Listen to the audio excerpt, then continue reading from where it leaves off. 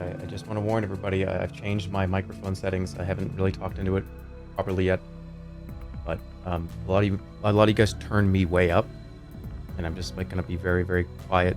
Because if people turn the stream way up because they say that the sound is super, super quiet. So I'm about to talk normally here. And I think I may have finally figured out what the hell has been going on with the stream for the last like 8 years. So I'm going to talk normally now. So here's the thing. My microphone right now, how does it, is this louder than normal? Is this like, okay, this is perfect. This is way better because I can actually hear you now. You're not like fucking 30% quieter than the game. This is Howard Stern audio. Well, let me tell you something about Howard Stern. Wait, hold on. No. See, now it's Howard Stern. Okay, so here's the thing. On Dancing with the Stars, we had a couple of things happen, and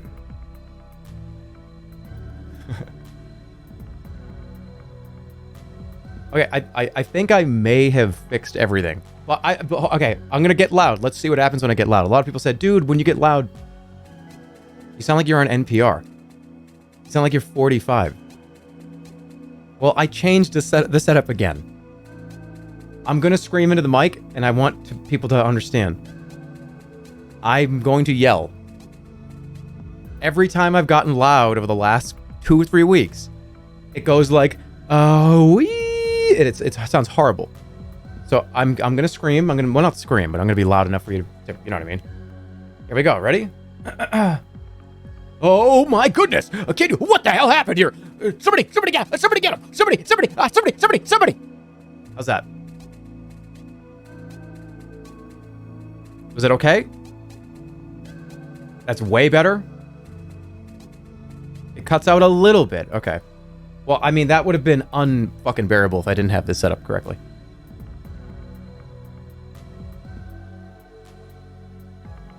Somebody. It's not really loud for us. Okay, good. Very good. That was a good Bugs Bunny. Do it louder. Ah!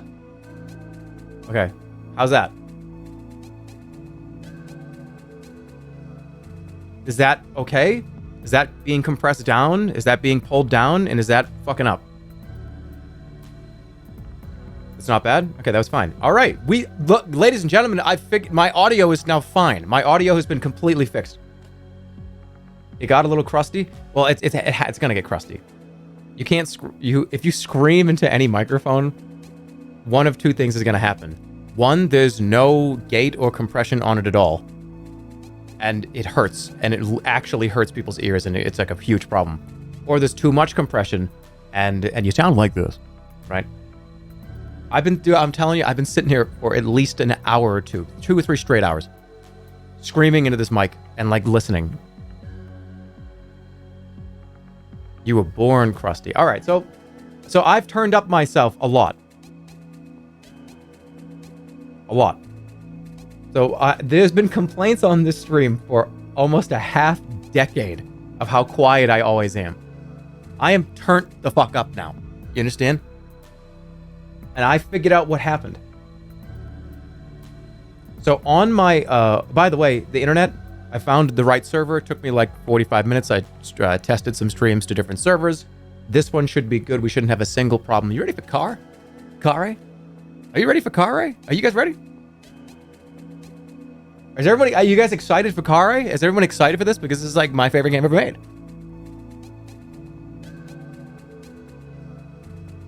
Get excited. Get turned up. Do you wear boxers or briefs? I don't know. Depends on the day. It actually depends on the day.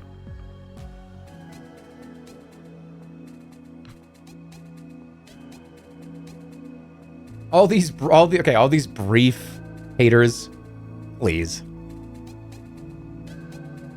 It depends on the day, right? Like boxer briefs. I actually don't really love boxers. I think there's not enough support there. There really just isn't enough support for me.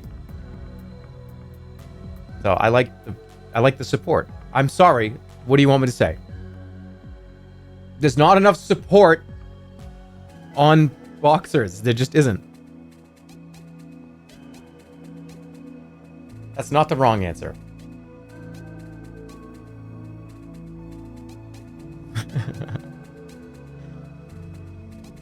It really isn't. Okay, so we're good to go. I've got my audio fixed. Let's do one more test. Okay. How's that? Is that fine? And we're gonna, if you don't know what's happening here, if you didn't watch the stream yesterday, where have you been? Where have you been? First of all. Second of all, we played Sorcery, crossed 1 million followers. It's kind of cool. It's really cool. And we're gonna play more Sorcery. The tutorial is now over. I hope you guys have decisions you're ready to make. I'm very interested to see what you do. Let's see how close we come to the original playthrough. God, do I like this new audio setup. Makes you just want to get nice, real and close. And me talk to you directly about how things are going. Okay. You guys ready?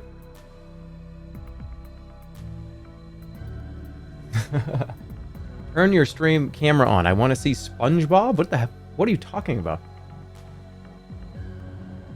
Let's go. So we're about to start. I did the intro already, so people understand that. This is where we are. This is where we started. And as you see here, for people that weren't here yesterday, I want to make sure people get, like, so this is where you start, and here's the game map, right? It's right here. It ends about right here. So we storm the castle. It's about like a 45-minute experience. You storm.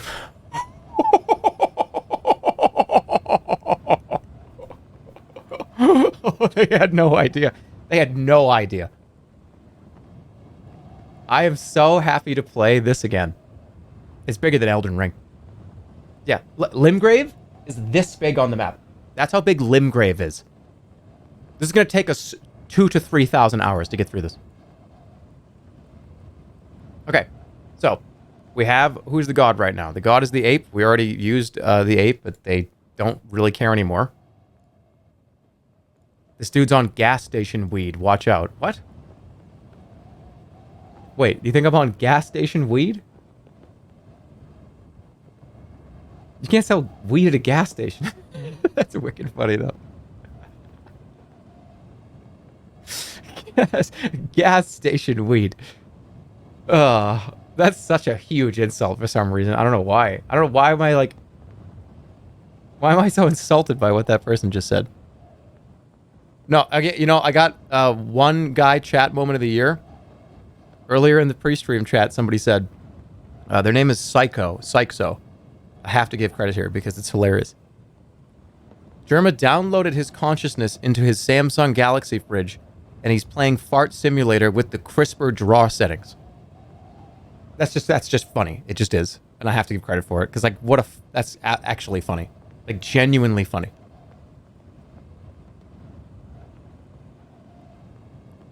The draw, like, okay, that you made that comment funny. Like, the only reason why that's funny is because of the CRISPR draw settings comment. That makes the whole thing funny. You get it. You understand comedy. I'm glad.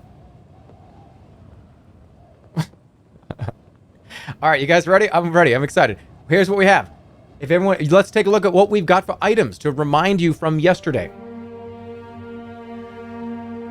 We have 2 quantities of beeswax, a cloth skull cap, a bamboo flute, 12 goblin teeth, and a giant's tooth. We have a lot of teeth.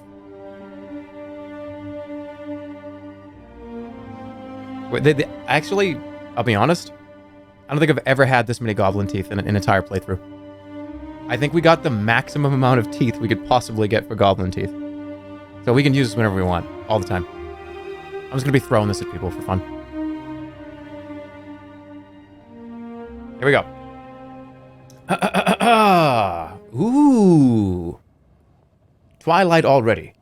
The great city of Khare has loomed large on the horizon all day, but has been slow to reach. The path tracing great loops back and forth through a deep and narrow pass. Look at that. Oh, look at this artwork. Dude, look at this artwork.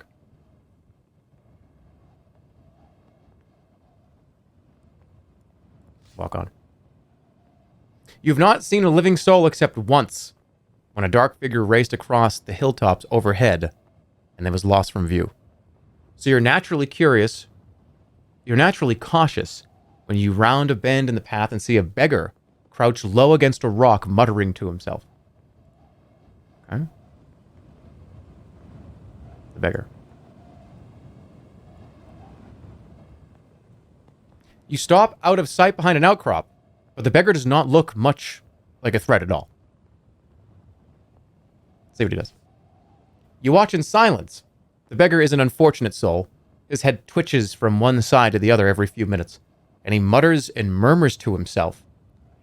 They're hiding in the rocks, sir. Hiding in the rocks. Can I approach him, or we can just try to get by?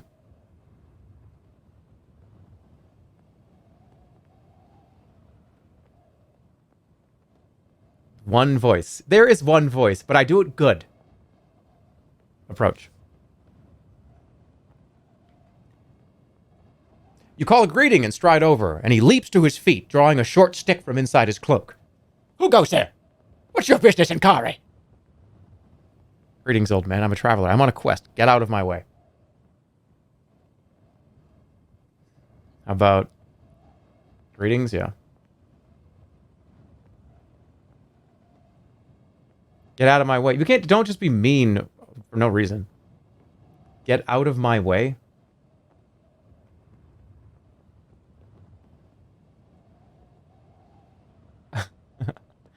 All right, I'm a traveler. I'm a traveler. The man pokes his stick at you. A traveler? Traveling where? The Backlands, Khare. This is my business, not yours. My business, not yours.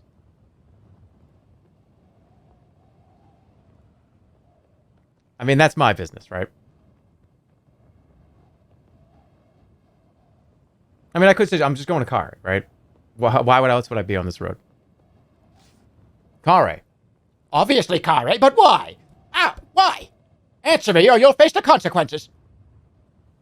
I said ow as if he was poking himself, but you know, you get it. What consequences? Step aside. Who are you? Who are you? Who are you, you ask? You're certainly very brave.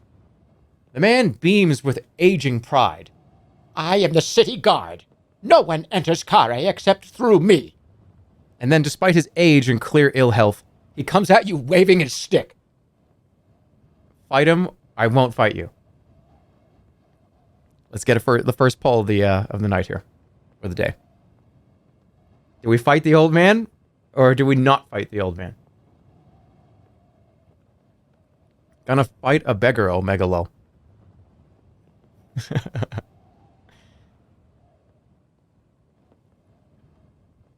Fight, kill. I won't. Well, let's see. What do they say today?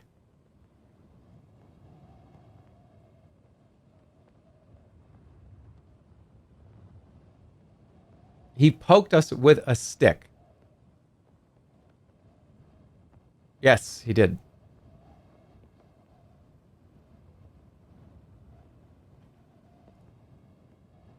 Well, it looks like you've decided.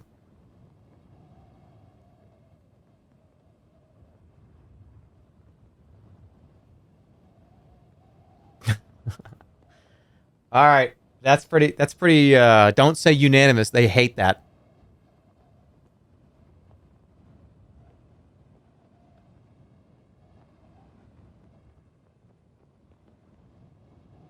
Yeah, don't say unanimous. All right, we're not going to fight. Resident Sleeper chat. I almost clicked fight him. All right, I won't fight you. You are unarmed. He waves the stick close to your face, jabbing a few times, but you push the point aside with one hand. All right, then, He declares. we'll settle this fairly. He tosses the stick to one side and raises his fists. The knuckles are blackened with scabs.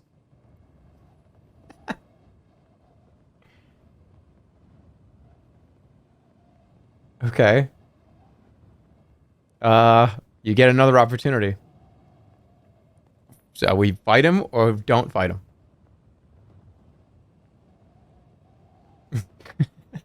Scabs all over his knuckles. What do you think?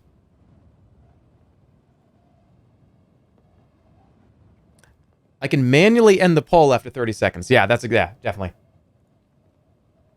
Yeah, these don't have to be 60 seconds. You can manually end the poll in like 20 to 30 seconds.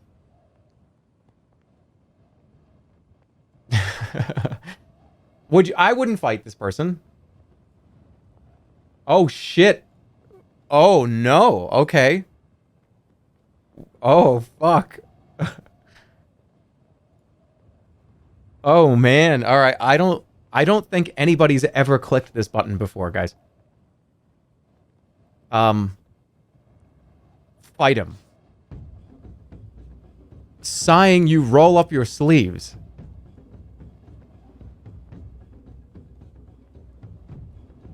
Should I just go full blast and just punch him right in the face? Oh shit, defense. The beggar is not a powerful opponent. You should be able to easily overpower him. So you begin with a heavy punch, giving it everything you have. The beggar lifts his fists in defense. So you land the minimum amount of damage against him. Prepare to see stars, He declares. you better put him up. Oh, fuck that. Okay. I didn't think he even had that much. That's annoying. The beggar tries to knock you out in one swing. This is much higher than your attack, so you are hurt. You suffer more damage because you left yourself so undefended, and he leaves you winded. He is breathless and about to swing with a little force. However, you are also weakened, so you should defend and rebuild your power. No, fuck that. That's it? You play it carefully and punch with a weak attack, overpowering the beggar who tries a low, careful attack. He is wheezing and breathless. Why am I doing so little damage?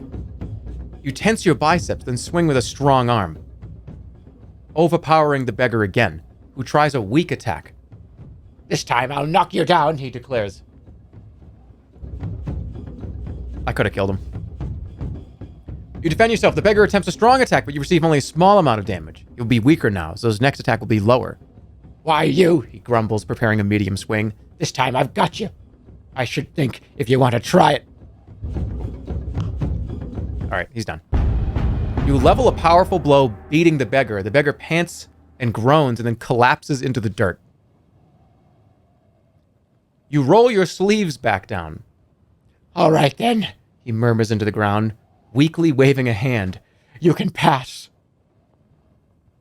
Walk on or help him up? I mean, help him up. I'm helping him up. Holding out a hand, you help him upright. He sits up and dusts down his tattered clothing, a gray cloak that was once a uniform. He's shivering. The evening is drawing in, and it must get cold out here. You don't have any food, do you? He asks, sadly. No, I don't. Actually, I actually don't. Sorry. No. You shake your head, I'm sorry. The man sighs and shakes his head. No matter then. There's plenty of meat on a grass vole if you know how to nibble 'em. Farewell, good luck, or come with me. Anytime I play a video game and there's an opportunity for an old person to come hang out with you, it's just, if I made the Wizard of Oz today, like if it was me, like I was like, oh, I'm going to make the Wizard of Oz. It would just be 3 old men in their fucking 80s. That's the only people that I ever, like, apparently hang out with.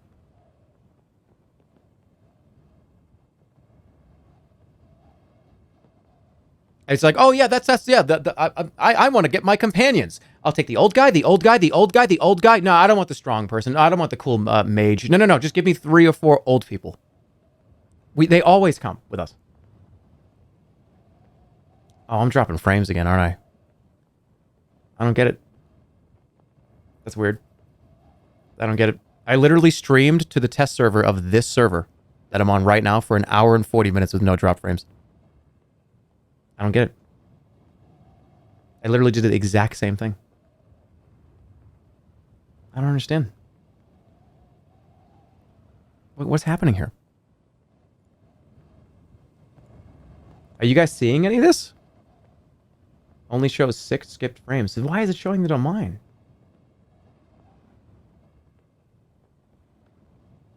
Really? No, yeah, I'm definitely seeing it. What the heck? I literally just did it. I mean, okay, I streamed to this server with the test server settings, and it was fine. Why is it doing this? What the fuck? Okay, whatever. If it looks fine, it looks fine. Okay, here we go. It's a text game, so it's fine. Yeah, but that still sucks, though. That for anything other than what we're doing right now, this is a huge problem. Okay. It's actually fine for us. Let me open this. Hold on, give me 1 second, because this actually makes no sense.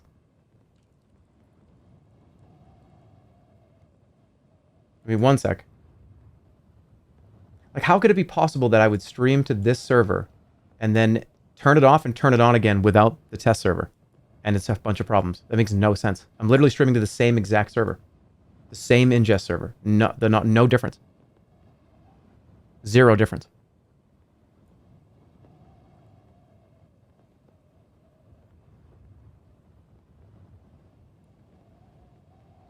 What the fuck?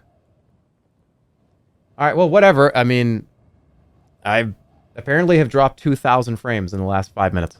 If you guys aren't seeing that, then I don't understand. It's very weird. Okay, whatever. If you can't tell, you can't tell, but I'm pissed about it. Okay. So, should we... He's gonna come with us.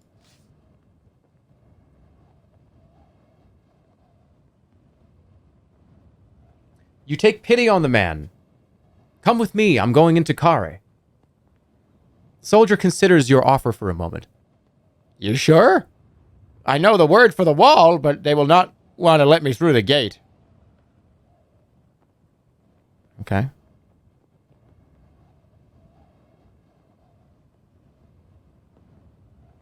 Sounds like we can help each other.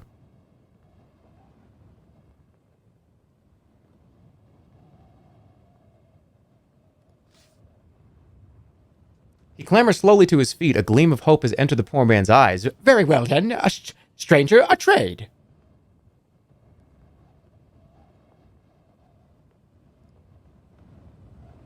All the pass. The beggar walks a few strides ahead, the ghost of a military pace in his step.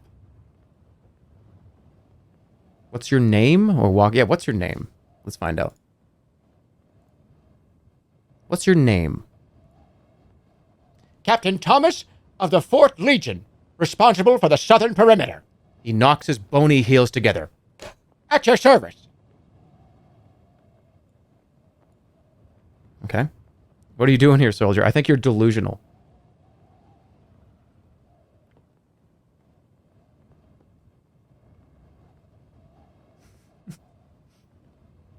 What are you doing out here? We were sent to investigate sightings, He replies, still panting for breath. a whole legion of us, back when the council felt bold. But then they locked the gate and wouldn't let us back. Where's your legion now? Sightings of what? They locked you out of the city.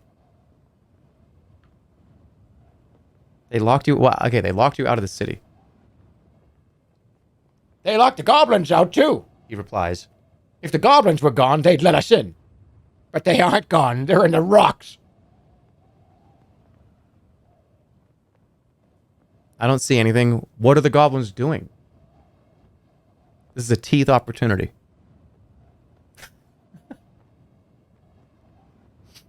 More teeth. It's time to get more teeth.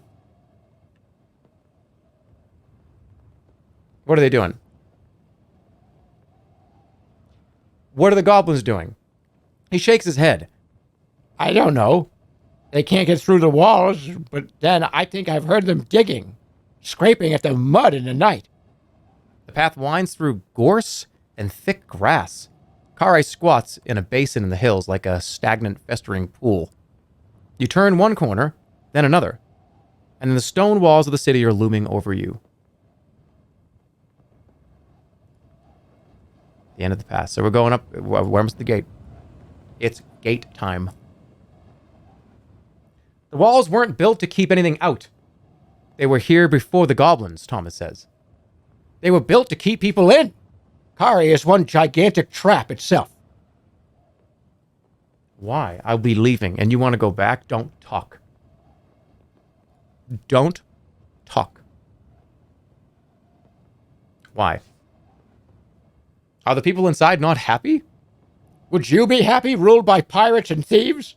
He points. Cast your eyes up. You can see them. Archers. Facing in both directions. You could scramble up the slope to the right to get a better view of the wall. If you wanted to.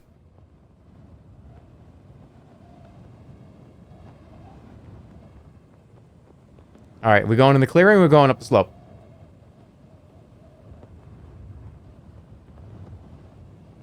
I guess I could make this decision. Let's go up the slope. You scramble up the slope for a better view of the wall, leaving Thomas below. Seems your new friend was right. Standing atop the huge stone block is a guard with a long bow slung across his shoulder. What do we do here? Ask for advice? Watch the archer, look into the yard. Let's watch. You keep watching. The guard above the gate looks this way and that, but doesn't shift from his position. Run for it. Wait, like run to the gate? Start sprinting to the wall. I'm so far away, I'm gonna get insta-killed. Run for it. Let's go down into the pass. Down into the pass. I'm not gonna run for it. That's dumb. There's nothing else for it. You put a hand up and call out. The archer lifts a hand to shield his eyes against the sun. Who goes there? Friend or foe? Friend. Foe. Neither. This is the dumb thing to do, right? This is how you're gonna die either way if you say this. You're dead if you say that. You're dead if you say this. You're dead if you say this. Let Thomas answer, right? Yeah, okay, Thomas knows he knows. You wait and Thomas cries back. Friend! And the watchword is Cantapani. The guard pauses a moment, then lowers his bow. Approach! Thomas turns and smiles at you. Okay, approach the gate. The south gate stands before you. It is as tall as 2 men, and would be broad enough to ride 3 horses through, if only it were open.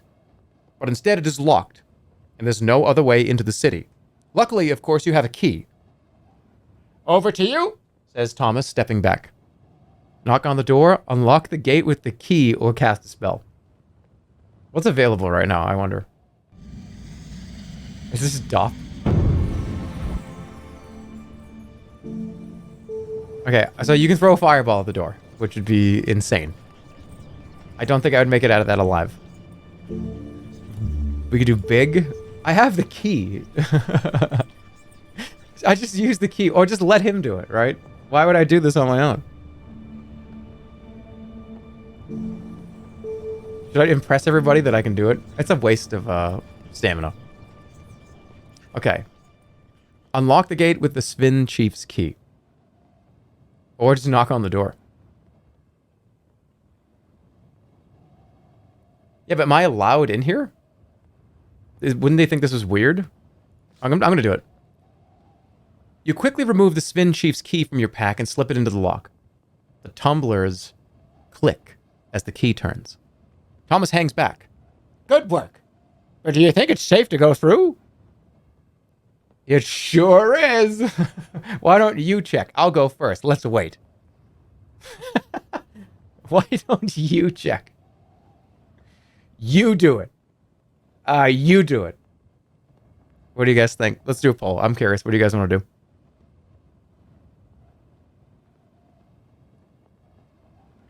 Push the old guy in first.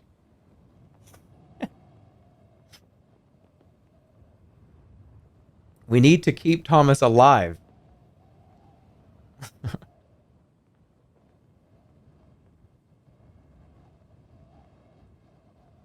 Clueless. Is it safe? What do you guys think?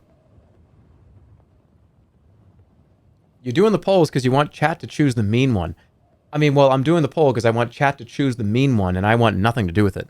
Because I probably would have chosen a mean one, and everybody would have gone, oh my god, dude, go back. Like, you left her there? Why would you do that? So that's not on me anymore, right? Remember all of yesterday? Dude, you should rewind. I didn't like that. If you picked it, you all would have been yelling at each other and not me. All right, what are we doing? Is it safe? We're gonna wait, okay. Let's wait. Let's wait, you say. Thomas nods. A few heartbeats pass, but you hear nothing from inside the yard. Then he shakes his head. I'm going for it. Thank you, stranger. And with that, he dashes away inside. You hear nothing for a moment, then the sound of shouting voices and feet rushing away. He just didn't give a shit. Go in after it, Thomas, or wait. Okay, so a few heartbeats, that's kind of funny, considering a few heartbeats is like 2 seconds. We didn't even sit there for 2 seconds before he got impatient and went in. Go help him. What did I do before? I actually don't remember. I don't even know what I did before.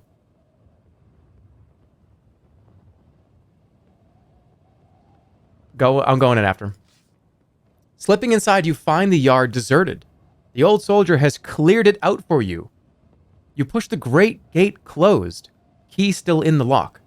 Whoever the next ruffian to visit Khare may be, he will be grateful for your little gift.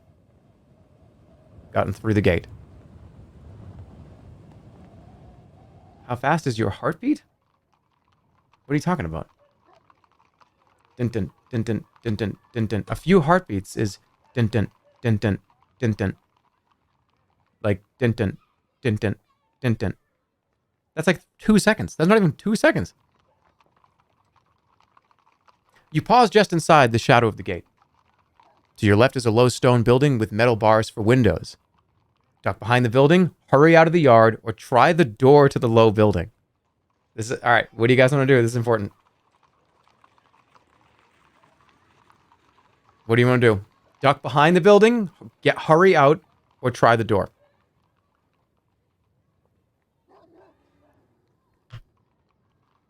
You gotta hurry up before the guards get back. But wait, who knows? Do you hide? Do you try the door? Do you duck? Do you run? All these choices are up to you. In Sorcery, Part 2, Khare, City Board of Traps.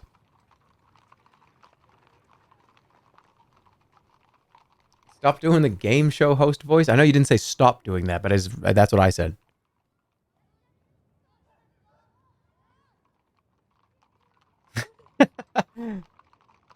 Hey. All right. What are we doing? Try the door. Okay, try the door to the low building.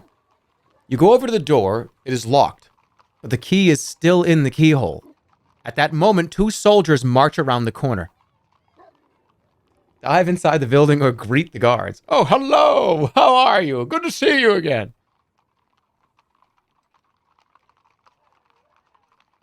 What do you think? Should I just greet them?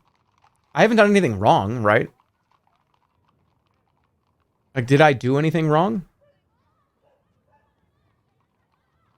I was let in here. I'm not the old man ran in and did like a bunch of weird shit. Why am I not allowed in here? I'm gonna greet them. There's no time for anything but a gamble. You stride right up to the guards. You there! You declare. Why wasn't there anyone to meet me at the gate? The man looks baffled. What gate? Who are you? I'm the ambassador from Analand. I'm the new chief mage of Khare. I mean, which one of these is more believable? Probably the first one. The chief mage. Should I say chief mage?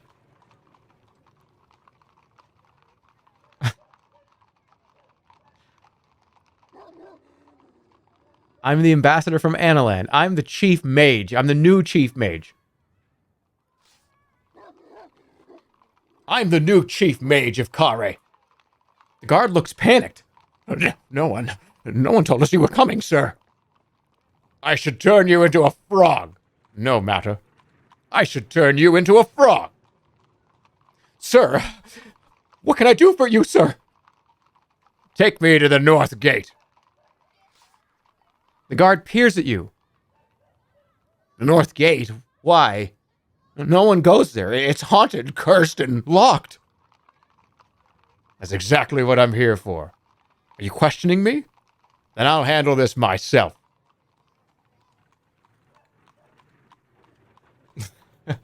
This number 2. Yeah, I like number 2. You questioning me? No, sir. This way, sir. All right. Hey.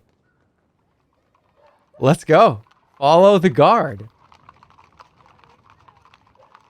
The guard marches along the road and you follow until you reach the top of the south gate yard.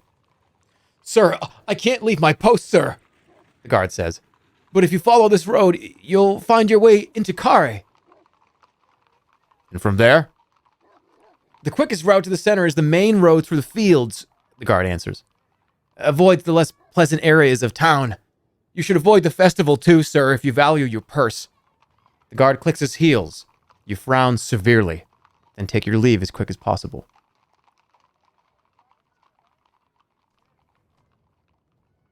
Interesting. Interesting. The quickest route to the center is the main road through the fields. Avoids the less pleasant areas of... Well, that's not up to me. It's going to be up to you. So I guess I'm going to go this way for now. Interesting. Ooh, this is interesting. Okay. Show the map? I will in just one sec. Night is falling. Luckily, by the roadside is a small inn, which will make perfect place to stay before you lose yourself in the winding streets of Khare. Alternatively, you could walk into the fields to the right and sleep out under the stars. From somewhere nearby, you hear a low, baying howl. Where are we going? Where are we off to? You want to see the map? Here is the map. This is where we are right now. And as you can see, this is there's a lot going on here.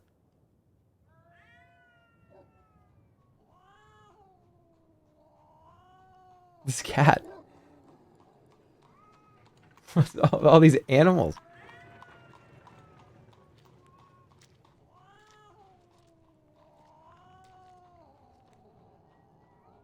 What do you guys want to do? Actually, you know what? I want to go to the inn. We got money. I'm making a decision. We're going to the inn. A sign outside the inn proclaims it the Crooked Finger. Look at that map inside of a map. Let's go in. You go inside and find an empty bar. The bartender is snoozing at the counter. Clearly, trade is bad. Sleep outside in front of the inn or approach the bar. Get a good look at what it looks like in here. I mean, we're going to the bar, right? The bartender wakes with a snortle as you approach. Greetings, traveler. You'll be looking for directions to somewhere else, I suppose. I need to eat, There's no food here, I'm afraid. the innkeeper says. No point, since the rats get it all. But a bed for the night will cost you 7 gold pieces. That's way too much. Actually too much. 7 gold pieces is robbery, you tell him. The innkeeper shrugs. Khare prices might not be what you're used to, but you can sleep in the street if you prefer, and then maybe you'll see why they're as high as they are.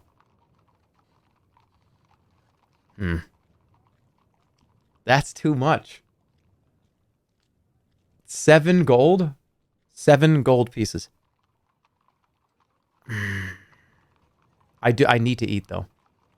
Otherwise, you lose. I think you lose max stamina if you don't eat for a day. I could sleep with the rats. No, fuck you. It's too high. And you turn to leave. Wait a minute. The innkeeper says. He reaches under the counter and produces a handful of dice. You want to play Swindle Stones? Maybe we can settle this with a game.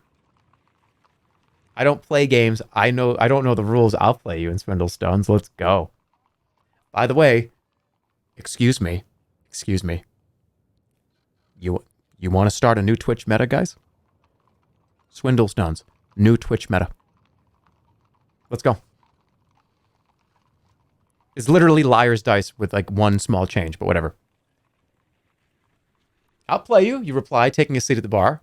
Excellent. The innkeeper rubs his hands together, clearly thinking he will be able to hustle you out of some money. So, what's the stake? No stake. Bet 4. Bet the cost of the room. Yeah. The cost of the room, you suggest, 7 gold pieces. You place a stack of coins on the bar. The innkeeper grins and rubs his hands together. Sounds like my kind of game. The innkeeper counts out 5 dice each and takes first bid. Okay. So, Swindle Stones is an interesting game. It's just liar's dice, essentially. The game is simple. We roll and bet on what's come up. So, for instance, I might start and bet that between us, we've rolled at least 2 3s, right? Well, we don't know what's on the table, so you have to guess of how you bluff. You're trying to catch people in getting it incorrect. So I could call, right, and say, I don't think there are 2 3s between the two of us. And that would be a really stupid idea, because if I did that, he might just have 2 3s and have started with that. This is in The Witcher. It's Witcher's Yahtzee. No, it's Steve Jackson's Sorcery Swindle Stones. This game came out like 50 years ago. I'm sorry, but this is the one that it's based on. So, what I have here is I have 3 4s. So I could essentially just go, I got 2, hey, there are 2 4s, right? Because I know I have at least 2 of them. That's what I'm going to say.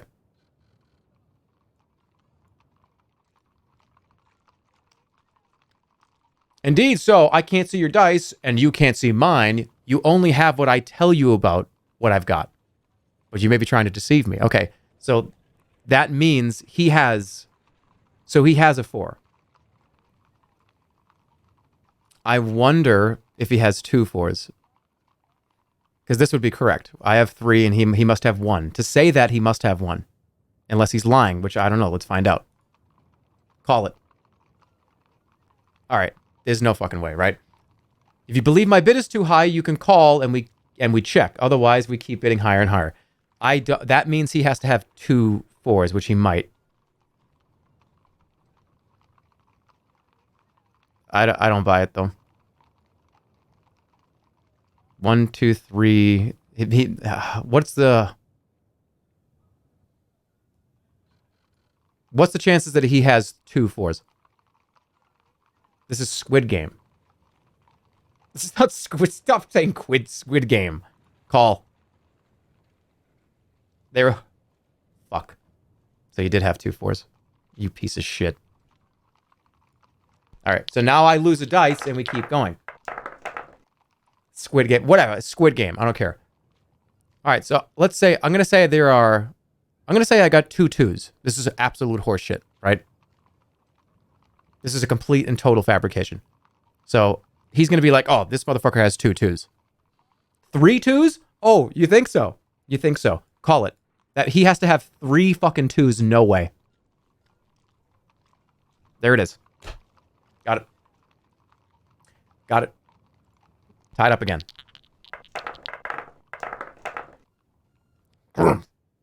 So you're new to our fair city, is you? How can you tell? Okay, so he's saying 2 threes. I have 1, so that means he must have at least 1. Let's go 3 threes.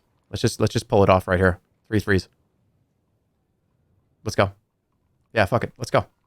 He's not gonna call it. Oh my god, what an idiot. Wait, is he an idiot or does he have 3 of them? No way. Call.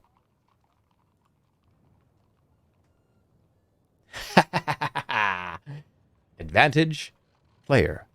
So now he only has 3 dice, so it becomes harder and harder and harder. If you've ever seen Squid Game, apparently it's in Squid Game. Apparently, I guess. Okay, so now... So he only has 3. So I could just do this, right? I think there are 1... There are 1... I only have 1, so let's go 1-4. 2 twos. What? So he only has 3. He has to have 2. I'm calling it. That means he has to have 2 of his 3 dice have to be 2s.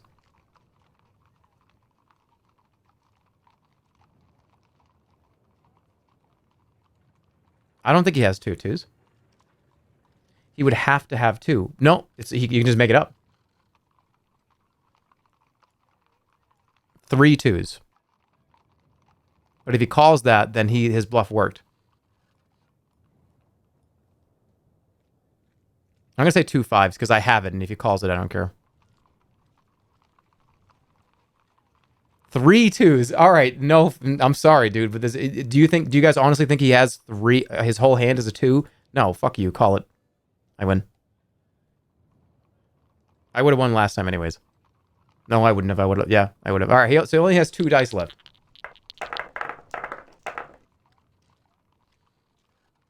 If you do reach the north gate, how will you open it?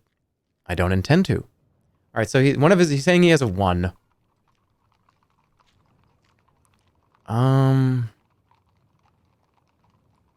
Try to just fuck with him here? Yeah. 2 4s. I have 2 4s. All right. So he might have a 1 and a 4. So I could call him out here and do 3 4s. I mean, 3s, sorry. Yeah, no. Wait, what? Yeah, 3, whatever. You know what I'm saying? Because if he calls, what if he might have that? I think he has a 3. He definitely has a 3. Why you're gonna just lose if you don't? I'm gonna do 3 3s. All right, well that's physically not possible. Like you just lose. Yeah. Roll the dice one more time. He has 1 dice and I have 4. Okay, so I get to start. I got 1 1. Just make it up. He's gonna say 2 1s. 1 2. Okay, so you have a 2. Let's say 2 2s.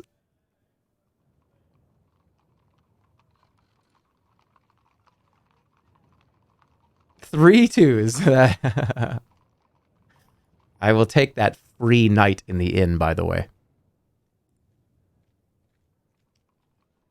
7 gold. I don't gotta spend anything. Let's go. I win, don't I?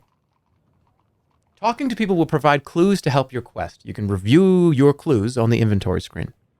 You collect your gold from the counter once more, and the innkeeper reluctantly counts out another 7 into your palm. I was unlucky. It happens. You want another try? Nope. I've played enough. I've played enough. You tell him, happy with your winning streak. Very well. Room costs 7 gold pieces, and as I said...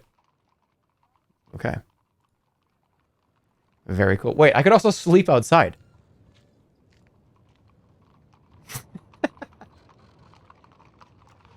Should I not even spend the money? I think I'm going to sleep outside. I'll be on my way. The innkeeper looks surprised. But I thought... But you are out of the door before he finishes, heading to find a field to bed down in for free. I got 24 gold. I got the ape. No, the ape hates me.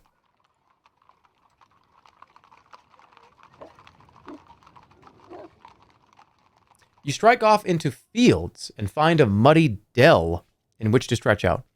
The stars are out, forming the constellations of the ape, and you feel a certain peace despite the hulking shadow of the wall. Settle to sleep. You settle quickly. The sounds of the city drift to you on the night air. Shouts and screams, and the occasional distant howl distinctly. You doze off fitfully, turning over in your mind that what the innkeeper told you of the 4 spell lines required to open the north gate. Didn't pay any attention to that. I was too busy gambling. Then halfway through the night, you awaken to the sound of something scratching in the earth nearby. Sit up, ignore it, or draw my sword. They're in the rocks.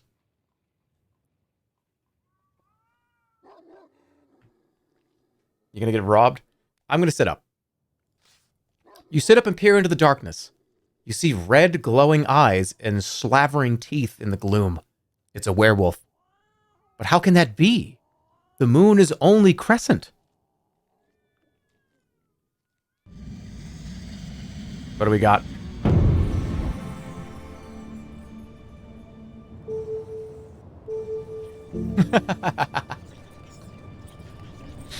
You deal with it. And go back to bed. We also got, of course, law. Law's expensive, but it's really helpful. Shield. Raz, sharpened blade. Rock, turn to stone. And then I'm assuming probably hot, right? How? Find safe passage. Safe passage. That's interesting. And this is also hot as well. No zap. No. What? Oh yeah, there's hot. Gob. All right, let's go for it. I have 12 teeth. Let's go. You toss down a tooth and cast your spell across it. The tooth appears to ignite, sending up a wisp of smoke, which then fattens out into the shape of a goblin warrior. He performs a ridiculous salute and then sets to attacking the werewolf. The fight is tense and close, and the goblin gets a few good strikes in, but one strong charge from the werewolf is too much. One moment the beast has the goblin throat between its jaws, the next, the goblin has vanished entirely. More! You throw down a second tooth. A second warrior appears, rattling his sword and shield to try and scare the werewolf away. Amazingly, it works, and the beast turns tail and runs off into the dark. The little goblin disappears in pursuit, and you are left alone. Why would he chase him? We could have hung out, man. All right, well, back to bed. I got 10 more teeth. Your dreams, when they come, are of the wall, like a towering monster drenched in moss and slime. The gate, its wide open maw. On its back is a host of guards, chanting a mantra too quietly for you to hear. As you watch, it reaches down with fingers made from flagpoles and skewers the old beggar man, lifting him flailing into the air. Oh my god! As you make your way inside, guards appear and disappear from holes in the ground like burrowing moles. A wolf in shining armor howls at the sun. And it is as though you can see the crown, sitting in the dust on the far side of the north gate. So close, and yet out of reach. You found a new clue. What are the clues?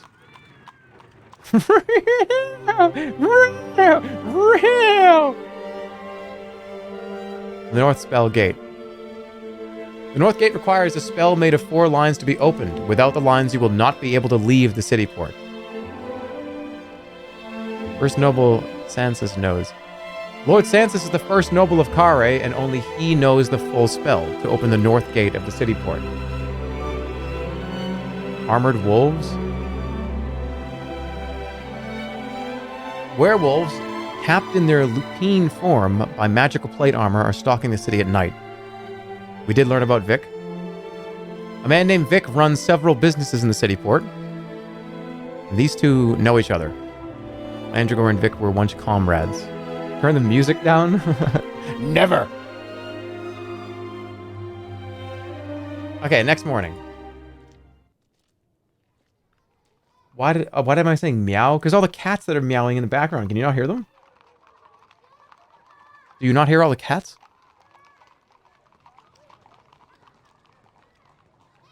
Was it too low? You guys can hear the horses right now, right?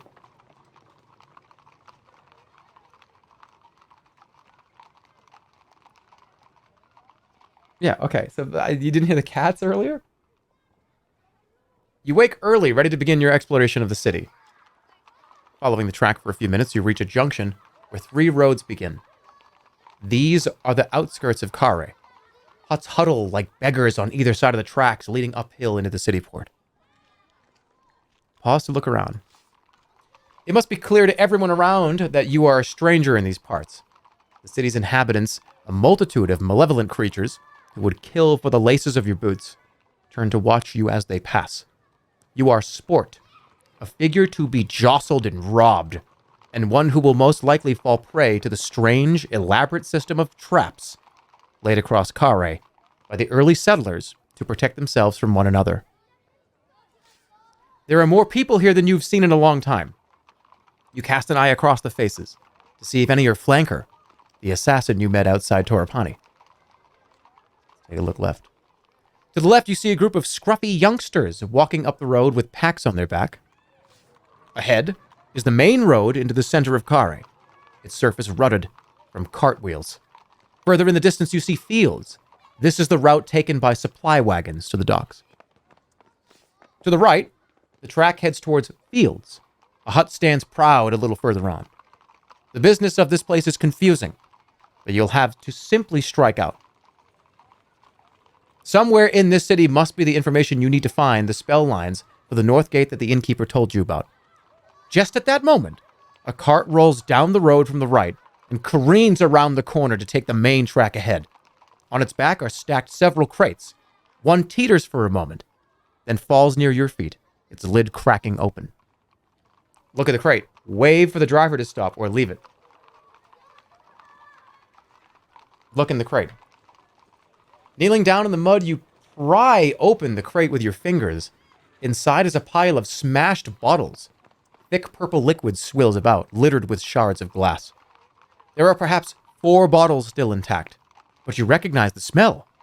It is Blimberry, a potion with many healing properties. Take all, take 2, or leave them. Take them all. All. Healing is important. Take all of them.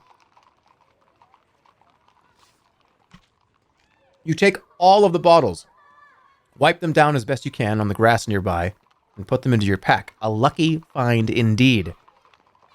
It also can be used as a meal. All right. Ladies and gentlemen, it's time for one of the most major decisions of the whole game. This is important. As you see, we have 3 choices ahead of us. You understand what's at stake here. Do you want to go to the left? Through this way? Do you want to go up this way? Or do you want to go up around here? Honestly, I think realistically, this probably leads to here. This is probably going to go like this. Right? This is probably going to go like this. Maybe in whatever in this vicinity. And of course, this is going to go over here. This is one of the more major, probably, decisions of the whole entire part. We need a poll. Where do you want to go? Left, center, or right?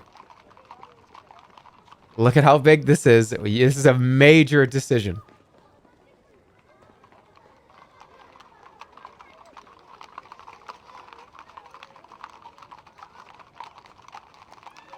I want Squirtle. I'll give you a bigger picture so you can see. Up here we got Dwarf Town, the Artist Quarter. A couple of towns here. A lot of houses. Whatever this is. But up here, some interesting large house. A few houses to explore. Whatever this is. This big farm up here.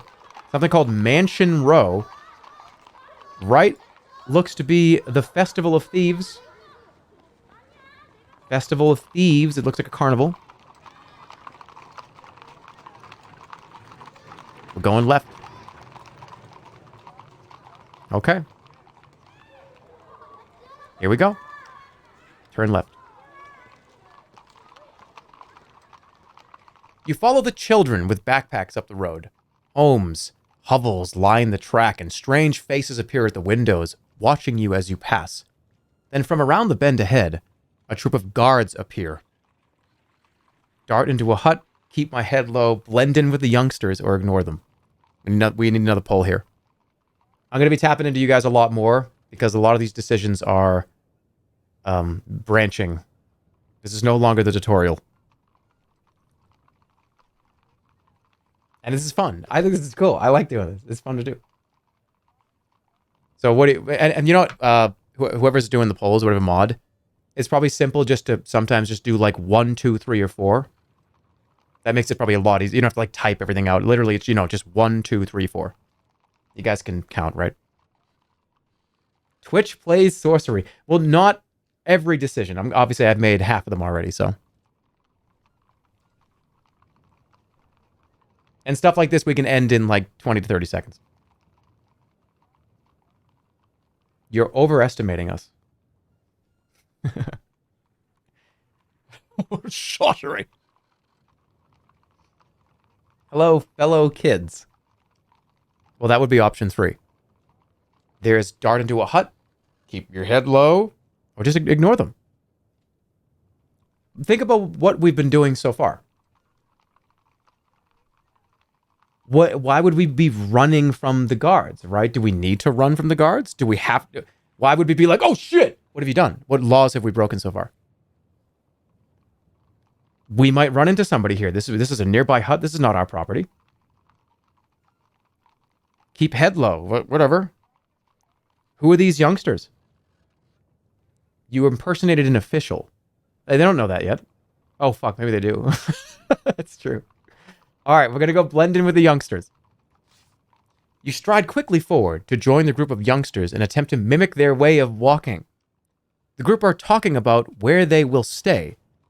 The Wayfarer's Rest or the Meat and Cleaver? I think the Meat and Cleaver is the best place. Listen to, all right. What? I don't listen, don't speak. Why would I suggest something? That's weird. That's weird.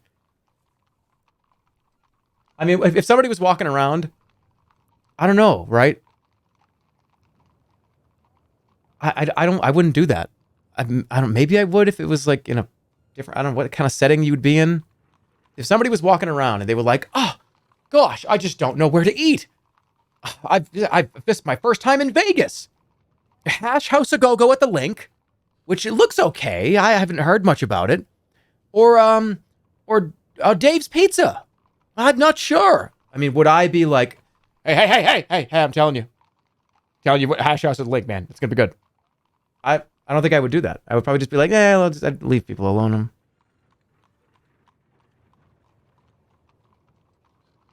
What should I do? All right, run another poll. 1, 2, or 3. Because I actually don't know what happens with these. I'm not going to be responsible for this.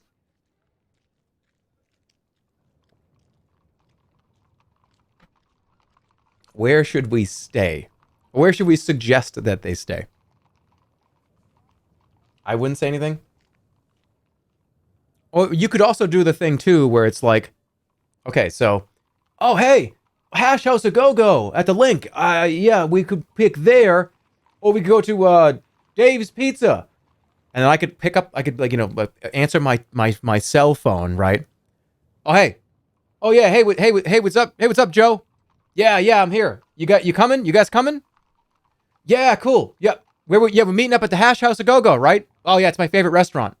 Yeah, that's probably the best restaurant, and that's probably one of my favorite restaurants in Las Vegas. Yeah, dude, I'll see you there. Right? Who would do that?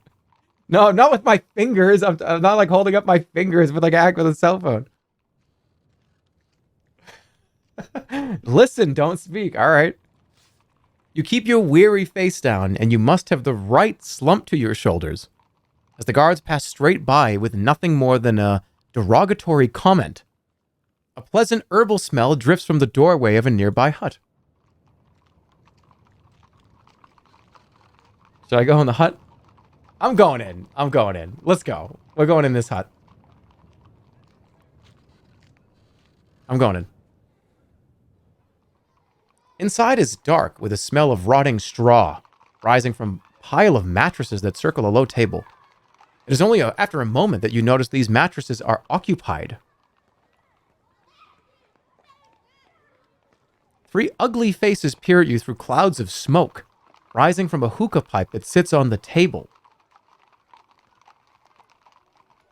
Examine the people, smell the air. Why should you walk in and just go, oh, ooh, that's good. What the fuck?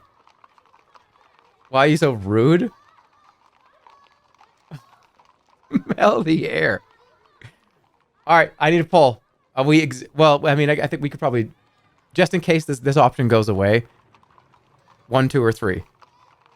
Do I even need to run the poll? It's right. Maybe not. I mean, it's going to be by a long shot. It's going to be 2, right? It is. I already know it. Smell the air. You sniff the air tentatively and your head spins. The smoke of the hookah is sweet and stupefying. It is weed plant. Sit and draw on the hookah. I mean, should we just sit here and smoke weed? This is that gas station weed we were talking about. This is not gas station weed. This is like a hookah place. I'm gonna sit and draw on the hookah. Fuck it, whatever. You gesture to the nearest elf, asking for permission to sit down beside him. He does not even notice you. Putting the pipe to your mouth, you breathe in a cloud of sweet, apple-tasting smoke. You begin to feel lightheaded. Weed plant affects different people in different ways, and you cannot be sure what it will do to you. As you wait to find out, you find yourself staring up into the clouds. Shapes seem to form themselves. There. Is it a dragon or a milk jug? That's a milk jug. If I've ever seen one before. A milk jug, overbrimming at its lip, carried by an old man smoking a pipe. Or is that a young girl dancing in a wide, billowing dress? Oh, it's an old man, of course. It's just smoke. Oh, come on. Please. It's just smoke. A girl or old man? I don't know. This seems pretty divided. It's an old man. An old man, yes. Your father, perhaps, before he passed on. Smoking a pipe himself and telling you to train harder, to be cautious, to eat well. He never followed a word of his own advice, and now he is no longer around to hand it out. The effect of the smoke is pleasant and relaxing, like a long hot bath or a good rest. You feel yourself regaining some strength. You turn to the nearest elf and nod. It's really good to meet you, you say. The elf nods back in return. Is this your hut? I want to buy it. I don't have enough. I have 24. I don't have like 1,000 gold. Is this your hut? I want to buy it. Yeah, I haven't even said anything. It's good to meet you. Oh, yeah. I want to buy this place. I feel like they're going to, like, kick the shit out of me, right? Like, I want to ask you for help. Or I'm new to Khare. I only have 24 gold. How am I... Yeah, don't say that.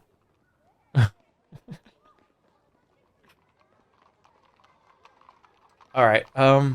Maybe it's cheap. I don't know. Buy it.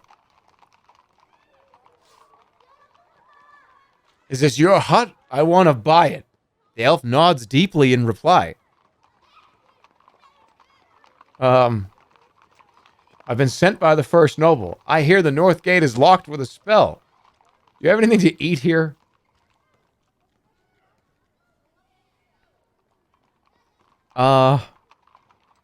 This is too obvious.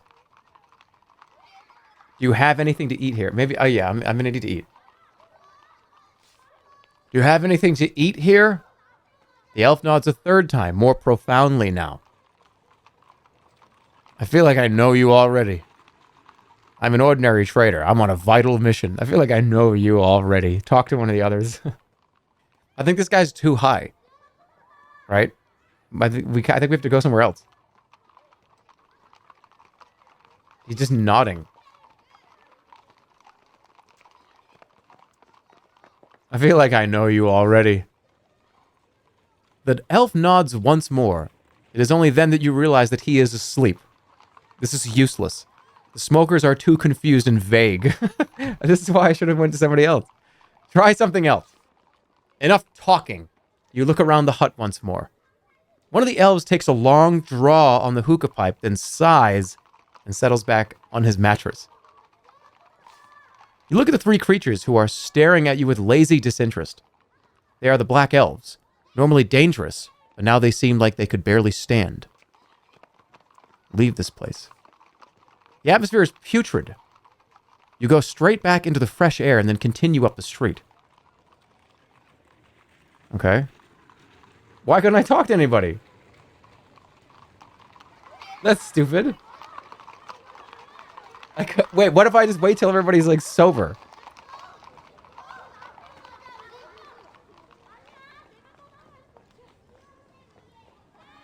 Alright, there's only one way to go. Imagine talking to smokers.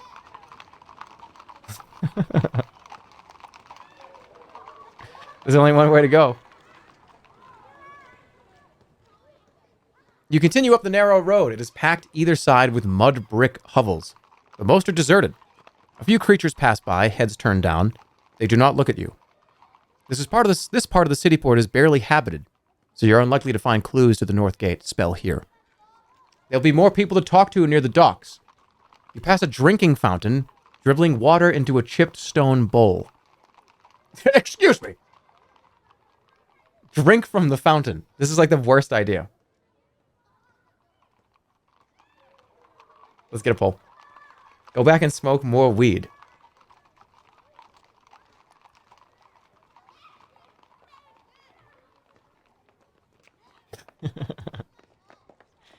Let's go for it. 1, 2, or 3. Stop a creature, drink from the fountain, or just keep going.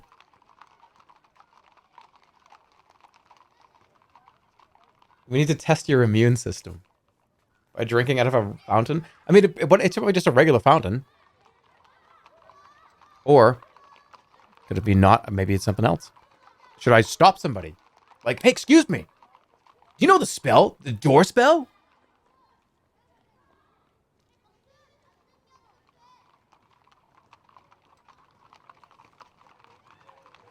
All right. What do we got? The hookah was probably worse than the fountain. I got healed from the hookah. That was a good thing.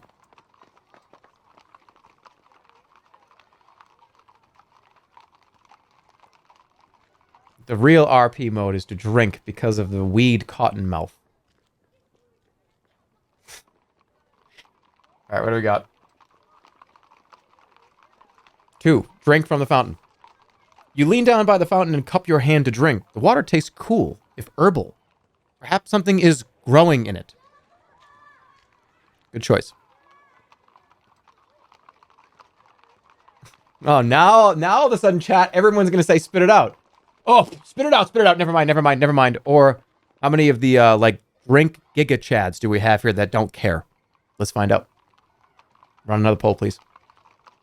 This one can be quick.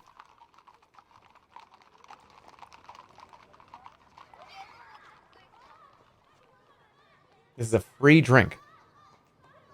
Go in for second. We must commit to the bit. It's bong water.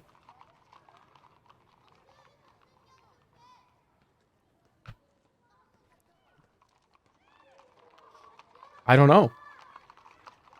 It said it was herbal. But it says something's growing in it.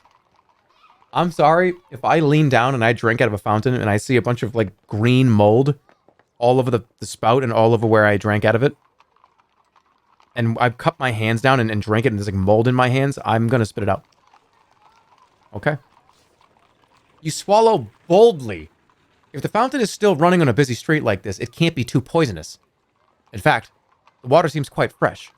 And you swallow a few more mouthfuls, finding you had not realized how thirsty you were. Alright.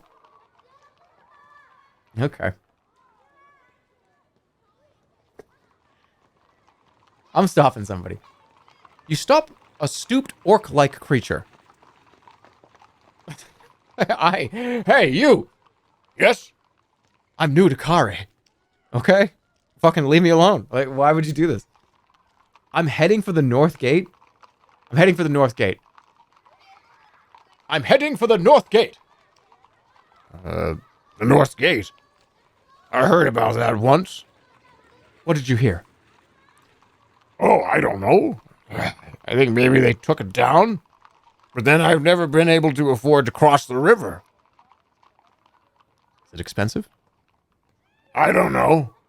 It's all relative. Excuse me, I have to be going. With that, he shuffles away. There's nothing else to do here. You continue up the road. So it's expensive to cross the river.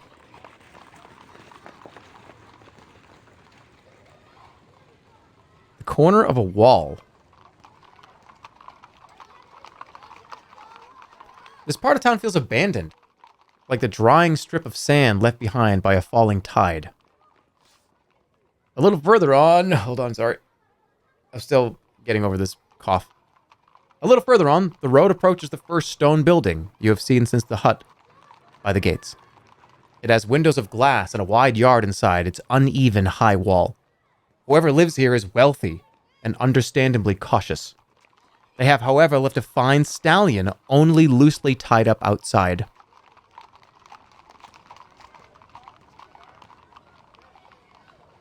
Do we go to the horse, go to the house, or just keep going on the road?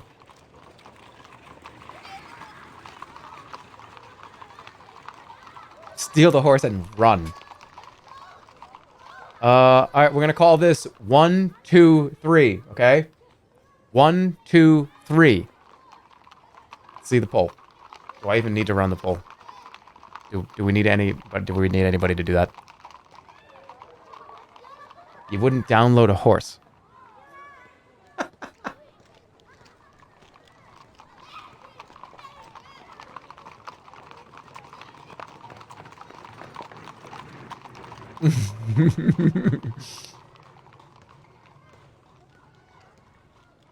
I love the way that you can predict all the outcomes. Well, because when I look over the chat and I see in all capitals, horse, by 500 to 600 different people. I mean, I know, dude, only 1,000, 2,000 people vote on the poll. It's gonna win. All right, let's go. Okay. The horse is free. Well, we don't know that. You approach the horse. It snorts nervously, wary of your presence. You might be able to claim it, calm it, or even talk to it with the correct spell. Oh, come on. We can't talk to the horse?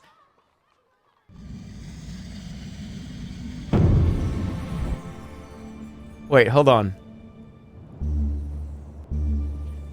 Ah, we need a green wig. We never got a green wig anywhere. We could have talked to the horse. We could make ourselves invisible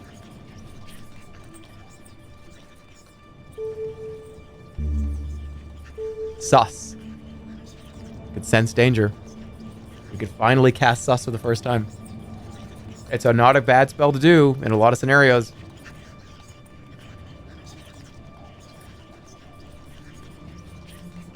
There's also Sap. There's also... Oh, God. Why? Why would you do that? Why would you do that? Just throw a fireball at the horse? For what? It's gonna cause a huge problem. We have... Yeah, okay, so there's your options. We don't have to cast a spell, right? We don't have to do that. We could do Sus. Sus is not a bad one to do. I'm gonna cast Sus. Here we go. You cast the spell and a calm voice enters your mind. It tells you that the horse is a strong, powerful, and willful beast, and one unlikely to be tamed. But it is not cruel and does not wish you harm. Then the voice fades to talk to the horse.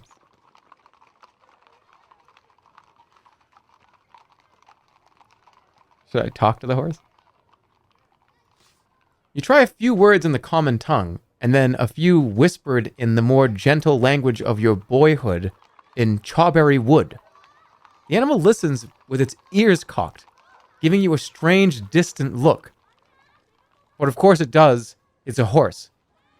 Still, it appears calmer in your presence now. Perhaps you've made a friend.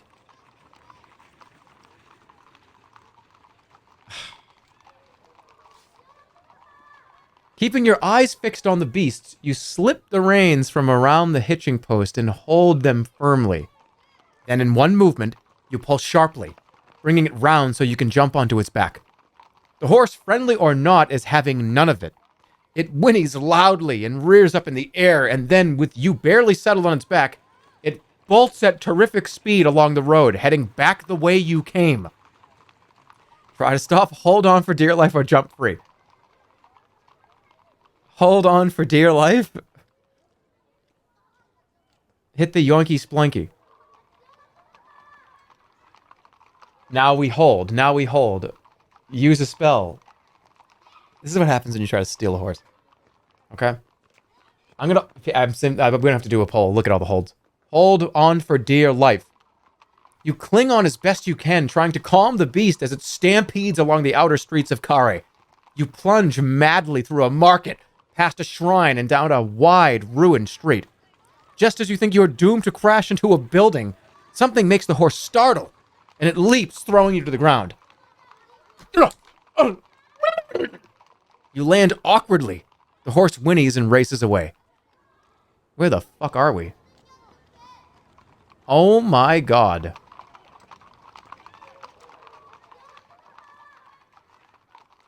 You pick yourself up off the ground. You're on a wide road that winds along the edge of a cliff. You're lucky not to have been thrown over it.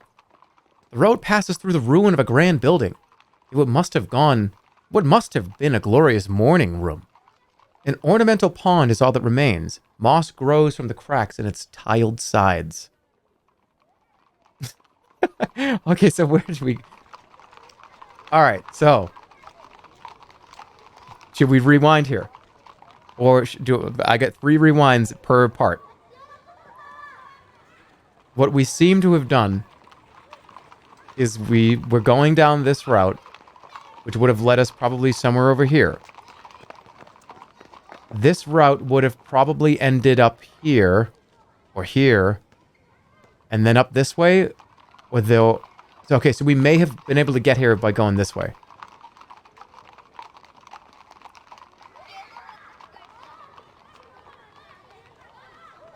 You can only rewind if you fireball the horse. Oh. We could roll with it, too.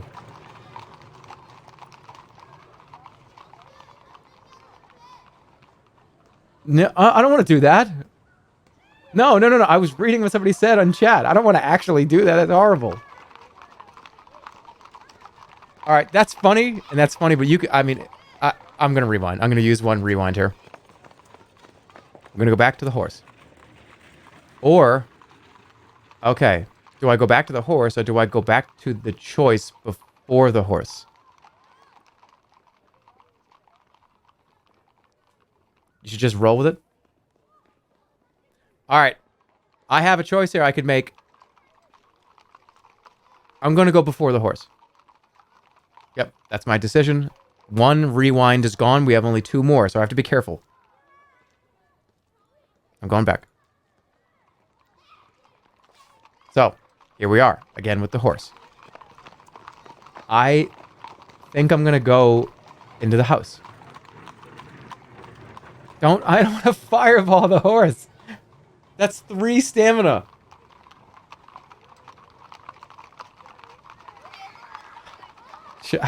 Do I have to fireball the horse, or are you guys gonna not? You guys are gonna... That's rude. It's an evil horse. No, when I cast Sus, it said this horse was very kind and was not gonna cause me any harm. No, I'm not gonna haunt the horse. I'm going in the house. You step through the gate of the house into its wide front yard. It was once a magnificent place, with fish ponds now stagnant, fountains now cracked and dry, and small groups of quiet trees, now overgrown and gnarled like whispering old men. The building itself has fared no better. One side has collapsed in on itself completely, and the other leans perilously to one side. Oh dear. All right, look at the trees, approach the building, or look at the fountains.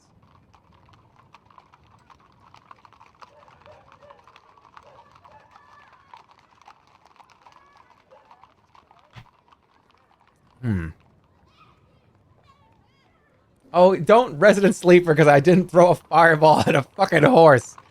I don't want to kill a horse. Okay, you understand if I fireball the horse and mayhem breaks out in the streets and I have to fight 10 people and I'm going to have to rewind again. I don't want to throw a fireball at a horse in the street. I'm going to have to kill like 3 people. You understand? I'm going to get attacked. The guards are going to chase me. I only have 3 rewinds. I can't even say rewind. Hey, by the way, Sorcery is currently on most platforms. You can get it on Xbox. You can get it on Steam. Choose your adventure.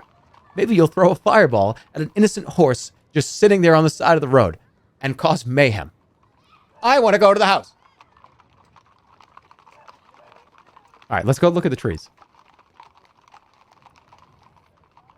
You pause to look around in the trees and shrubs, and that's when you notice the 2 gleaming eyes staring back at you.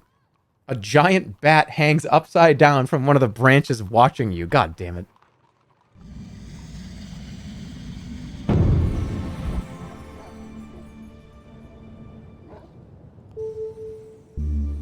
Mud.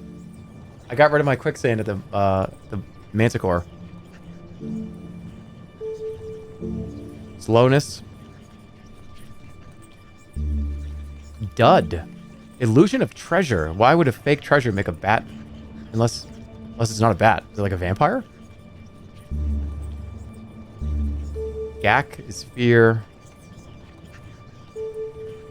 God is illusion of worship. Oh, I can pretend to be a god. Is there goblin? Nope, not for this.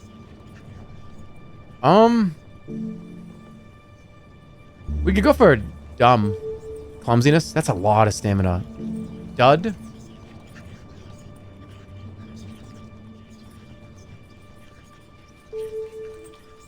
That's a lot. Clumsiness.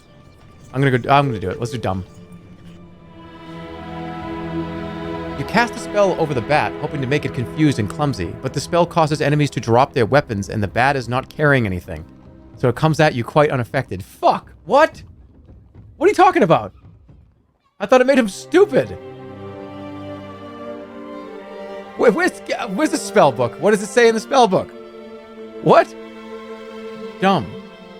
When cast at a creature holding an object, such as a weapon, this spell will make the creature clumsy and uncoordinated. It will drop the object. What? Oh, dim is stupid. Oh, come on. I have to. I can't waste a rewind. I can't. That's 2 rewinds. No, I can't do that. Dim. To muddle its mind, it must be handled with caution as a deranged creature may act unpredictably. God damn it. I can't rewind. That would be 2 rewinds, and I only have 3. Look at my stamina. This thing's dead. It's just a bat. Bat's great wings buffet at your face. Alright, I can kill this thing easily. I'm so much more powerful. It's fine. We're gonna get full blast. Got it. Easy. That's how you do it. That's fine. The creature is now afraid. Swinging up from a low crouch, you aim for the beast's heart. The bat falls to the ground and the light in its eyes goes dark. You turn to face the house once more. Okay, well, we can't go over to this now. Approach the house. The front door is as wide as 2 men and stands imposingly sealed. A small path winds around the back of the house. Go to the front door, or go to the path at the back. It's time for you to decide. What do you want to do? The front door could be trapped. Could be hard to open, but maybe more direct. Or the path leading us around the other side. Maybe a back door or a window. Which way would you like to go? This is the exit here. So this is the main junction. This goes back up, pull out here. See? So this will pull us this way. This will pull us. Ooh, wait. This will go this way. Potentially, too. Ooh. Okay. Interesting. Wait, what? Hold on, this is important. There's no VOD for this stream.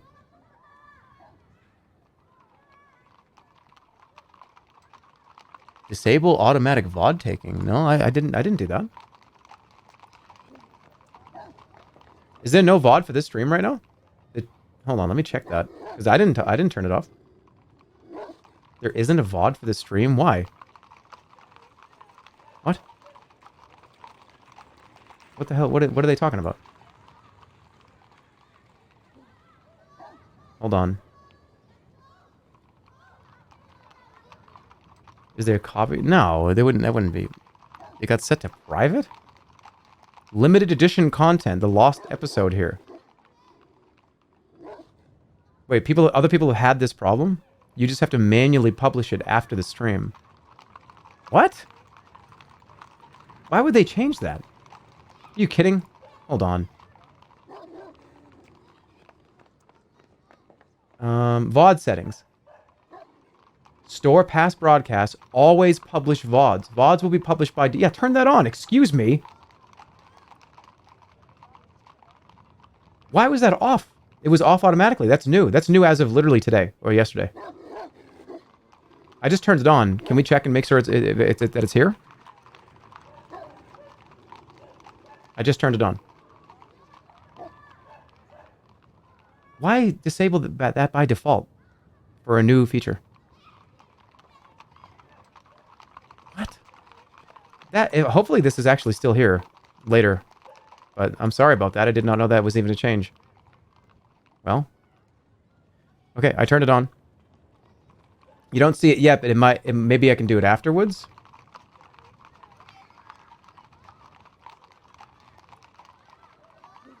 Okay, well, I'm really sorry about that, because this is kind of annoying. God, I just sound so annoyed. I turned it on.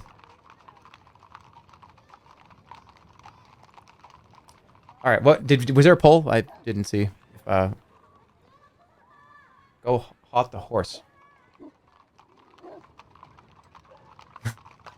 All right, did we pick the door or did we pick the path?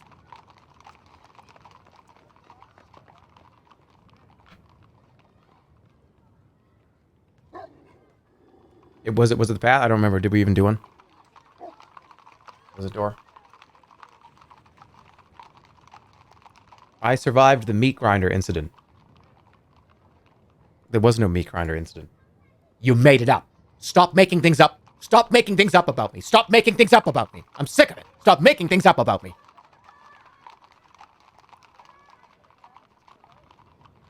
All right, here we go. Door or path? Door is winning by a shitload. We're going that way. Door.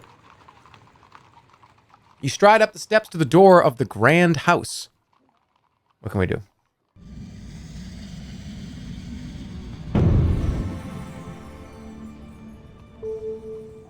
Sus comes in handy a lot. Sense danger. Is the door trapped?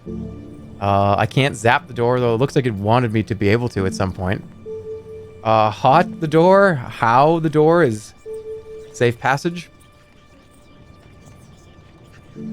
Dop will just open it. Although I could... Well, hold on. I could just try to open the door. But what if there's a Home Alone scenario? And I Joe Pesci go grab it and I burn my hand, right? Is it trapped? I don't know. It might be.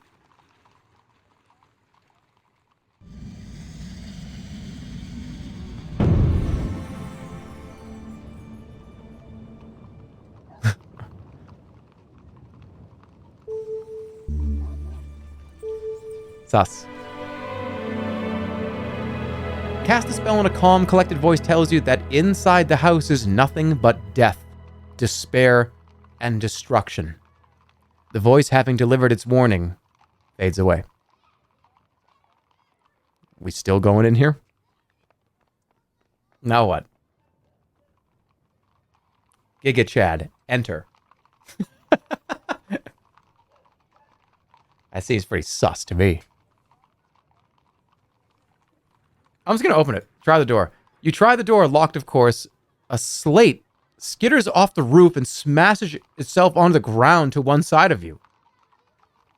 Wait, what? Hold on, I can just break the door down?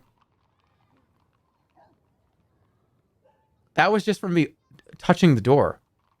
Break down the door. Will this hurt? Just blast the house.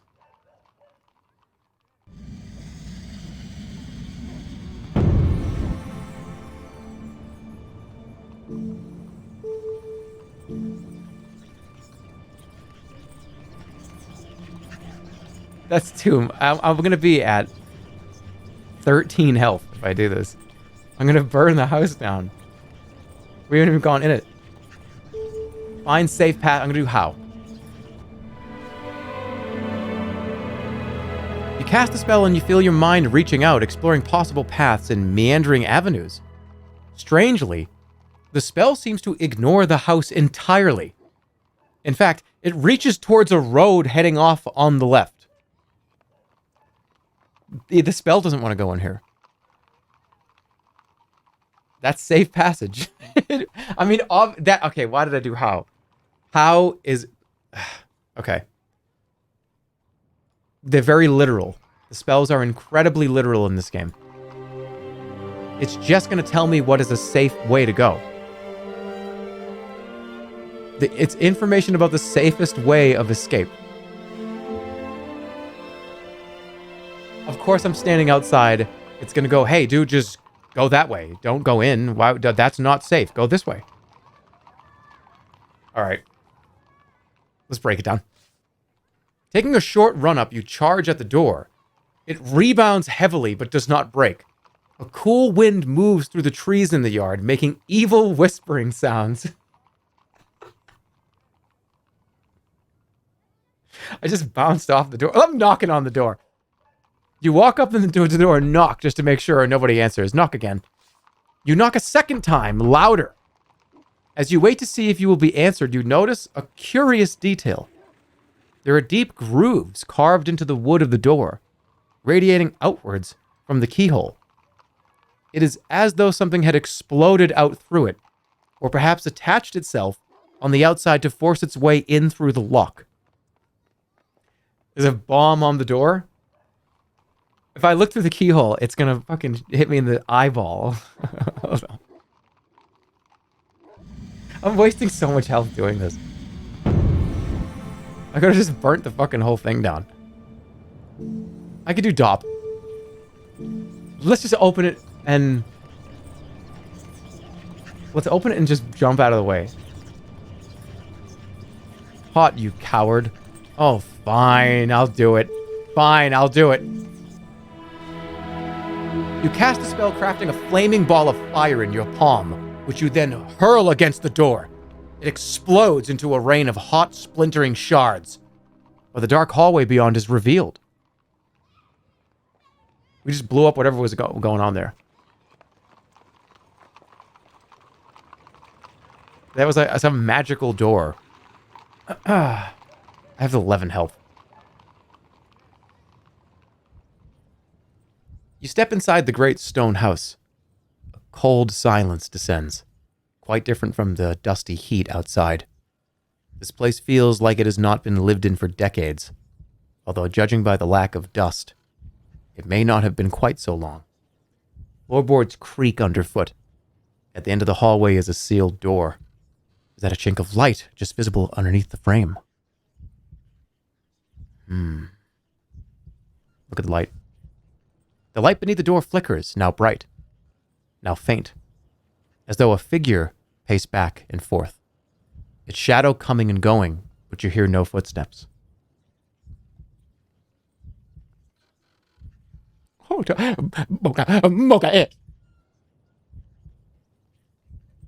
dead in this house, by the way, guys. Like, we're gonna die in here. I hope everyone is aware of this. Roll a fireball down the hallway. I do have potions. Okay, we're going.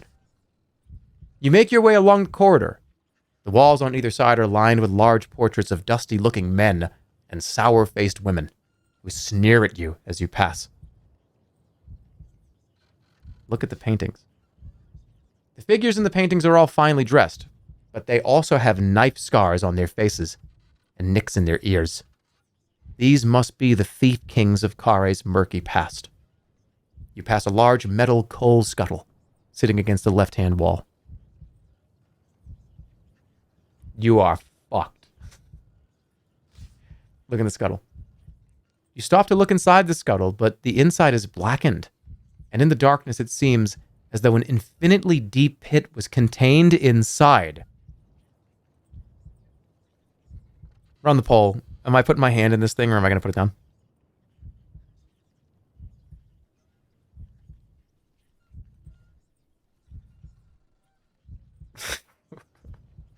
We're going to get sucked into this thing.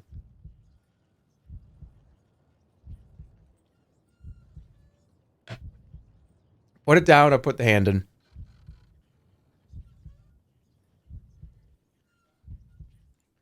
So while this... Oh, shit, what the hell is that? So while this runs, while the poll runs, I have a very important question. So the VOD shit. Can I publish the VOD at the end of this stream? Or is it just gone unless I like restart it? Yes. Okay. Okay. Yeah, it will be there. All right, that's cool. All right, then I'm not that concerned about it anymore then.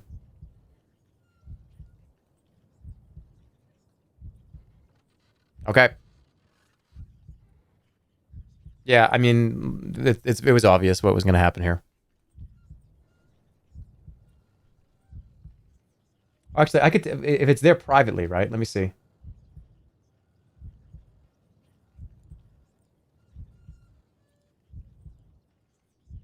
Yep, it's there. All right, thank God. That would have been horrible. Yeah, I see it privately. I can publish it later at the end of the stream. Thank God. All right, put my hand inside. You are not afraid. You reach into the scuttle blind. The scuttle feels empty. Then your finger touches something sharp. So sharp it stings. Take your arm out or search for the sharp thing. I mean, okay, you put my hand in here. I'm not taking it out. Search the sharp thing. You feel around in the scuttle searching for the object, and you find it, earning another sharp prick. More. You keep feeling around and have a clear sense that something is climbing up your arm to your wrist. Shake it off, shake it off, shake it off. You shake your arm vigorously, and then with your other hand try to bat the thing away, but you feel a stinging pain in your other hand, and a moment later you feel the same biting sensation on your neck. That's when you realize there's still something wrapped around your hand as well. It's a snake. Kill it or run into the light.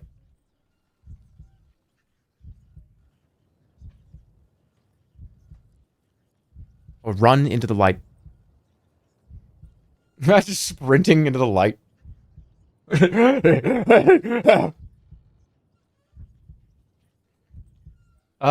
gonna run into the light. You have had enough of this torture in the dark. You race out of the house. Oh, no. That's not what I wanted to do. That's not what I want. This one, this rewind doesn't count. This rewind doesn't count. That doesn't count. That's not what I thought. That's not what I wanted. That rewind does not count.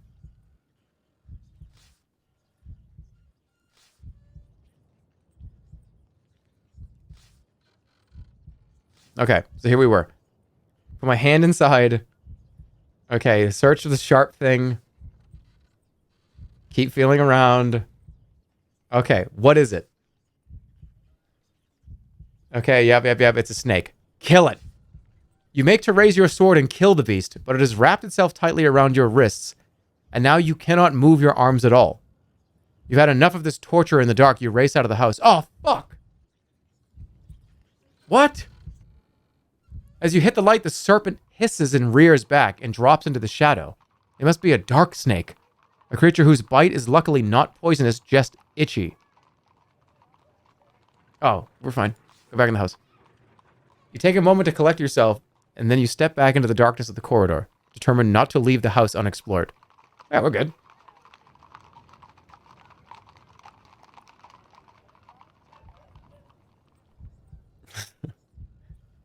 You reach the far end of the hall. It is only a short way from the entrance, but all is now in shadow. The only light that comes from the gap around the frame of the door in front of you. More darkness wells up to the right. You can just make out the first few steps of a flight of stairs, leading away upwards to the second level of the house. He just wants you to leave so bad, too. All right, enter the study or up the stairs. Poll, please.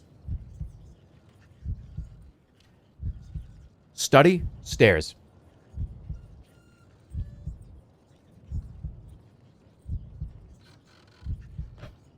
I need to heal. Yeah. I'm going to do that. I'll just drink one. I only have 3 more potions.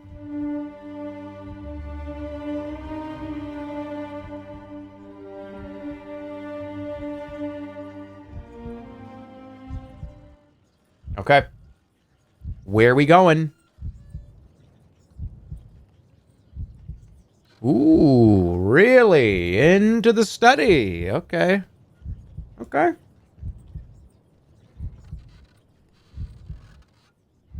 You push open the door and enter a wide paneled room with a thick carpet. It is a study of some kind. The source of the light under the doorframe becomes quickly apparent. A roaring fire burns in an enormous grate on one side of the room. Okay. Let's explore a little here. I'm gonna look around. You search around the room. The furniture is grand, carved and stained and inlaid with patterns of goblin bone. But there are no possessions to be seen. No ornaments, no jewels, no treasure, and no sign of the owner. It is as if whoever lived here had moved out. Or, more likely, as though the place had been thoroughly robbed. With the door shut, you'd expect this room to be sweatingly hot. But like the rest of the house, it is icy cold. Okay. No loot. This is not a quest, Jerma. This is a burglary. Yeah, well, you want to be lawful good? Hey, you go get it. You go over to the fire to warm your hands, only to find it emits no heat at all. It burns no fuel either. The enormous grate, large enough to roast a whole boar, is entirely empty of wood, ash, or coal. But the flames are nonetheless brilliant, and as high as a man.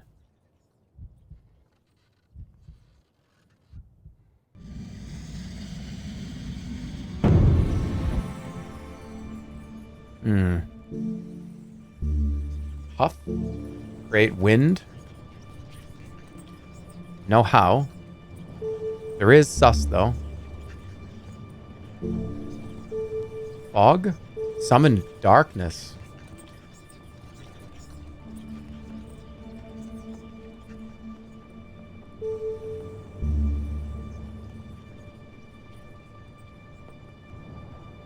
There's also magic protection. Protect from magic.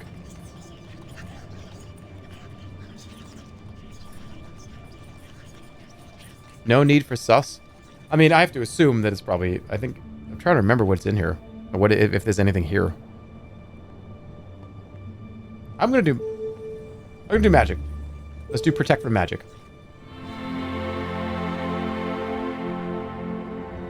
You cast a spell and a veil of magical protection settles around you. Should any enchantment attack, you'll be well protected for as long as the spell lasts. What? No! No, no, no, I want to... Oh, shit!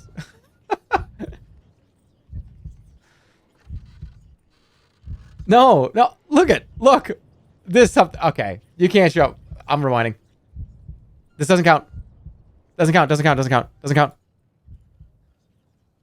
Doesn't count. Look at the flames. Alright, doesn't count, doesn't count. Peering deeper at the base of the fire, you see there's definitely nothing burning there. The flames spring into life a finger's width above the grate. They're so bright, you can make out nothing beyond, but it seems that the hearth goes back some distance.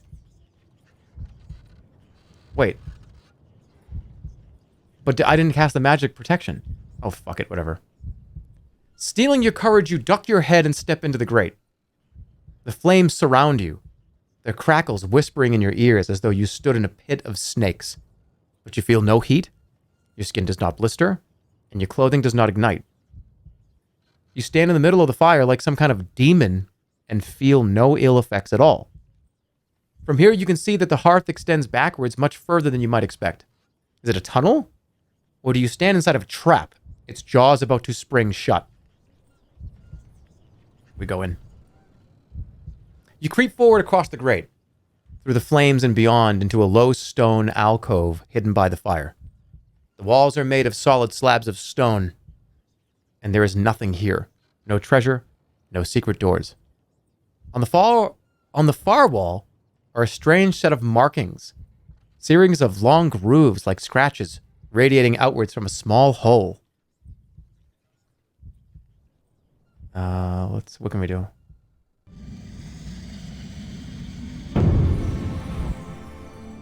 Tea? What is tea? We don't have it. I hate that. I hate knowing that there could have been something here. We don't know the spell. We don't know the spell. We got Dop. This is open locks and doors, but I wonder if that would work here. We have Hot and How. There's also Sap. Cause depression. There's also Sus, of course. We'll do Dop. You cast the spell across the groove wall in front of you, but nothing happens. Perhaps it's not a door after all. Or perhaps it is locked with a fearsome magic your own spell cannot overcome. It's impossible to be sure. You run your fingers through the grooves in the stone wall. They are a lot like the grooves you saw around the keyhole of the front door. Good thing I blew it up. They have been carved lightly and roughly with a dagger point rather than a chisel, perhaps. But the small hole at their center is much more cleanly formed. Should I blow this one up too?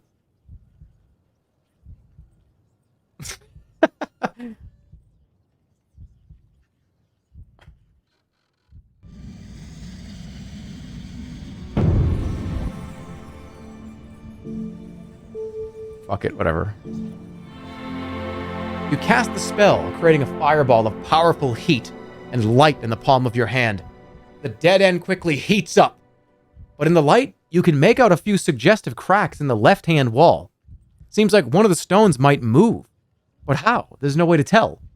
Then the fireball flickers and fades. The cracks fall into shadow once more, and the sweltering heat fades to your... I just hurt I threw a fireball at myself.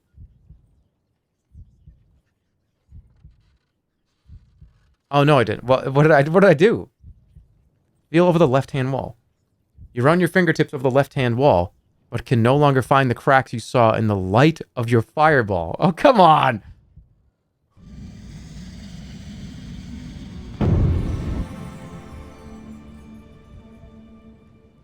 Come on! Let me in here! Examine the hole. You put one finger into the small hole.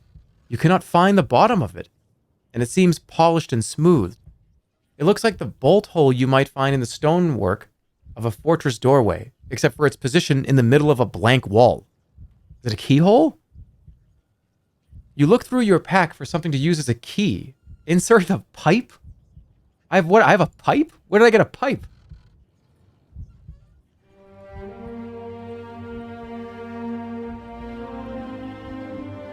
Wait. Wait, like my musical pipe? What if it breaks? What if I break it? It's the flute. You might lose it. Oh no.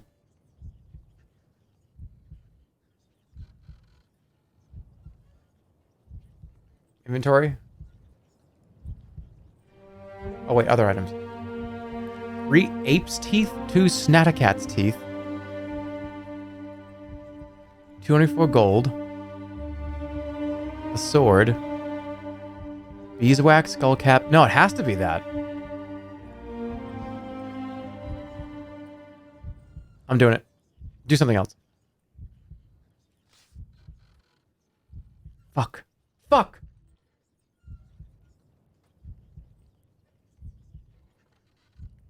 Free rewind. I get a free rewind.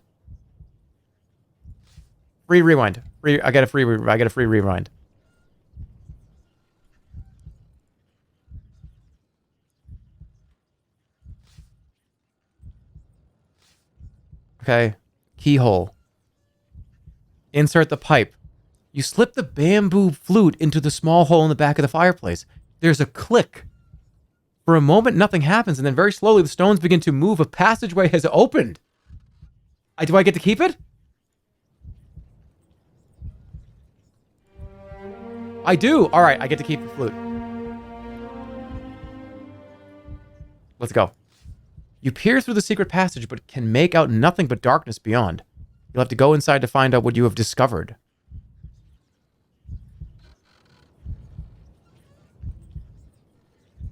Slipping through the narrow opening, you find yourself in a slightly wider space. The walls are cool stone and there are no windows. But the room is not dark. In one corner, an idol stands on a small shrine, lit by 2 candles which burn with thin, cold flames. This place reeks of death and decay. The shrine is covered in thin, blood-soaked strips of cloth.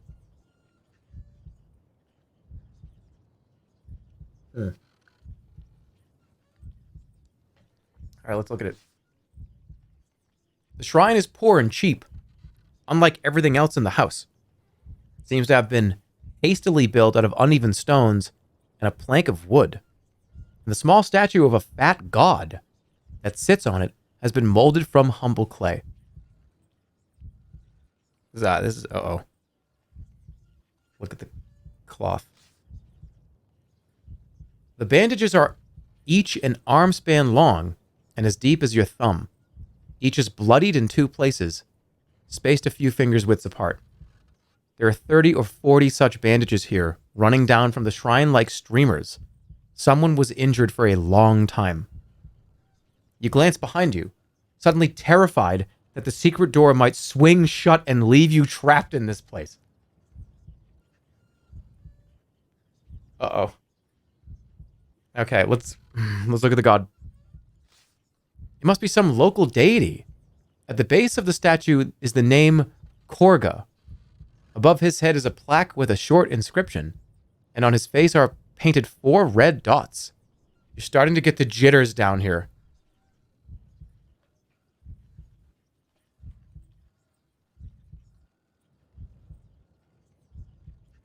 Read the inscription. The inscription is scrawled as though in the hand of a child. You have to squint to read it.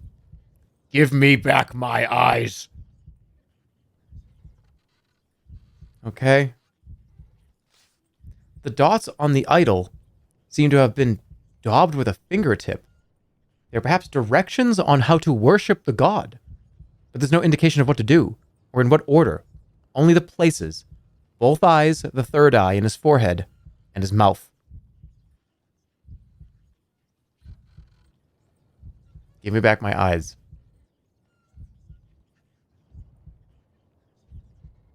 Should I search the bandages? Out, get out. You sift through the pile of bloodied cloth. Strips quickly. Something gleams from within the pile, and you uncover a silver badge. It is the badge of a noble of Khare. The badge is solid silver and probably valuable. You place it carefully into your pack. There's nothing more to be seen in this terrible place. You slip back out of the small room, out of the fireplace, and into the hallway. You found a clue. Ooh!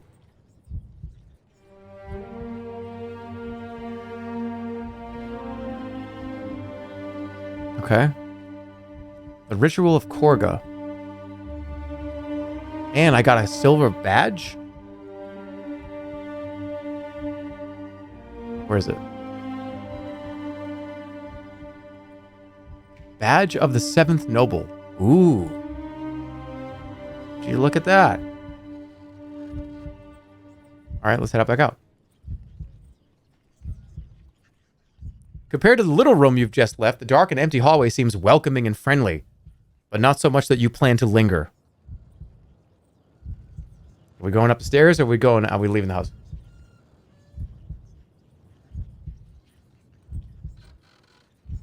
Stick around. Go up. Okay, we're going up. You place your foot on the first step of the stairwell, and suddenly it begins to move. Is it alive, or some kind of thin, flat beast, or is it a trap? Grab the handrail, stay still, or jump. Pull. It's time. Jump back, stay still, or grab the handrail.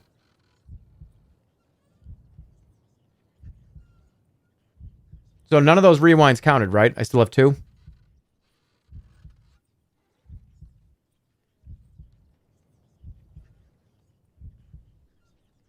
They all counted. I have 2 real rewinds remaining. You have none remaining. They counted? No, they didn't count.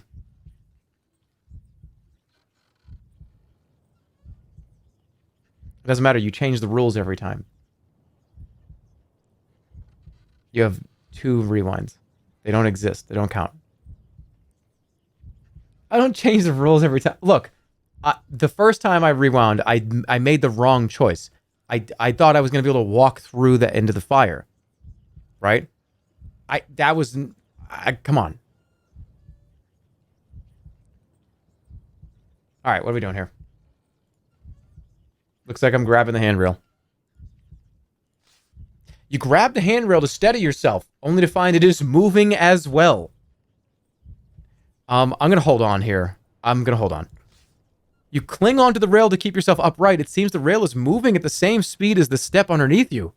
You rise to the top of the stairwell in a smooth motion and jump off in perfect safety. It was just like an automatic stair thing. It was just like an escalator. There was nothing scary about that. It was just a way to go up the stairs.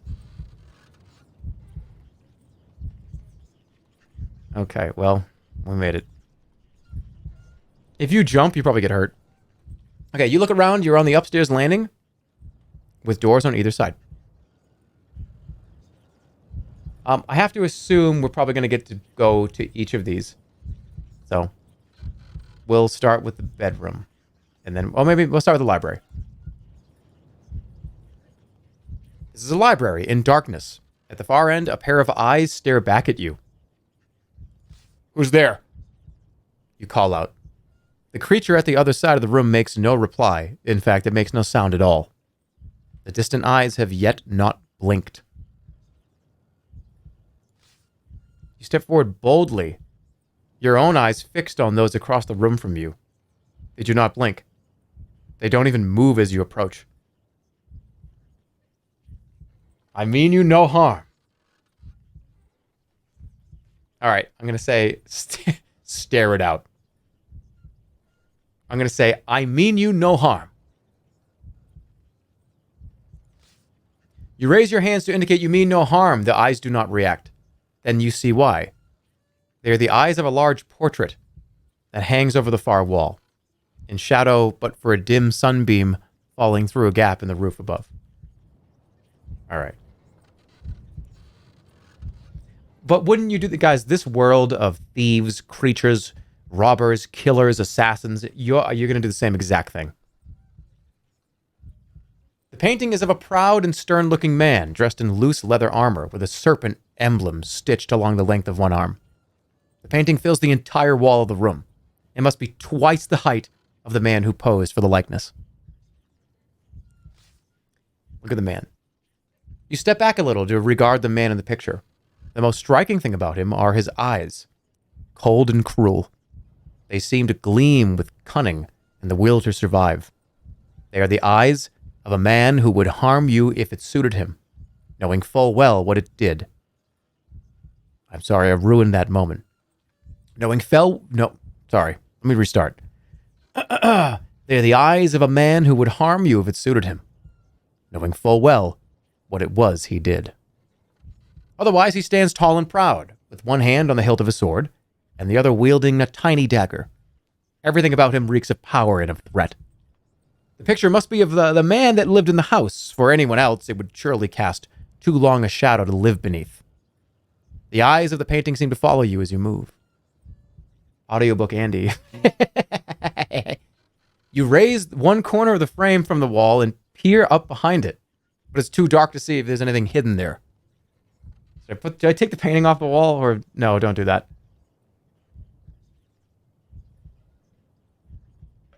Take the painting off? I mean, why not? You grab the base of the painting between outstretched hands, then heft the frame up and off the hook that holds it to the wall. There is a moment when you think you have it under control. Then you are holding the true weight of the picture and begin to stagger backwards. I got it! What if it explodes? I'm going to try to balance it. You backpedal across the room, trying to keep your balance. The painting threatens to topple at any moment. If you can just get turned around, you'll be able to lean the painting against the wall. Stay still. Step back. I got hurt. Step backwards into the left. Step backwards into the right.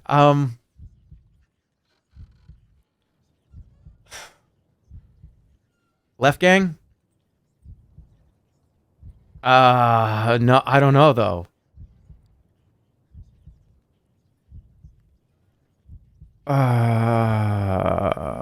Left. Step backwards to the left.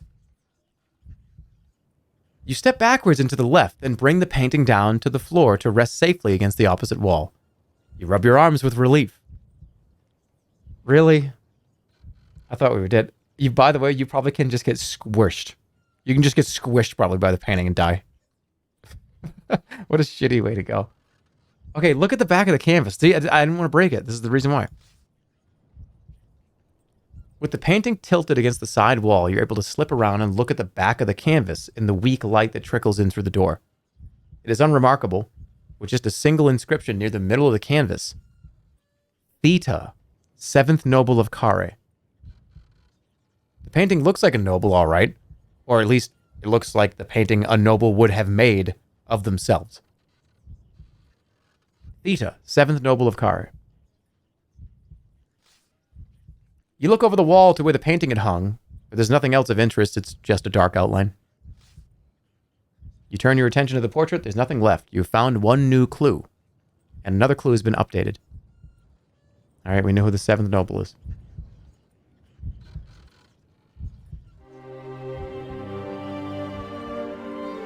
Lord Theta is the 7th noble of Khare. Okay. Lord Sansis is the 1st noble of Khare, and only he knows the full spell to open the North Gate. Oh, yeah, that's right. I remember this now. Yeah.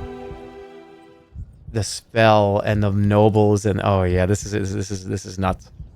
I remember this. Okay, top of the stairs. You return to the top of the stairs. We're obviously going to go in here, because why not explore the whole thing? You step through a doorway into a simple bedroom. The bed is unmade and looks as though its owner left in a hurry. Personal effects are scattered all over the floor as if the place has been ransacked, which it probably was. A cane leans by the bedside. You see nothing else of interest. Look at the cane. The cane is a simple straight stick with a leather loop at the top to slip around the wearer's wrist. It does not look like any sort of weapon. It does not appear to be magic. Just a cane. Should I take the cane? Why not? It's a cane.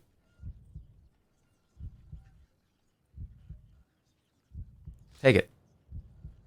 You take it, although you cannot think what it might be for. A second door leads further into the house, or you could return to the stairwell. I got a cane now, boys and girls. Look at this. Walking cane. Let's go. Let's go.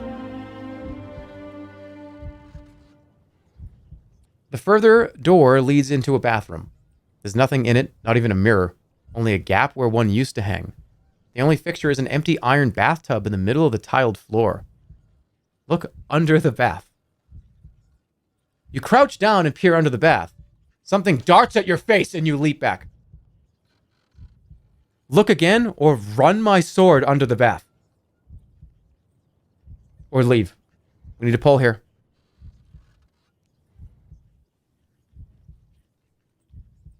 Look again, run the sword underneath.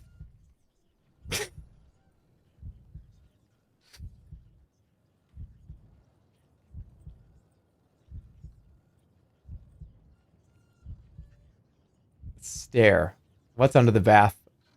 It could be a creature. It could be a monster. It could be something harmless.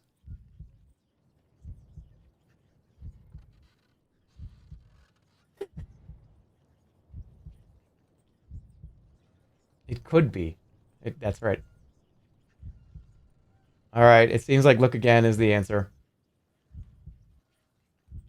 Yep. Okay, we're going to look again. You crouch in again and peer under the bath a second time, just in time to see a rat disappearing through a crack in the floorboards. You head out of the room. It was just a rat.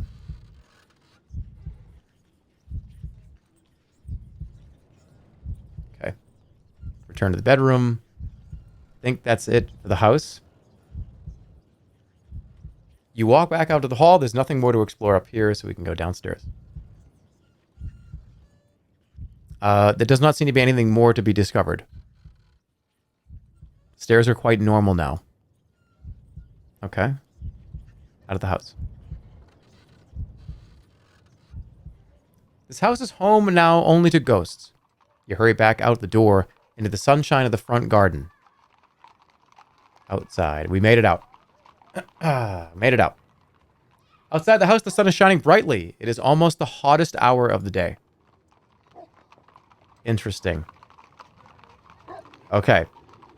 So, we can go the path around the house, leave back to the main road, or just go look at the fountain.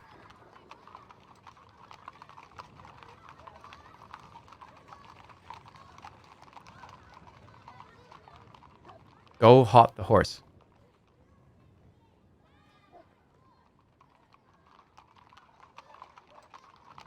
How come you're rattling around a plastic cup? I'm going to look at the fountain first. It's just, I mean, it's easy here. A fountain by the door is still bubbling. Cupping your hands, you drink a deep mouthful and feel much better. Oh, fucking hell yeah. Easy. All right, so now what? Okay. All right, main. So we're going to say 1, 2. I'll give you a big look. 1, 2. 1, 2. Which way?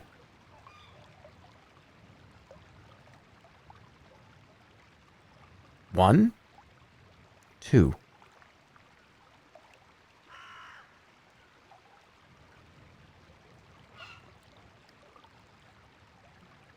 Nice optometrist.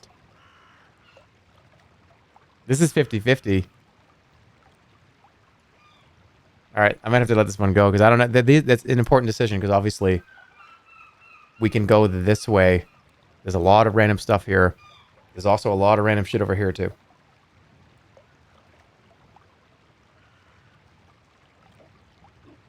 It's unanimously 50-50. It is. All right, actually, I'm going to go pee. And I'm going to get refill my drink. I will literally be right back. And please have one of the mods tell me what happened. Be right back.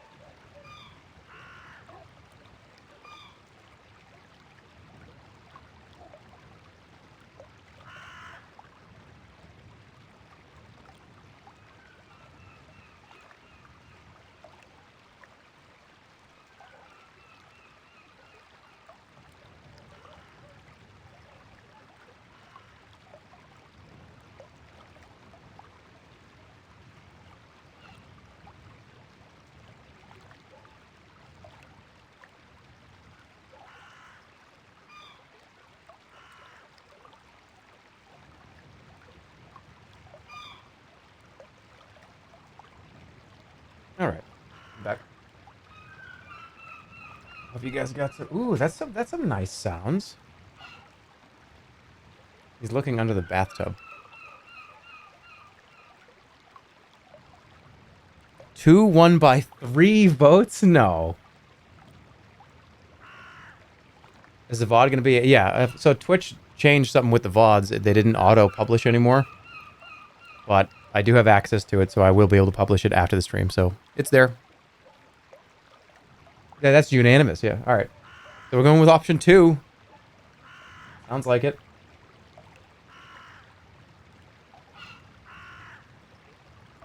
Okay, let's go.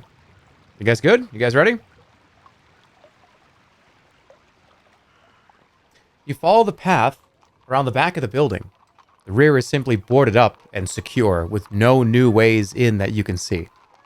There's a low stone wall, partially ruined, through which the path continues, turning into a track that runs away through fields. Oh, we were not going back. We're going this way. Follow the track. You follow the track, clambering over a fence into a wide stretch of grazing land. A rocky bluff on the left-hand side throws the path into a shadow. On the top of this rise is the bulk of Khare, squatting like a gigantic toad. The fields themselves are on the lower plane. Alright, so we only have this decision to go this way, which is going to probably give us a few things to do here. So here we go. Keep going. You continue along the track, leaving the buildings of Lower Khare behind. Since no one can leave the walls of Khare, they do their farming here inside the walls, as best they can. After walking for half an hour or so, the path meets a wide road. You hear a groaning sound from a nearby field, like someone was being cruelly hurt. Look for the noise. Half a dozen fat pigs are grubbing in the muck to the right. Just beyond them, a group of creatures huddle around a fire pit, from which there drifts a mouth-watering smell. Khare seems to be filled with creatures you can't place. Half one thing, half another. But from the way the strange creatures of the fire pit sit and talk, it seems they do not see their own differences. One sees you, however, beckoning with a large clawed hand. Okay, so we're being beckoned over to the fire. Oh boy, alright. Approach the fire, turn down the road, or up at the next junction. This is going to dictate, I think. At least we might be able to do this, but this is going to be a major decision here because we're going to go obviously down and probably down through here, or up and then around here. We should vibe out with the new friends? Yeah, fuck it, let's go vibe out with the friends. You clamber over the fence and stride towards the creatures. Within a few paces, the smell of cooking meat reaches your nostrils, and you see a large pig turning on a spit above the fire. The creature who waved to you has watched you approach. He grins hooked teeth and cocks his head at you in greeting. Perhaps using magic might give you an advantage. What do we got?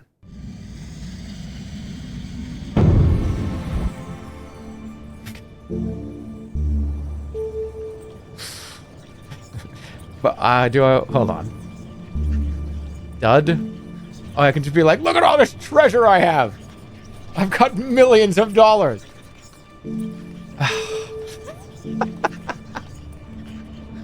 Hot cannot become the new Zap.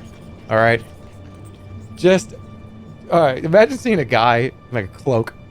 You're like, hey, come over here. We've got fresh meat. Delicious pork. And you see the guy like kind of waving his arms around and doing 2 or 3 crow hops. He's like, what's he? And then he just fucking, from the outfield and center field, throws baseball like, literally at your camp and it's a fireball. Why would you do that?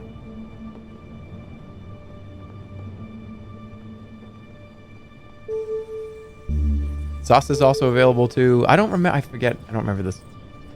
Just do jig, but that's so easy, and I don't know what it's gonna do. They have because they have weird teeth. Yeah, that's why.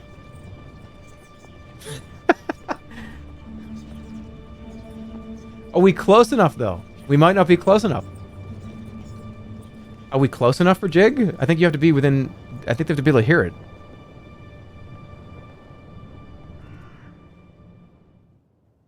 Why did that guy just pull out a fucking flute? Yeah. We could just say hi, too. But I don't have to be a threat. I'm gonna greet the creatures. Greetings!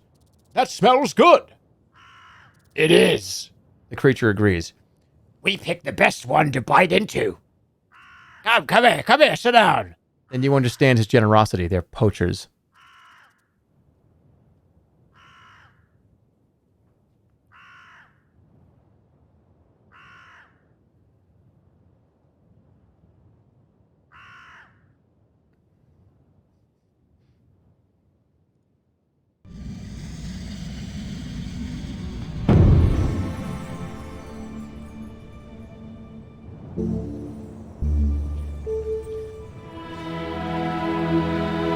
You pull out your pipe and cast the spell and begin to play.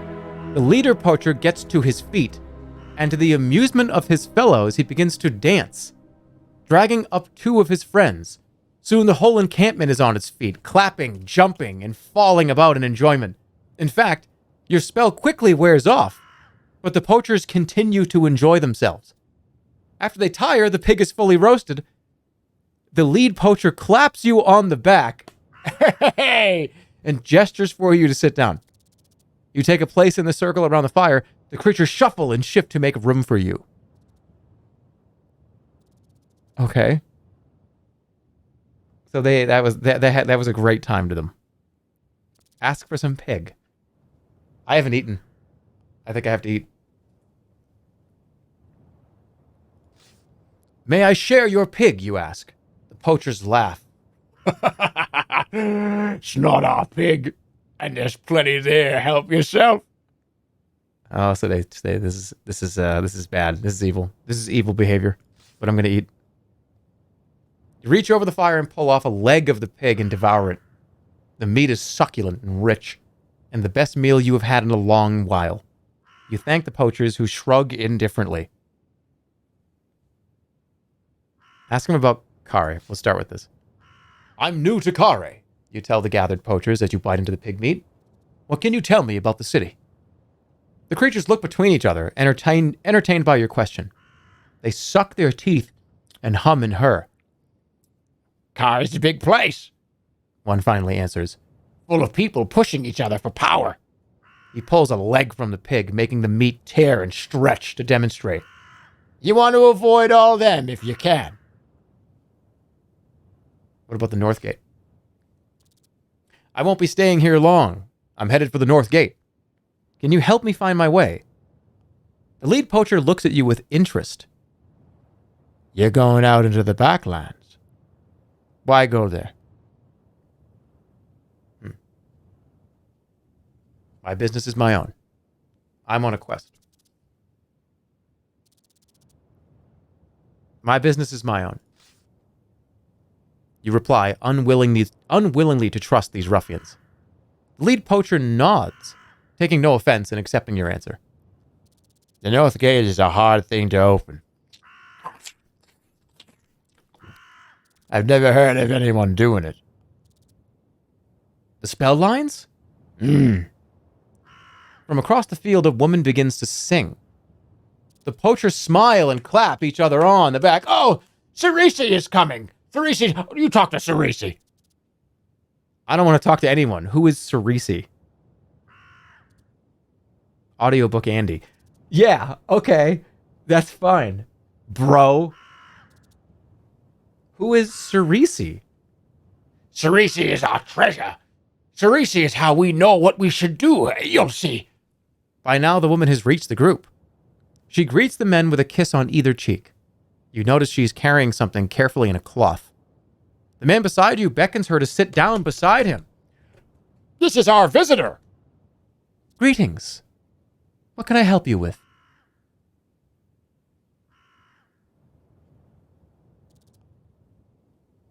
I need no help. Help me how? I need to open the gate. Help me how? I need to open the gate. Tricky. Very tricky. As she speaks, she squats down onto her heels and places the cloth on the ground. Unwrapping it slowly, she reveals an orb of crystal. Give me that fucking thing and just run.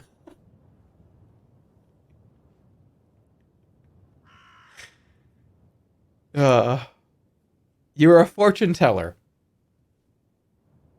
All right, we're gonna have to give an option here. One or two. Do I just wipe this thing and then fucking throw a fireball at the camp and run, or do we play? Do we do a little bit of lawful good here? This is I could pick either one of these. Either one of these is fine for me. You got to play the long game. Don't be such a psycho. This orb of crystal, steal the orb of... I mean, I don't know. Will we have an opportunity to get an orb? Do we keep talking and do I eventually get what I want? I don't know.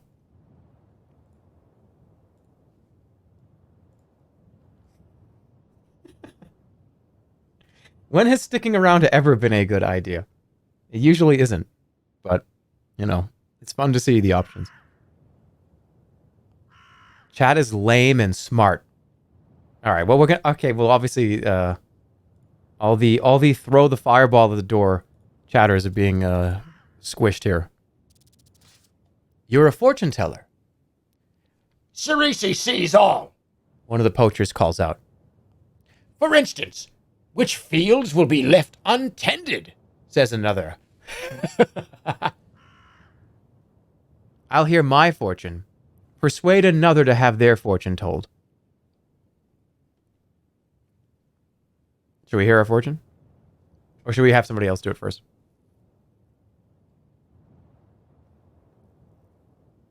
Okay. I'll hear my fortune. You declare. The men cheer, and you kneel down on the mud across from her. She holds out a palm. Cross my palm with silver, she says. Oh. No. I want it. What is that?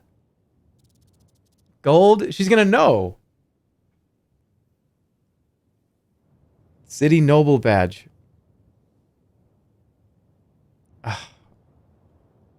Will she take it? I don't know. Well, these are like poachers, guys. What if why are we believing this, by the way? This could just be completely full of shit.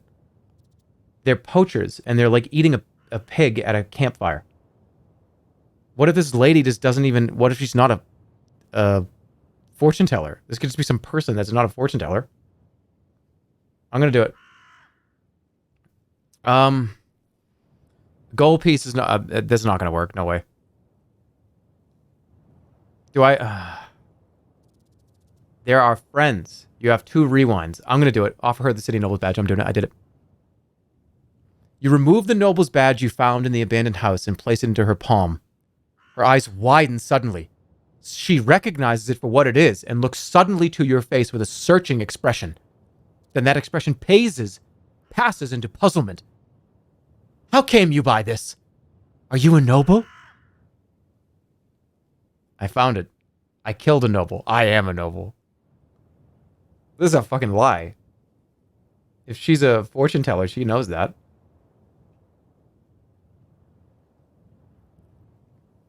I found it. I found it. You told them you're new. I found it. I found it. The woman looks into your eyes for a long moment, then nods. Very well. It is silver and will do. She closes her fist and nods. It's acceptable. She places her palms on the crystal and begins to hum. Watch out for this one, Sorcery. One of the men calls. He's a sorcerer himself and all. It doesn't look like any fortune-telling spell you have ever read about. Wait and watch. A minute passes and then Cerisi's eyes flick open. I see a long journey, she says to you, to a distant land. I see danger and excitement. All right, I could get this at Chuck E. Cheese. This is nonsense. This is clearly nonsense. She's a charlatan. Her little performance continues. I see more. You must watch for a dagger and a fish. I see a road paved with white stone leading to a place of great sadness. A blind man who will stab you in the back. She lifts her palm from the glass and smiles. Someone gets her some pork to eat. Offer to read hers in return. I'll do yours too. Let me try reading your fortune, you declare into the quiet that follows her reading. You will tell everyone else's. You always do that. You must be curious about your own. Sorcery stops eating to stare at you. There's a murmur of excitement from the group. Ooh, this is the most unusual. You? And what do you know of fortune telling? It doesn't look very... I'm a sorcerer. She raises a thin, dark eyebrow in a cool surprise. Are you? You hold out a hand for the crystal orb. Not taking her eyes off you, she puts it in your hand. Then she sits defiantly down in front of you. Well then, tell me what you see for poor old Sorcery, she declares, her eyes flashing with the challenge. You take a moment to collect your thoughts. The orb is pleasingly heavy in your palm.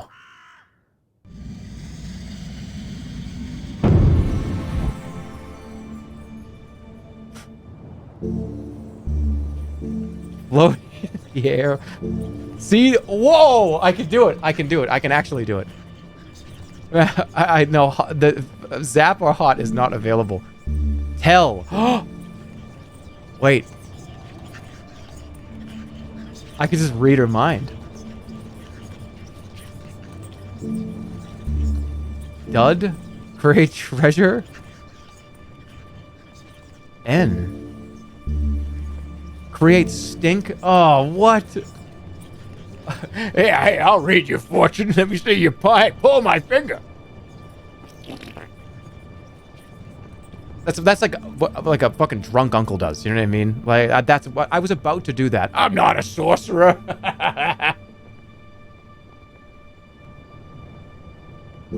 What else is there? I just float in the air. That'd be stupid. I can do it. Should I do it? Do I read her? Do I actually see her future, or do I just read her mind?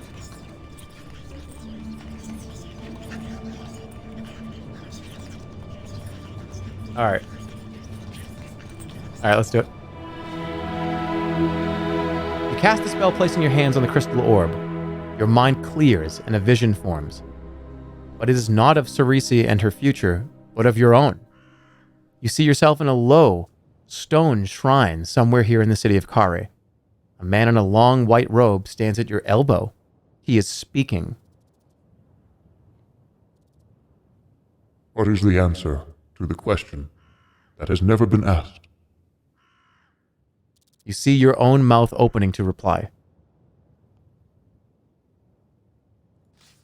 You concentrate as hard as you can, struggling to maintain the vision of Thanos. Don't stop. Stop. We're getting into this here. We're getting into this. Kylo Ren. Come on. We were getting into this. We were really engrossed in this, and then you had to say fucking Thanos. Kylo Ren. It's thematically accurate too, because like, what the fuck? You concentrate as hard as you can, struggling to maintain the vision. Then, as it begins to slip, there is a touch on your hand. Another presence joins yours. Sorcery. You breathe. In your vision, you see the man in the white robe bow his head, defeated at the word. The vision fades. Sorcery is watching you intently, waiting to hear her fortune. The crowd around lean eagerly in. I see your fortune, you begin. I see you losing several friends. I see you telling great fortunes.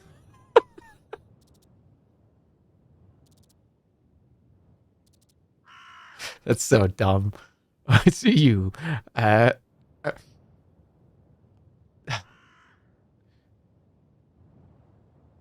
I see you losing... It's definitely one. I see you losing several friends.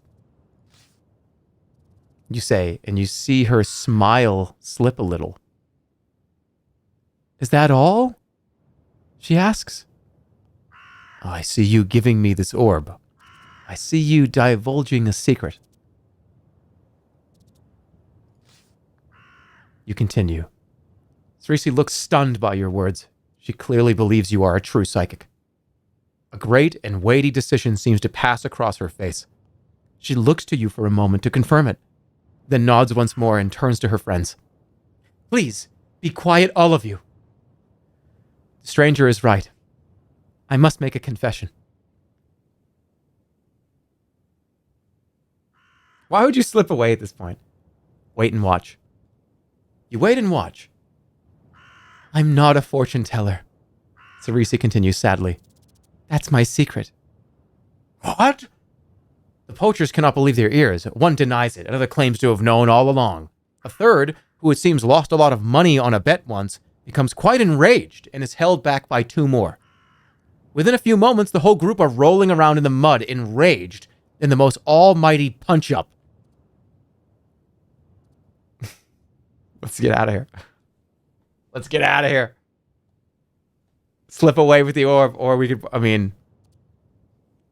Friends, or, like, do we just fuck off with the orb? Poll. One or two. What do you want to do? Break up the fight and keep talking? Or get out of here with the orb?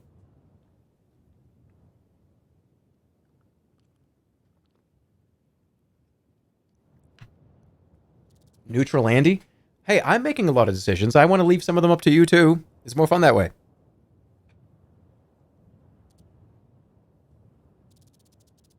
The poachers helped you. They did, but this is a crystal orb that I can use to read people's futures. It's not guaranteed that we're going to keep this.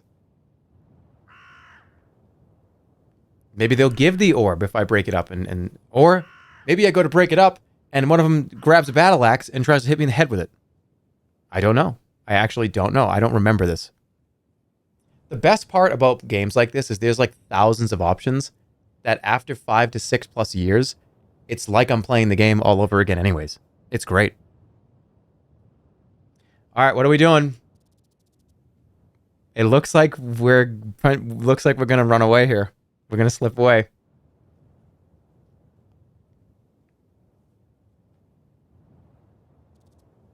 That's called forgetting. All right, let's get out of here. Slip away with the orb. In the commotion, it's easy for you to get away until one of the men shouts, It's all his fault! Run.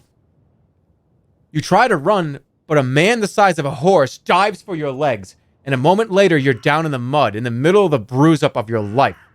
You crawl out from under a pile of 15 men. Wait, where did these other people come from? Where did these other people come from?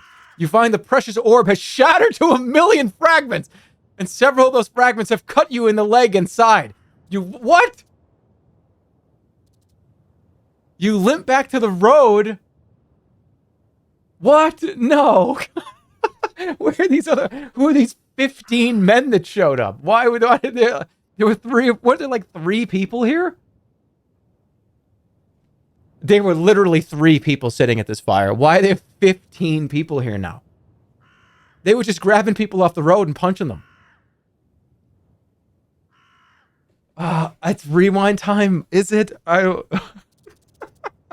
It's his fault. It's like, I pictured it. There he is. It's him. And I turn, and I don't know why I'm just seeing this image in my head of like, I've got a bunch of food in my mouth, and I've got a big bag, you know what I mean? A big bag of food, and I'm stealing the food, and I've got my cheeks are puffed out like a hamster, right? Like, me? I don't know why that's what I see. I only get 2 rewinds.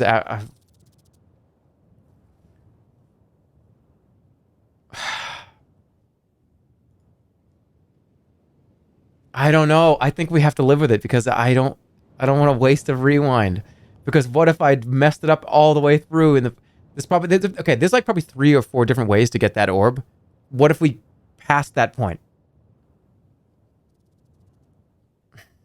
Shit. Sneak away with the orb and get tackled by the get tackled by the safety. You know, that was in the back, apparently. All right, I'm going to use it. I'm going to use it.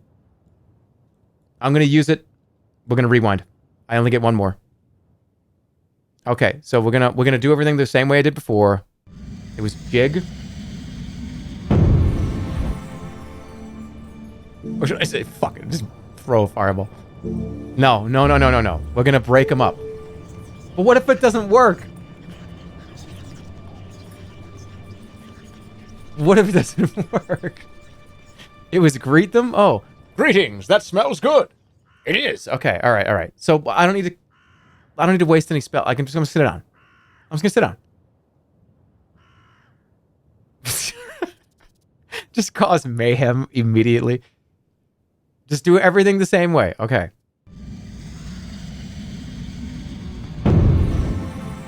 Just retrace the steps. All right.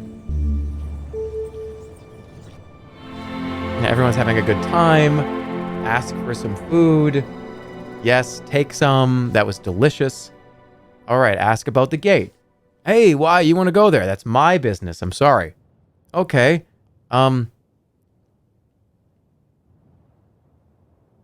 Okay. Wait, what? What happened? Did I do something wrong? The north gate is a hard thing to open. The spell lines. He nods. Okay, did I do this already? What? Who could I ask about the lines? Ask him about Khare. I'm new to Khare. Okay. All right. We're good. Who is Sorcery? Oh, here she comes. Okay. Help me how? I need to open the north gate, right? That's correct, right? Oh, tricky. That's very tricky. Oh, you're a fortune teller. Yes. Okay, let me hear my fortune. All right, and then... of course, we had Kylo Ren. Okay, take the badge. Yep. Okay, I found it. Should I change my answer? Should I change my answer here? No. Okay. But what if I say something different? What the fuck was that? Okay, I got like chills for a second. Chills, and I was laughing right when... That was weird. All right, I found it.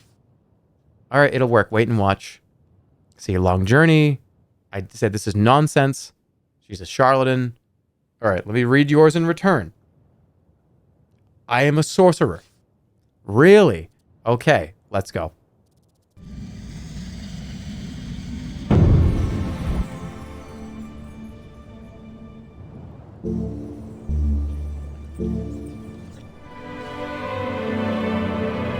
Read her mind? No, I have to do it the same way. I can't do... Oh, I can't change it? Okay. I could have done hot and run. All right. Here we go. Keep listening. Here we go. Sorcery. Yes, you breathe in your vision. I see your fortune. Yes. I see you losing several friends. Okay, wait. You have a secret to... Wait. Don't divulge the secret.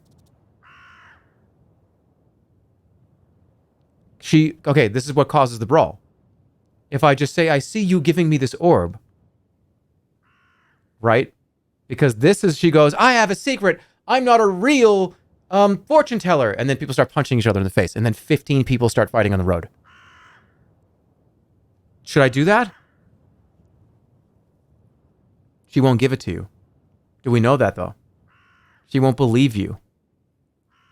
I see you divulging a secret. Okay. But I don't have the orb. All right. I must make a confession. Wait and watch. All right. People are fighting. People are fighting each other. I'm going to break them up. All right, break it up. It's a messy fight. You wade in trying to hold the poachers apart and keep the men from throwing each other into the fire. But there's nothing you can do to keep them apart. A moment later, someone snatches the orb from your hands and cracks it over another man's head. You crawl up from under a pile of bodies and hurry back up to safety. I fucked it up halfway through. I have to tell her to give me the orb. I have to tell her to... I just got like snow globed in the head, okay? I have to go back and say, give me the orb. I'm going back. I'm going back. I'm going back. I'm going back. I want this fucking orb. And I'm going to say, I see you give... When she tells the secret, everybody starts fighting each other. I'm going back. I swear to God, last try. Hold on. I just want to see what happens. Let's see what happens.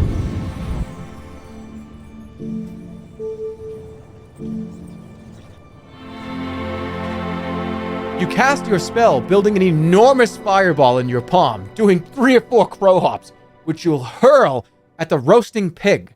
The fire pit explodes in a wide shower of sparks that knocks the poachers onto their back. The pig is charred to a black hulk, and the fire turns to ash. The poachers are furious, but more than that, they are terrified. They quickly scatter, leaving nothing behind. Capture a pig for myself. You waste another half hour scurrying around the field trying to catch a pig to eat on your own. But without help it's impossible, and the pigs, though fat, are quite nimble enough to avoid you. Eventually, mud-soaked and hungrier than ever, you give up. Okay, all right, let's go, for real, I promise, I need to get this fucking orb. Hello, greetings, that smells good. Excellent.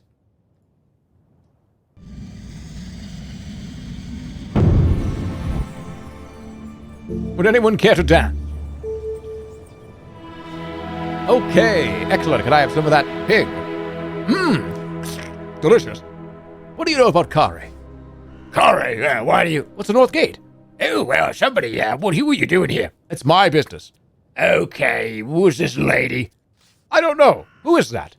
Can I help you? I want to open the gate. Oh, that's very tricky. I could read your fortune. You could? Tell me, are you really a fortune teller? I'd like to hear my fortune. Oh, sit with me. Oh, I need something silver. Here, take this. Oh, ow. Where'd you get this? Found it. Oh, really? Well, it seems like you are...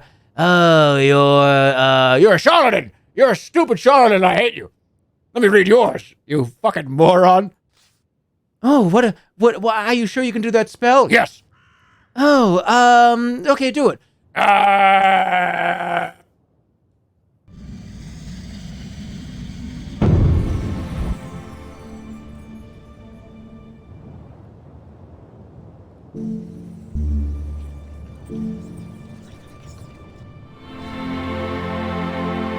Placing the skull cap on your head, you cast the spell.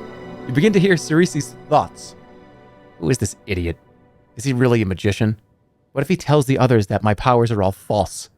Her expression is a fixed smile. Oh, so you could get around it. Okay, so I see your fortune.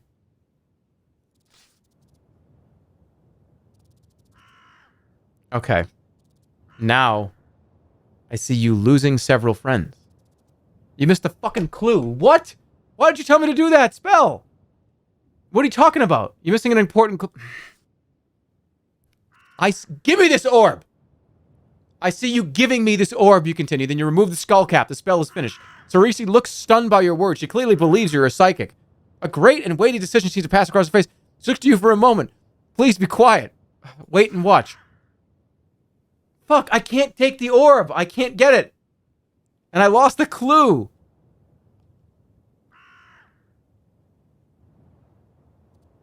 There has to be a way I can get it. There has to be. They wouldn't give you the option if there wasn't a way to do it. Slip away with the orb. It's all his fault. Oh, fuck. Whatever.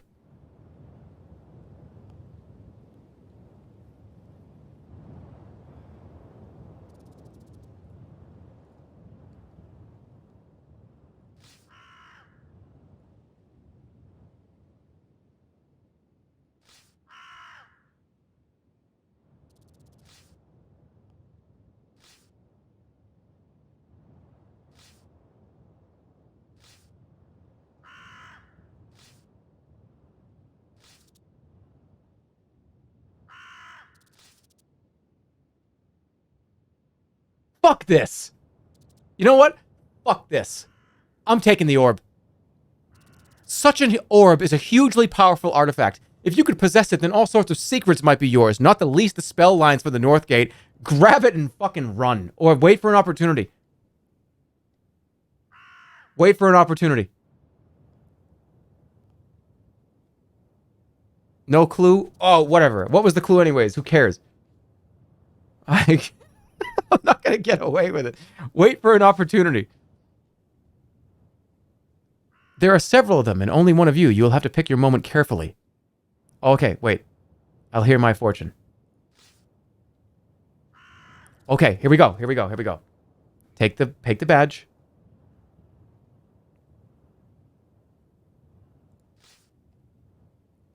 Okay, I found it.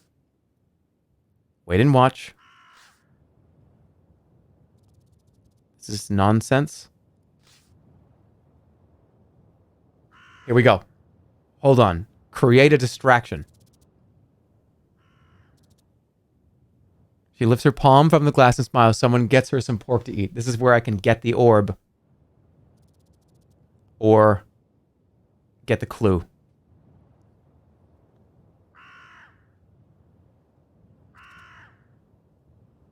What do you think? Is the clue more important than the orb? Distraction. If you wish to steal the orb, you realize you will need to create a distraction. Kick over the fire. Hold my sword to Cerisi's throat. Point into the distance and shout. Or...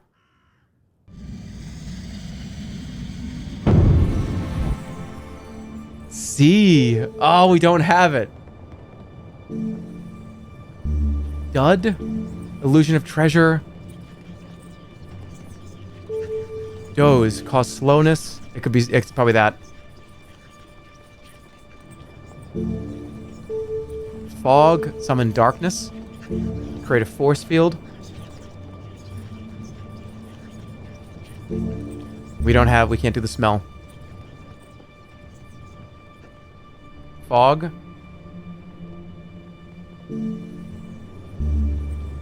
Dud might work really well.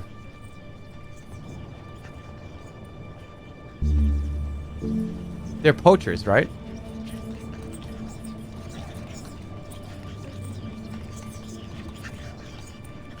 If I put, like, treasure chests all over the place, they're all gonna be like, holy shit.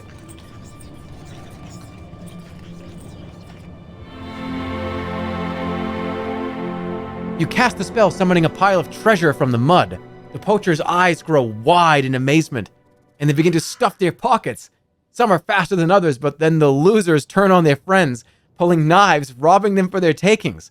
Within minutes, an almighty fight is waging over your imaginary gold. In the fight, someone kicks the crystal orb, and it strikes the brazier and shatters into 100,000 pieces. 100,000 pieces?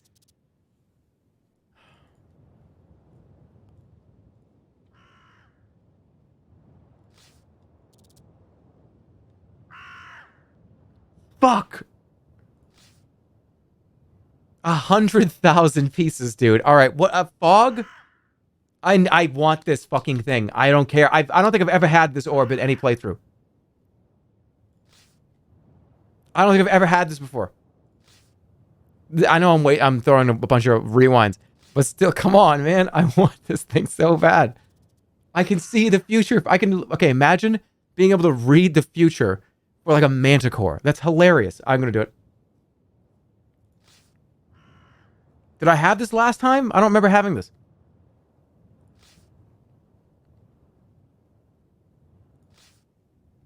Okay. Wait for an opportunity. This is it. I'll hear my fortune. Here you go. Here's the badge. Okay. I found this badge. Wow, interesting. Wait and watch. Here we go. This is nonsense. You're a charlatan. Distraction. Okay.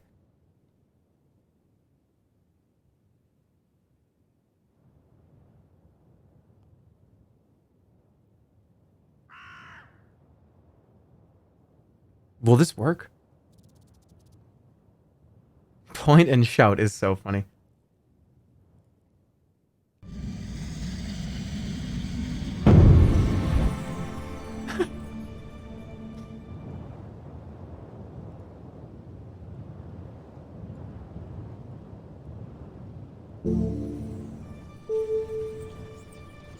Darkness. Force field. Spoiler in mod chat if you want it. Wait, what? Don't tell him. Don't look. Don't look. What do you mean don't look?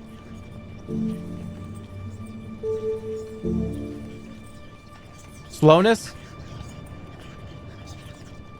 Slowness or darkness, I think would be perfect. Okay, I'm gonna say darkness, right?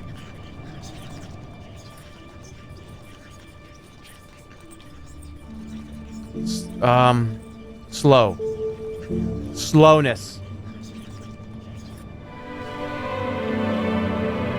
You cast the spell slowing Sorcery in particular down. You reach over and snatch the orb. Success! Sorcery gives a slow motion cry, like the groaning of a skunk bear. The men look back and see you, orb in hand. The fist that catches you in the jaw is sudden, unexpected, and extremely powerful. The orb flies out of your hand and smashes into 1,000,000 pieces against the brazier. 1,000,000 this time. You run for your life, chased by men with pokers. 1,000,000, huh? A fucking million this time. I'm reading spoiler. Oh my fucking god. Okay. Oh my god. I'm actually mad. I'm mad. I'm gonna rewind.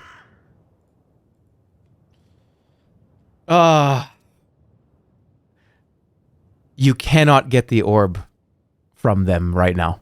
I can't. I can't get it right now. It's impossible.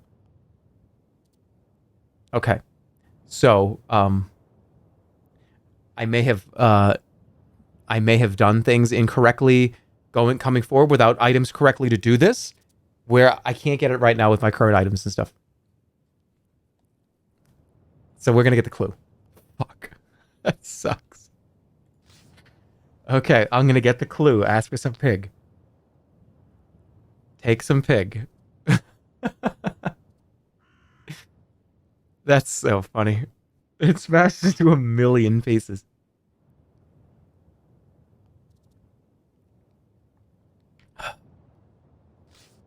That's hilarious.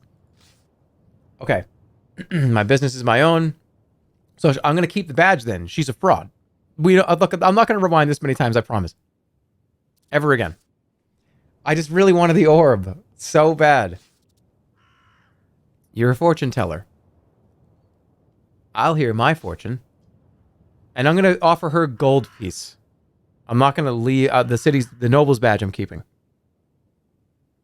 There are people that still are debating on the wiki for this game on whether it's possible. What? That's so funny. Okay. I have nothing to give you. Should I say that instead? I did it. It's actually possible. Okay. Whatever. Offer her a gold piece. You withdraw a gold piece from your purse and place it in her palm. Perhaps this will do, you say. She shakes her head and laughs. Silver is silver and gold is gold. I'm sorry, but magic is as magic is. Could somebody lend me something?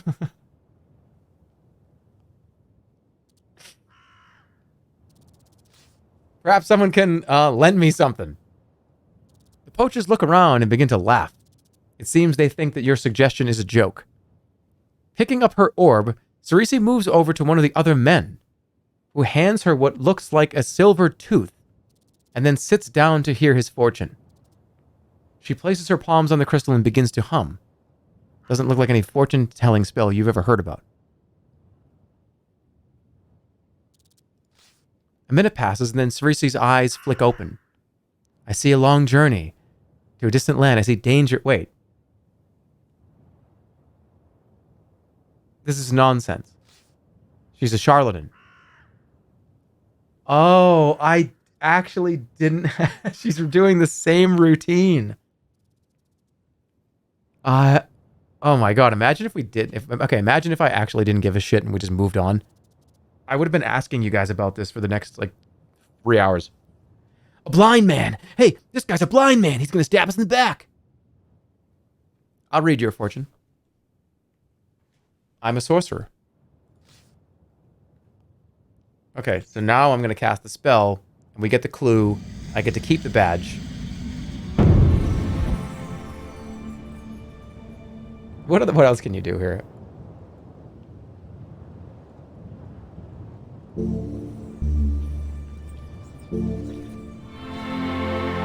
Okay. Here we go. What is the answer to the question that has never been asked?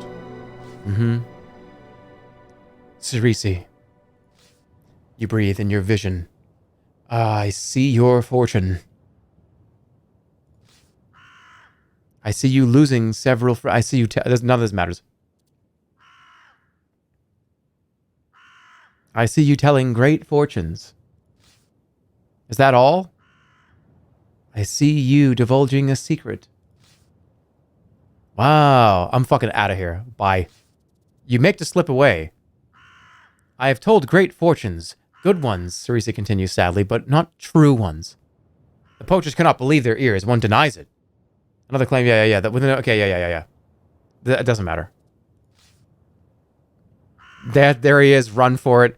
It smashes, but I got the clue. That's all that matters. All right. So I lost 4 stamina for this whole fucking ordeal. What was the clue, anyways?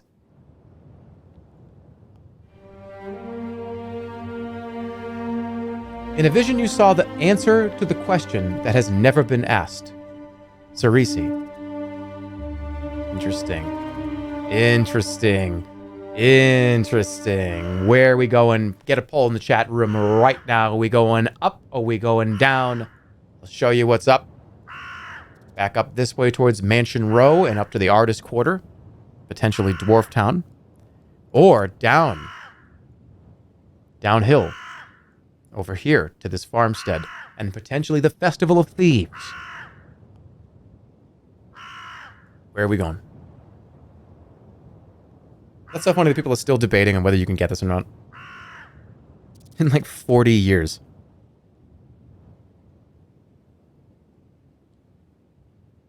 This crow is pissing me off. Oh, sorry.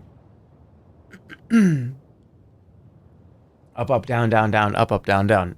Oh shit, I got it. Where'd it go? Hey!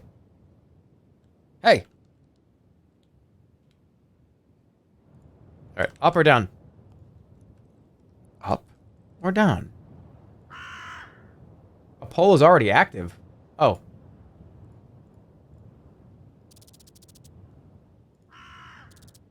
I think a lot of people... everyone's looking at Dwarf Town. They're going, oh, he's gonna go to Dwarf Town.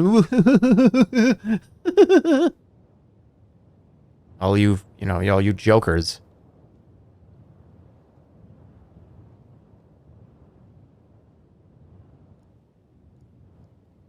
It's definitely, it's unanimous. I'm going up. Uphill. Let's continue our quest. The road climbs between high fences and then into open fields. A little further on, you see another rock face as Khare climbs another level. But at the top of this one is a line of grand houses with ornamental roofs and pillared colonnades. This is where the richer creatures of Khare live, looking down across the fields they own. You can imagine them, sipping iron wine on their balconies and watching the toil of the farm workers through a spyglass. But the more you look, the more you realize something is wrong. A tree grows from one roof. Another has slipped sideways into the yard of the neighboring house. These places are falling into ruin. You knew Khare was poor, but this is worse than you'd ever heard. A junction.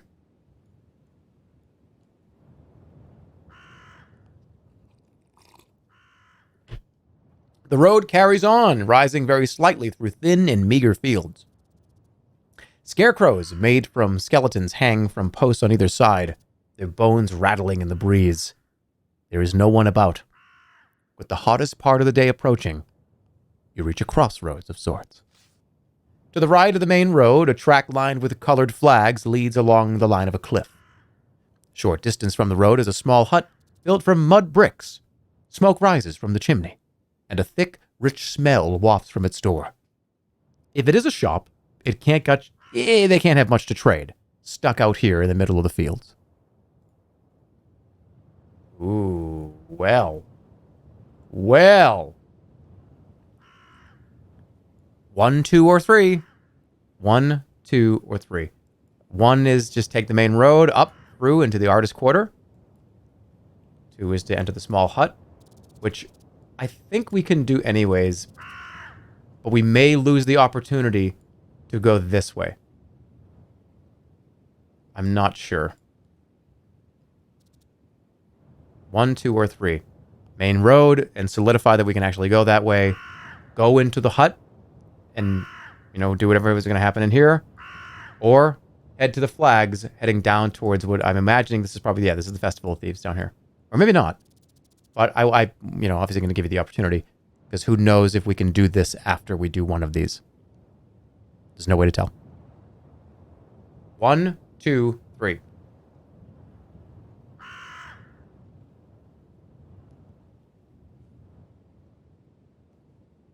Is it right gang or left gang? Why do you have the stream muted? That's my question. This whole thing has been me, like, reading an audiobook.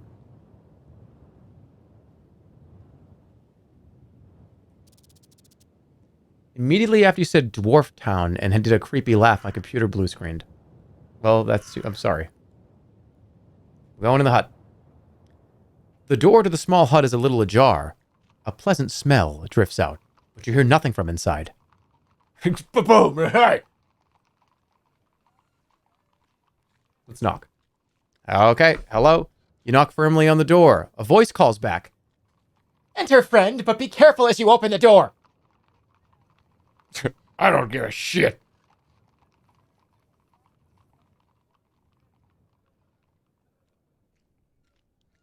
Just shove it open. Shove the door open. What is going on in here? Okay.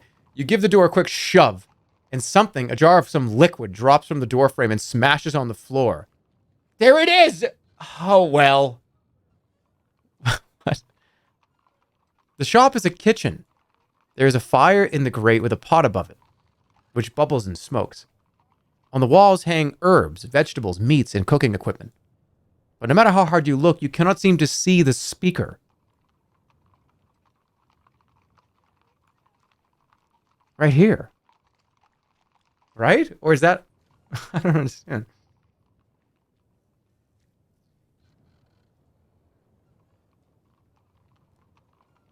Look under the table. Look near the hearth. I'm going to look at the hearth. Looking again, you suddenly notice the strange-looking creature standing beside the pot. Wait, hold on. He has a human torso, but his head is nothing but a green-colored jelly. He's hard to spot because of the vegetables hanging on the wall behind him, but you can tell he is the chef, as the long, sinuous tentacles come from his head, are scooping with ladles, stirring with spoons, waving salt shakers, and brandishing a cleaver. So, what do you want? Asks the creature. Get over here! Look around more closely, talk to the creature. Be nice, be nice, be nice.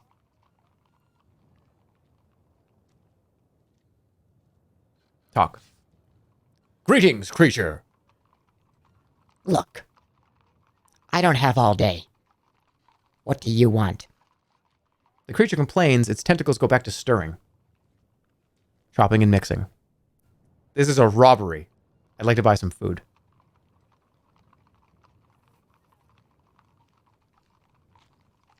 We actually might be able to get away with it. I mean, look, this is just one hut out in the middle of nowhere. This is a robbery. I mean, I could probably kick this guy's ass.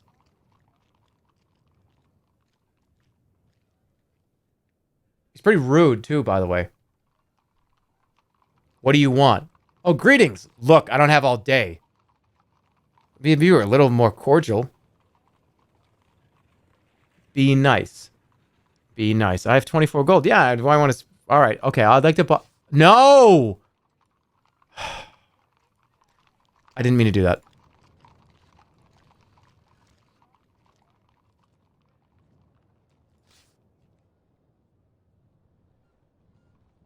No, fuck! I don't... I barged right in!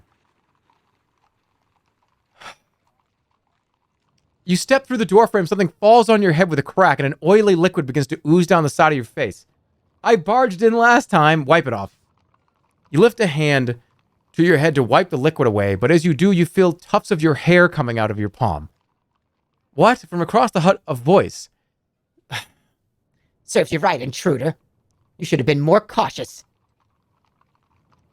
But I was wondering where I left that potion of baldness. Reaching up, you realize it's true. Your head is now a bald scalp, and even your eyebrows have come off.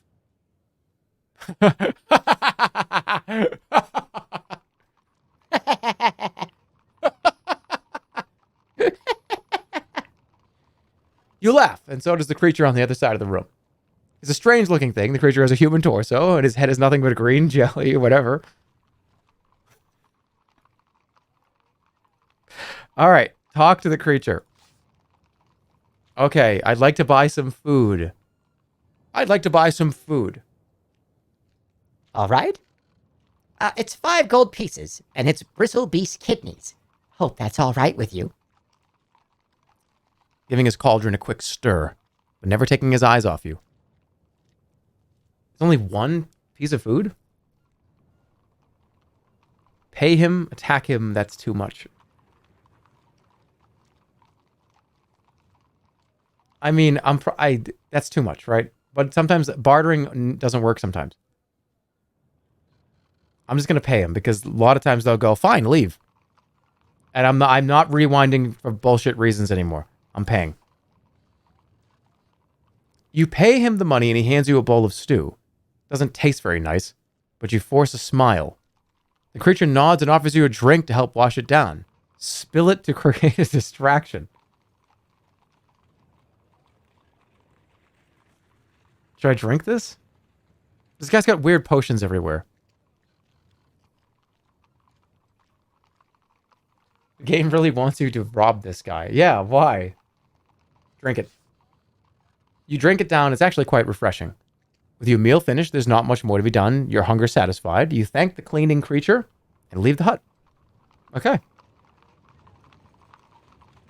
I don't know what happens if you attack him or rob him.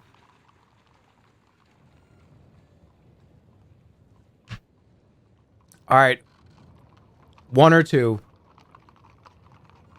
I have bald head now. Whatever.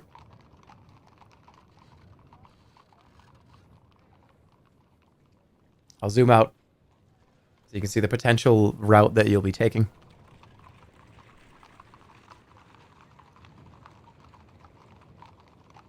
What happens is that you're a mean person. I mean, I'm not a mean person. I'm an adventurer. We make our decisions on the fly as they happen.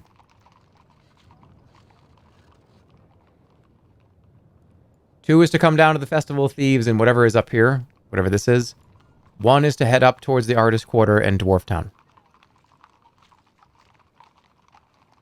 Bald. You know what's really funny?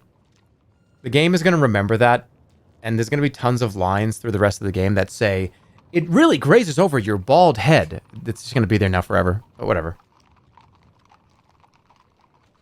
Oh, you feel the breeze on your bare scalp. We're going to read shit like that every 10 minutes now.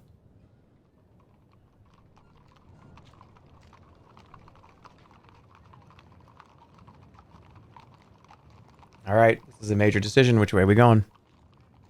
1, okay. Not by a lot. Up through Mansion Row, Artist Quarter, Dwarf Town. Let's do it. You follow the road up a slight rise and then down into a hollow. At the very bottom is a solitary thatched hut with a curious, wispy statue outside.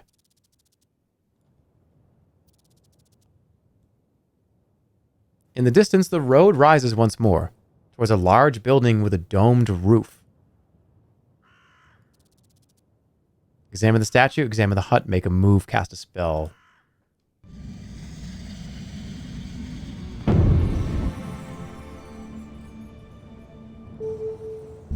Sus is a good option here. Magic protection, obviously, is the thing here. Huff, wind. There's also hot.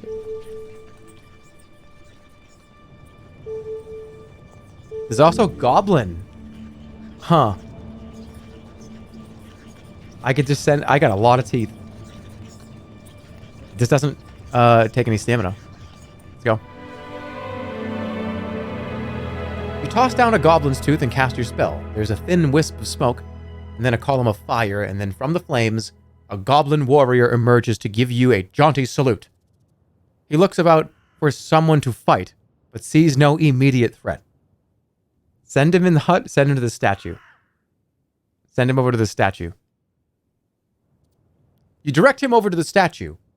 He approaches casually, and then quite suddenly, the statue moves, its arms slicing through the air, one cutting through the goblin at head height, the next at knee level. The poor creature drops to the ground in 3 pieces. A moment later, it vanishes in a plume of smoke, and when the smoke has disappeared, you see nothing but the statue standing just as before. Did you imagine it moving? Holy shit.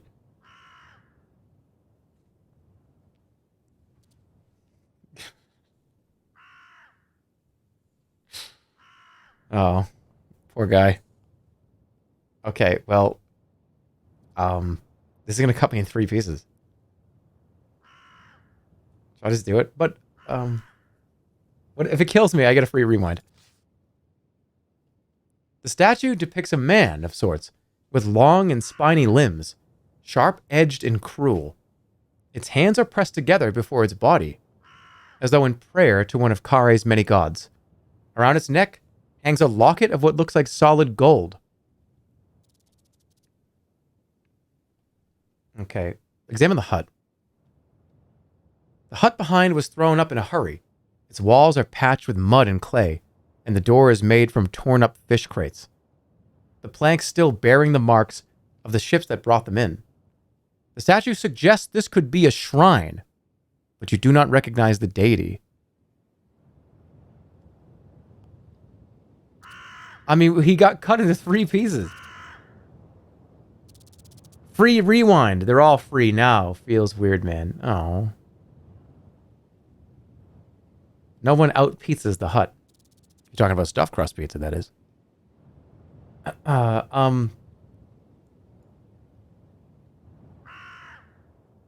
You approach the statue curiously. Up close, it's even more ugly. The limbs are as thin as sticks, but as sharp as sword blades. The only beautiful thing about it is the gold locket that hangs around its neck. You hang back for a moment to watch the statue. That's when you see the statue blink. That's terrifying. Keep watching. You stand transfixed, waiting to see if the statue will move again. To be sure it was not your imagination, it blinks again. And then the arms move, one sword-like edge sharpening itself against the other.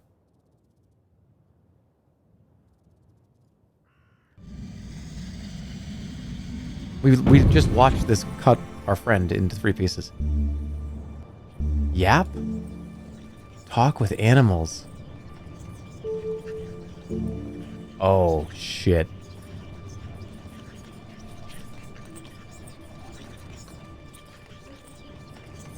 But is this the opera? It's like a Resident Evil game, guys. I don't shoot the rocket launcher until the last, right before the credits roll. Zap is available. Shield is available.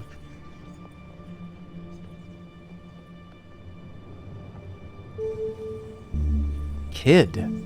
Create an illusion. Summon a replica creature.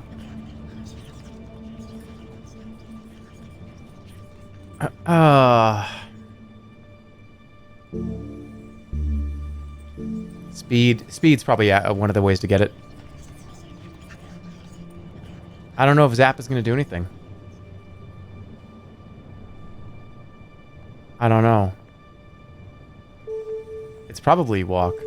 Create a shield. Maybe I can block it. If I hold the shield up, will it... Boom.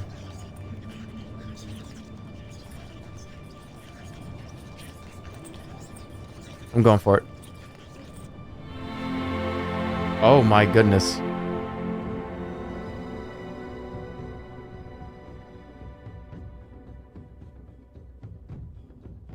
You place a gold piece on your wrist and cast your spell, creating a shield. You ready blade. The creature's not strong, but its blade-like arms are quite deadly.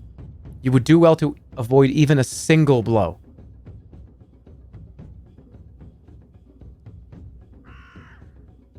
Alright, well, we're going full blast here. The statue slashes its razor blade arms through the air. It tries to scratch you. You raise your sword and aim to carve the thing in two. You land a simple blow. The creature is losing its spines, but it keeps coming. The mantis man's long spines stretch.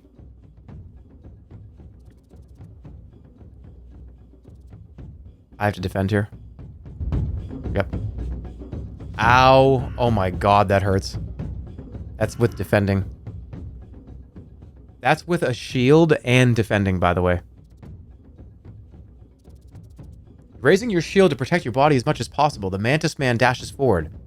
Bounding across the dirt, you fall over yourself trying to escape its reach.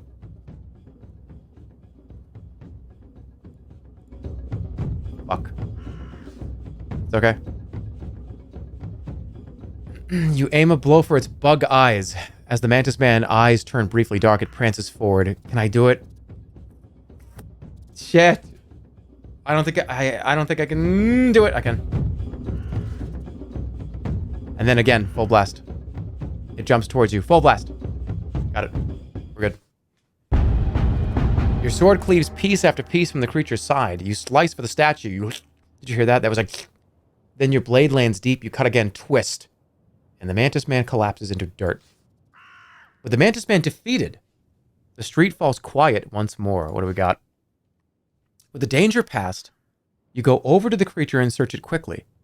The only thing of interest is the locket you saw around its neck, which turns out to be a sun jewel. You pocket it. Time to get away from this place. Hold on. I think I can...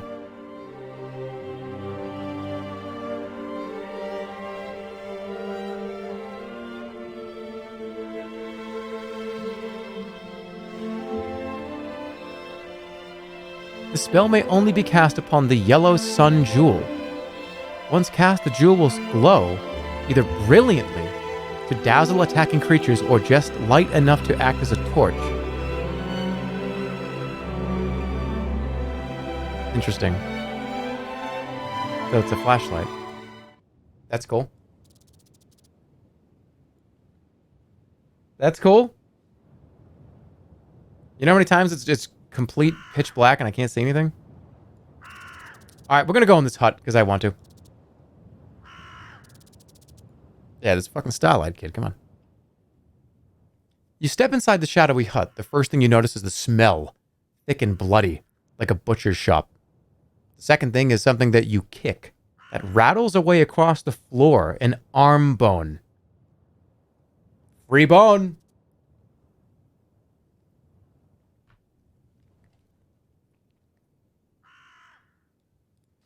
You pick up the bone. It is human, all right, and there are teeth marks. I think do you call out here, or do you search through the bones? You pick through a few more bones. Male, female, child. A few different creatures, not many, but all mixed up. In one corner, you find a number of knuckle bones that have been strung together into a morbid bracelet. Take it. You take the bracelet and put it on, trying not to imagine that a skeletal hand is gripping your arm. A little sickly light trickles in through the windows. What's that? What'd I just get? Bracelet of bone. That's another one. What's that do? Oh shit, right here. While wearing a bracelet of bone, the caster of the spell can concentrate on a particular illusion. this illusion will become real to others. However, affected creatures must be intelligent, and the caster must not act counter to the illusion. So I can pretend to be somebody else?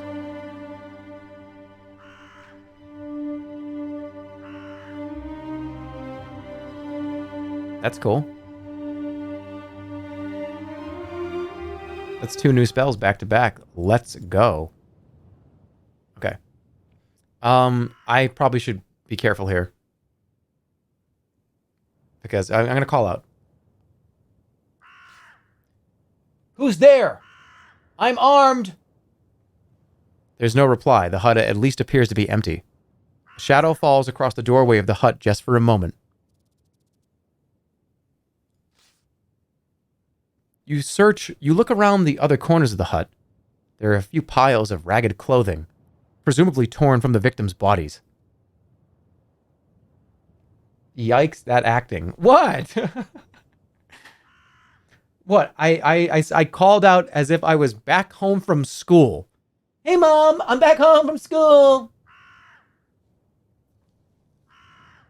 I feel like I need to get out of here. Search clothes.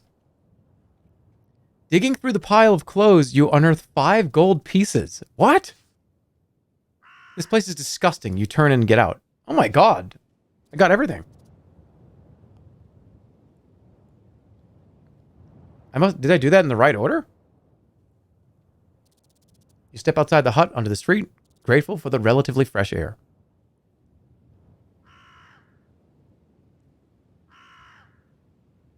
All right, let's keep going.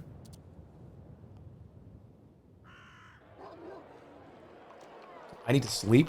It's getting there, yeah. The road leaves the fields, heading back between buildings once more. To the left, a short track leads away, and you hear distant sounds of chanting. A squat building at the end of the track sits in a patch of neatly tilled field. You make out a few figures in bright orange robes working outside. Follow the track to the domed building. 1, 2. 1, 2. Big domed building, or people in... What did it say? Orange robes? People in bright orange robes working outside. Where do we want to go? I imagine this is probably going to take us through here. And maybe up this way. 1? Wait, what did I say was 1? Can one of the mods help me? What did I just say was 1 and 2? 1 was the dome? Wait. I don't remember. We're going over here.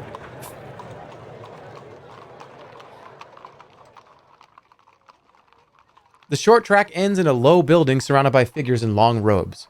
They are monks. A few work the fields around the building, while others sit in contemplation of the sky, the wrinkles on their hands, or the soles of their feet. One monk greets you with a nod of his head. You step past him to enter the monastery, but the monk reaches out and takes your arm. You are forbidden. My apologies, but strangers are not allowed inside. My apologies. Let go of me. I go where I please. My apologies. You reply, bowing your head. The monk smiles. Welcome to our humble monastery. He puts his palms together and nods. Friend, sit down beside me, and we will talk. The monk pulls out a set of knuckle bones and lays them on the bench. Swindlestone. Did I play or did I ask for help? Let's play. Swindlestones. The monk nods. A game I have contemplated for a long time within these walls. He indicates the knuckle bones eagerly. What's the stake? The monk smiles. I am a monk, in case you did not notice. I offer nothing and ask nothing. I only play for money. All right. The monk hands you your dice and waves at you to bid. Roll the dice. Let me see. Let's start with 1, 1, 4. Maybe you could help me. I'm traveling to the North Gate. Ah, so you seek the 4 spell lines to unlock the gate. Can you tell me any of the lines? 2 1s. Okay, that means he has to have 2 1s. I'm going to say 3 1s.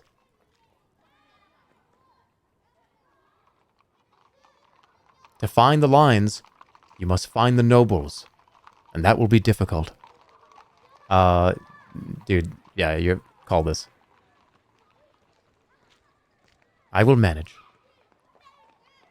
Holy shit. He almost had 4 1s. If I had even had 1 1, that would have been bad. Okay.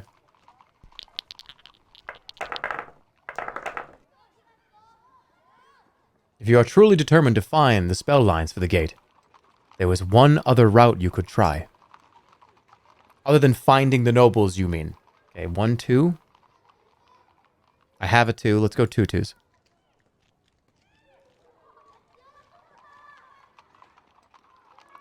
Not someone exactly, but there are other forces with knowledge. 2 4s. Okay, hold on. He has 3. So he might have a...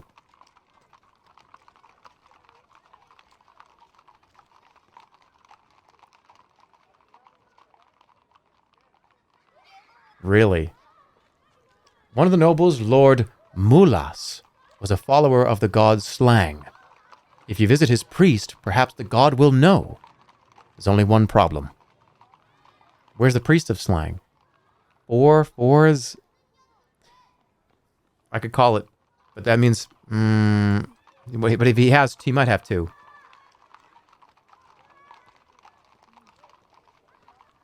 I could call it.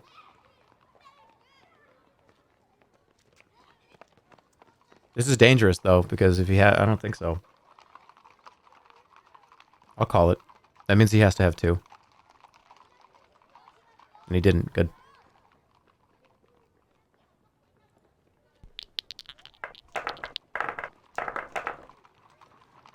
Let me see. All right. Holy shit. Okay, well... should I just go right for it and just try to get him to call? I think there are 4 2s, right? This is stupid, right? I could just get him to call.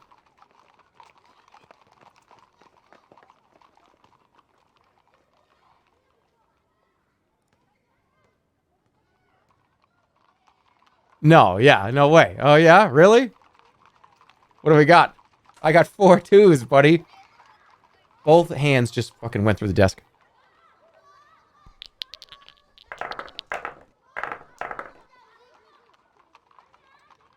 Let me see. I think we got everything we needed out of this guy. All right, so he has one die left. 1 1. All right, I think there are 2 1s. 3 1s. All right, well, it's literally impossible. I win. I get all your money. Let's go. You flick the monk's final die off the table with a grin. I win, you tell him. Do you have time to play again? The monk asks. He glances at the workers in the field as he asks. Time to play again. Should I play again? More? Okay. Another game, you agree. All right. Do I get more info?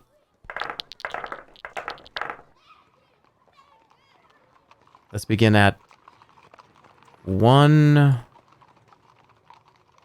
2 1s. Let's start it off. Our orders follow the goddess of chance and fortune. Bro, do you have 3 of those? Call. Who's that? The goddess of chance and fortune. No, that's no way you have 3. Oh, you gotta be shitting me. Alright, whatever. Fuck you.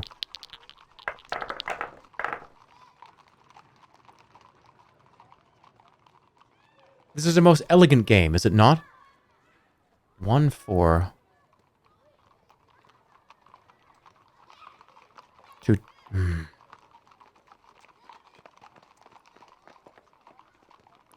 2 ones. 3 ones. All right. You don't have 3 ones.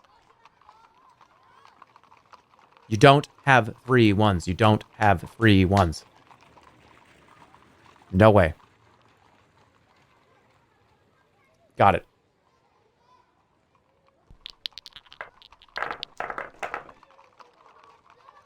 Okay, let's begin. I'm gonna be a fucking weirdo. Ready? Watch this. 2 2s. 3 2s.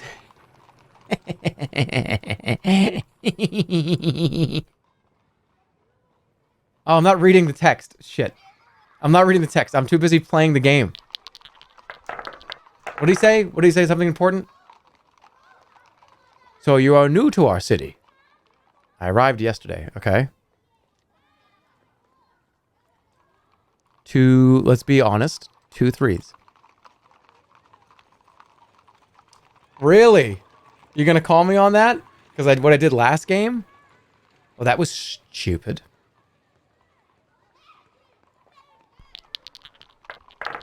Just scroll up. I will.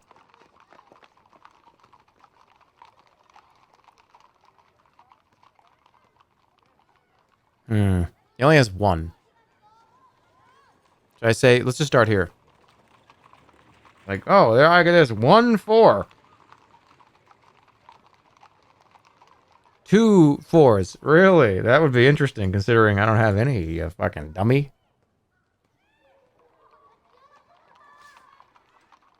One more, the monk suggests. I'm learning a great deal. Really? Am I going to have to beat you 3 times? Alright, what did he say? So wait. Here we go. Where's the priest of slang? The shrine is just before the docks, down the middle lane from the well. But it is not open to strangers all evening. You must reach it before nightfall. Okay, down the middle lane from the well. Okay, you're new. You've learned our little game very quickly. Let's begin. Here's a bid, okay? Alright. One more. Fine. Let's do it again.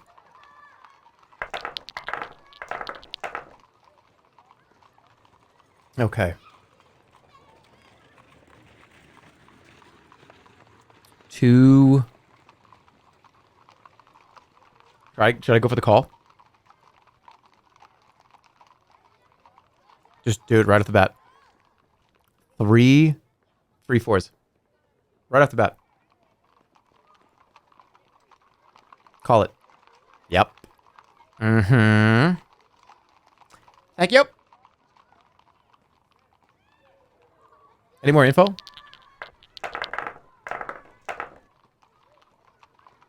No, not yet. I wonder if I beat him 3 times. What happens? 2 2s. Really? How about 3 2s? Why would you call that? Wait, was he lying to me? He has to have 1 2. Why would you do that? What? I got him again.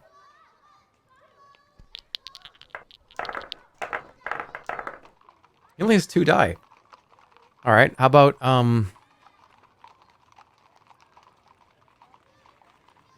2 1s. 2... Okay.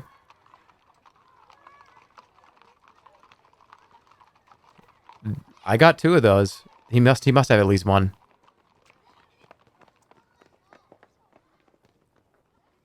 Call it. 4. All right, dude, come on. That mean does he have a double?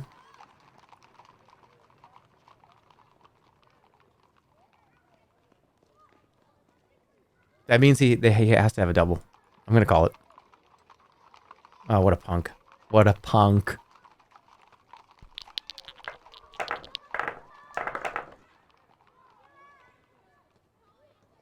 Okay, 2. You only have 1, so 2 4s? I have 2... Okay, Unless he wants... Should I just call him? No. All right. Dude, I have so many. 3. Just call him right now. No, dude, that would be accurate.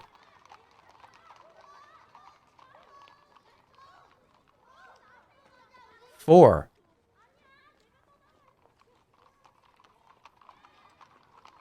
But he definitely has that.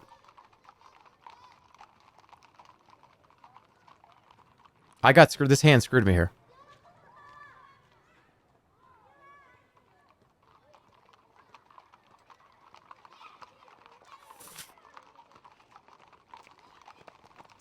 What? Okay, I'm going to call. What if he just doesn't even have that? Whatever. That's fine. The guy won 1 round. He's got 1 die. I'm fine. This guy literally has won 1 hand out of like 15 we've played.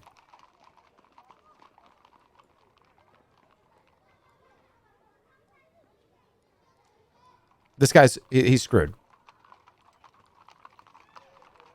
2 3s. Bullshit. No, that's not what he has. That's bullshit. Bullshit. You don't have a 3. What the fuck?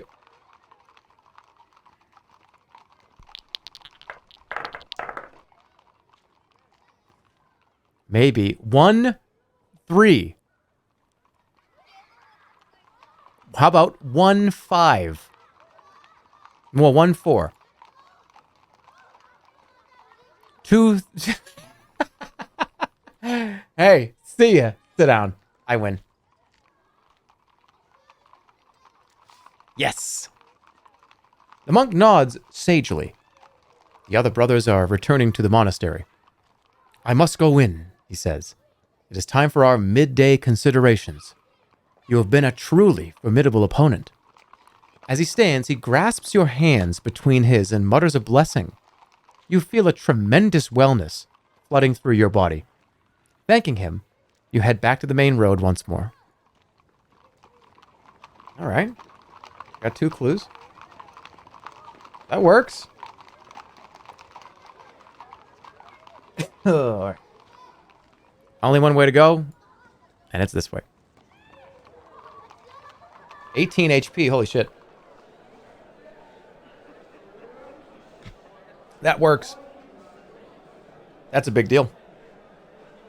The road leads directly into one side of a large domed building. It's some kind of sprawling covered market. Looking left and right, you see several other roads entering the building through different archways. A group of serpent heads are just passing by. Okay, talk to them. You stop one. Greetings! What is this place? The serpent head looks back at you, unimpressed. It's the artist's quarter. They have to have a roof over them, or their paint's run, and they complain. Nothing worse than a complaining artist, remarks the second creature. Sounds worthless.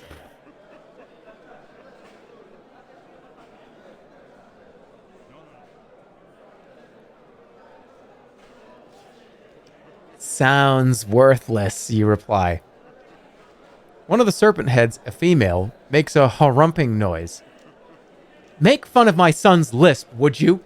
She asks, then with one hooked fin smacks you about the head. The rest of the group turn their nostrils and march inside the market. Intriguing sounds drift from inside. Oh, fuck.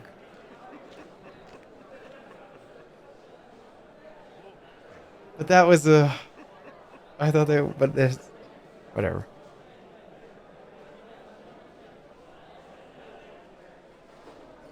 What an asshole. What? It's like... I don't...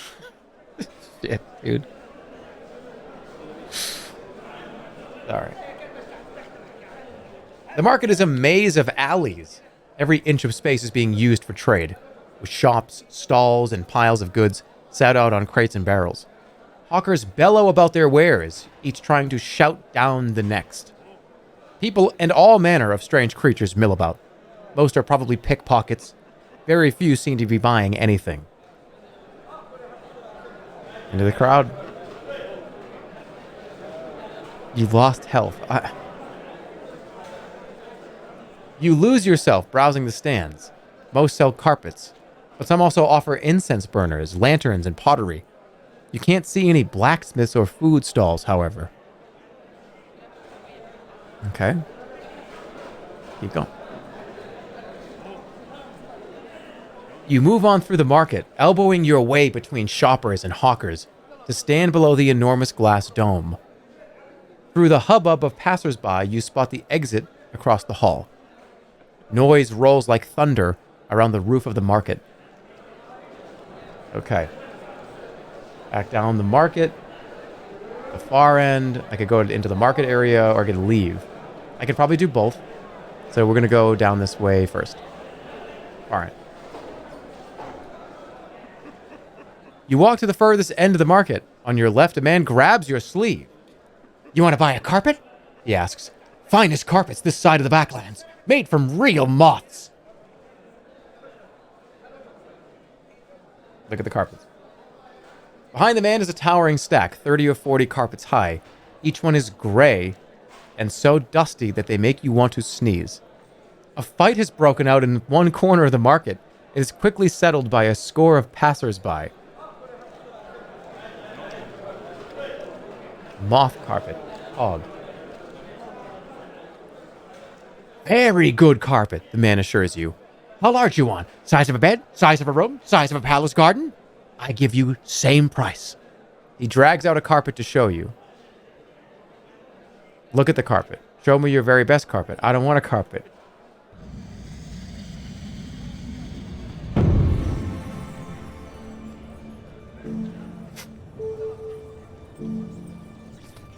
Throw a fucking fireball at him. Create wind. There's all this sus. There's tell. I can read his mind. There's cause a stench. I can summon the giant.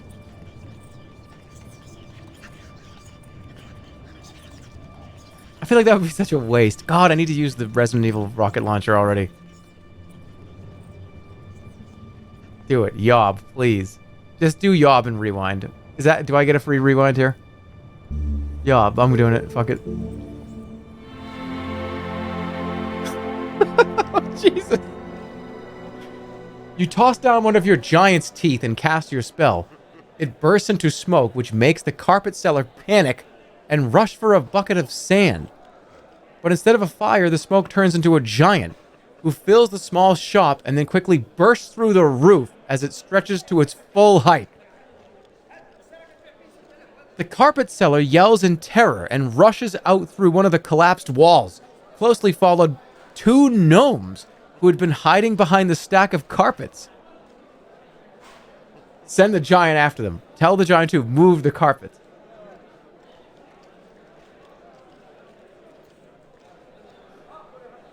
Tell the giant to move the carpets? You set the giant to tidying up the piles of carpets and discover a pair of nose plugs and a small bag containing 6 gold pieces in the process. You pocket them, just as the giant disappears once more. Then you stride back. I can do the stink spell now.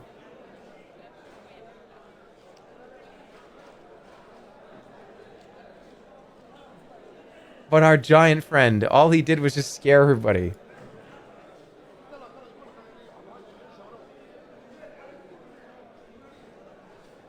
Is it worth? It's probably worth. I got a new spell. We traded. Is it worth trading the giant for the smelly smell? I don't know.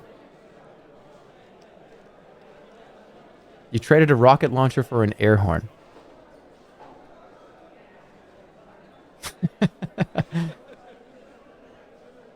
You summon the giant for carpets, but not the manticore. I know, but we got a money, and I'm gonna live with it. I'm gonna keep it. I'm gonna keep it. I'm gonna keep it. I'm gonna keep it. That's what I'm deciding. The market seems to be endless. You're quite sure you've seen the same 12 creatures walking around in his circles now.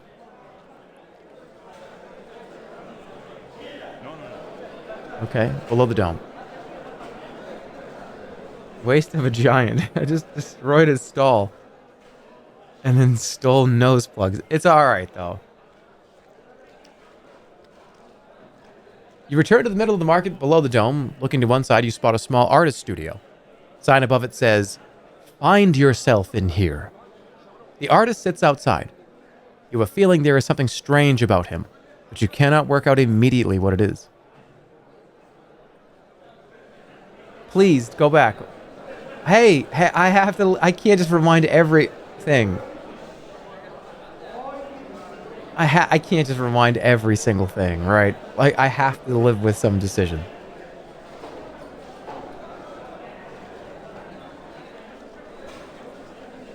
Free rewind. The fart spell is good. I'm begging you. No, I can't. I can't. You were supposed to rewind that, but it was funny, and I want to keep the spell, because I want to keep the stinky spell. You rewound 15 times for an orb. That's not true. I didn't get an orb in my inventory after that. I was desperately trying to get the orb in my inventory, and I didn't get it.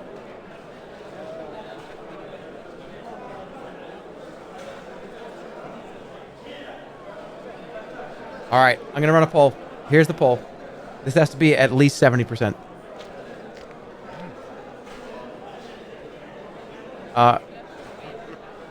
Keep giant, yes or no? And I go back. It's got to be at least 70%.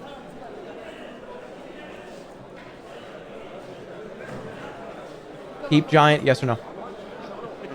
This got to be 70% at least.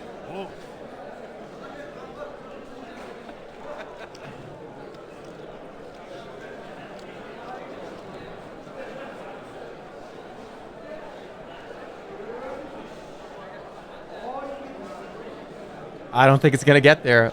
A lot of people don't want to rewind. I think you guys understand. Oh, fuck, wait. Keep Giant is winning. Oh, God, whatever.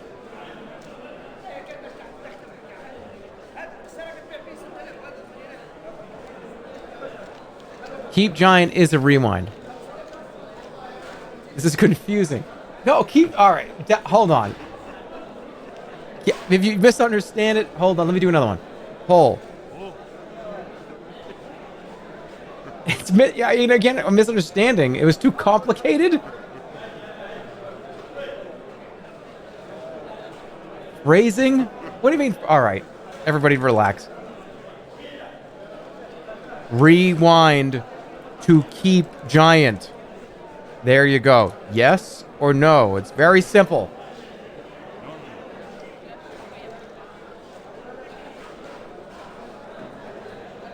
What do you mean phrasing? This is exactly what's going on here.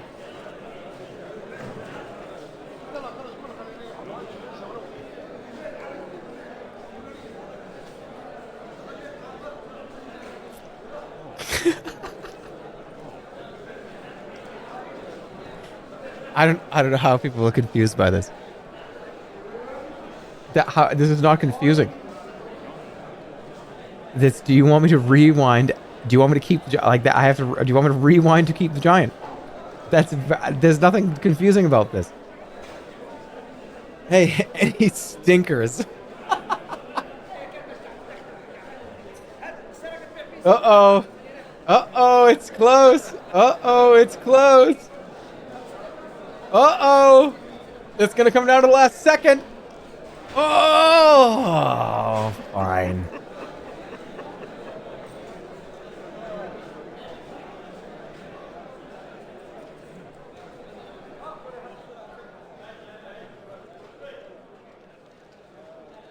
Wait, what? You said 70. You said, oh. Whoops.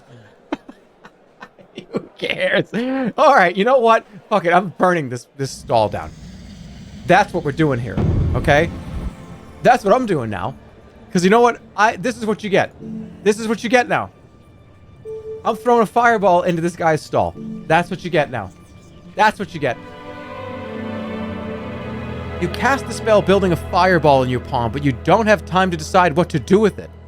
As it turns out, that moth wings are extremely flammable, and this is no mere candle flame you are holding. Within seconds, the stack of carpets is on fire.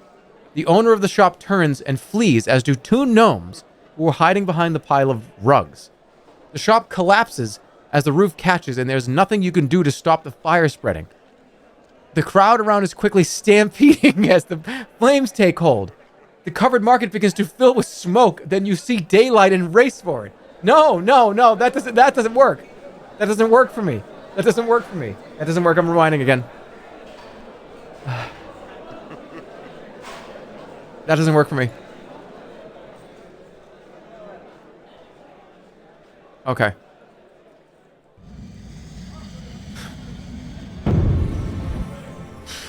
Okay, here's what we're gonna do. I'm going to do tell. Okay? Read minds. You slip on the cloth skull cap and cast your spell.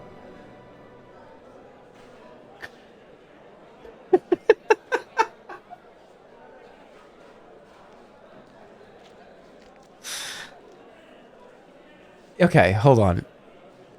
Tuning into the carpet seller's thoughts.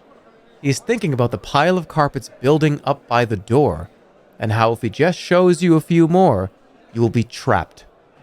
How about this? He hauls the first carpet to the door, then heaves out another. The rugs aren't light, and he huffs and puffs as he moves them around.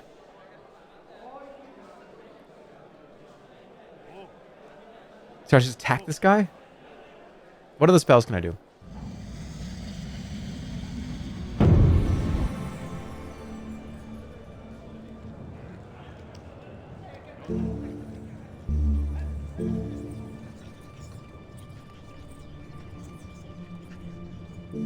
Hell. Sus. I don't have zap. I got yob. Do the giant again. I could just attack.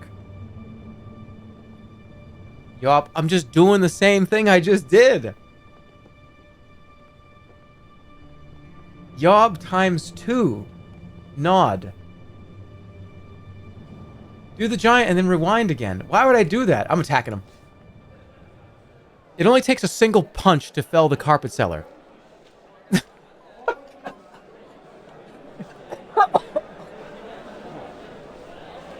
No, I want the item.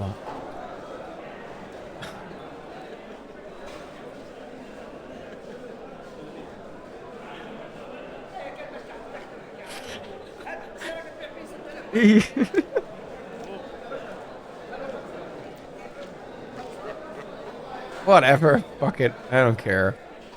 The market seems to be endless. I dropped that guy in one hit, by the way. You're quite sure you've seen the same 12 creatures. Oh, whatever. I get to keep Yob, and I punched a guy in the face. Fine.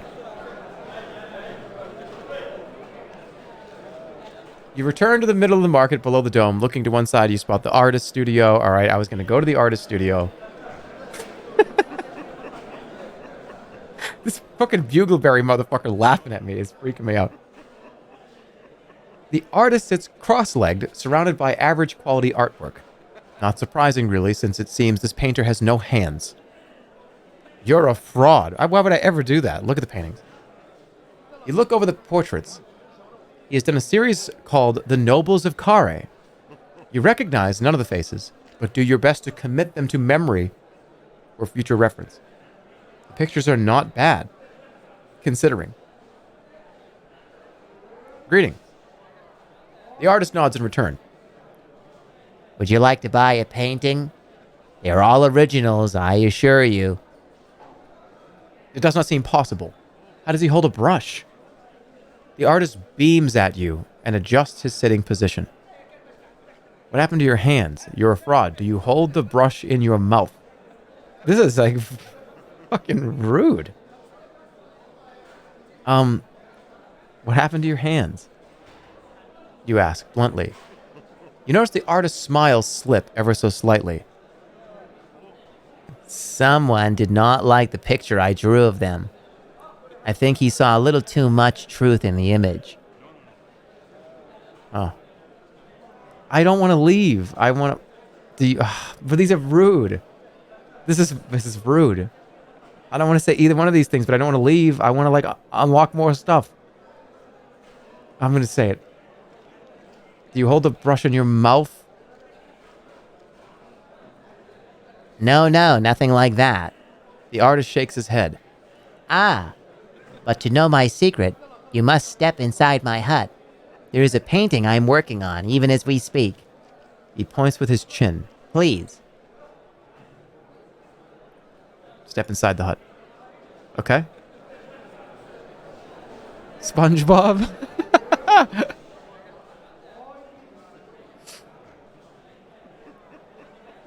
The walls of the hut are covered in sketches, and the floor is splattered with paint and ink. In the center of the room is an easel, and working furiously behind it is a floating brush, seemingly guided by an invisible hand. Okay. Watch the brush. The brush moves with hypnotic speed, darting in and out of different paint pots on the floor and then whipping across the canvas. Whatever is being depicted, it seems the brush would like to finish it as quickly as possible. This is freaking me out. This is actually freaking me out. Look at the canvas. You cross the room to look at the canvas and your heart sinks. The brush is painting an image of you. Now that it has had a closer look, the brush begins to edit the picture, refining its impression of your features. Should I grab the brush?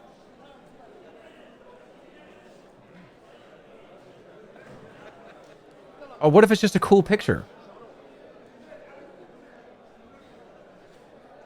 Wait. You wait to see what the finished image will look like. The paintbrush works at furious speed until the painting is completed. It is not a bad likeness. But then, the image on the canvas begins to move. What? Should I wait? Run for it. Wait. You watch transfixed as a painted duplicate of yourself clambers from the frame to stand on the ground. From outside, you hear the artist commanding the painting to grab your money. The duplicate lumbers forward, its sword drawn.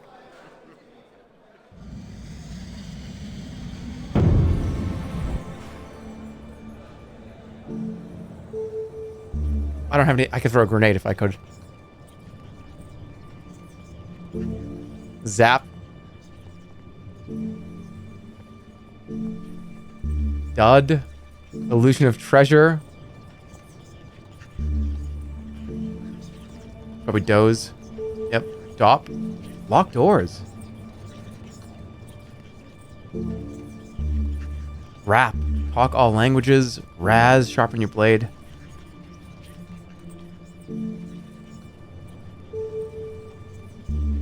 Sun. Wait, I can like...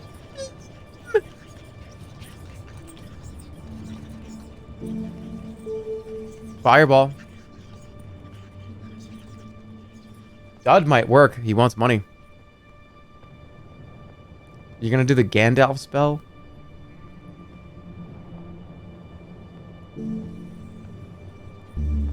This makes sense.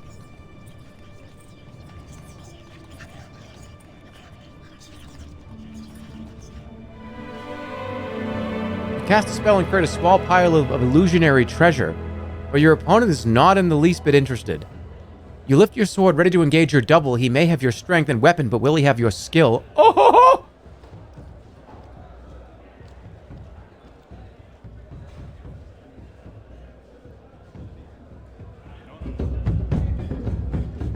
I just full blasted like an idiot.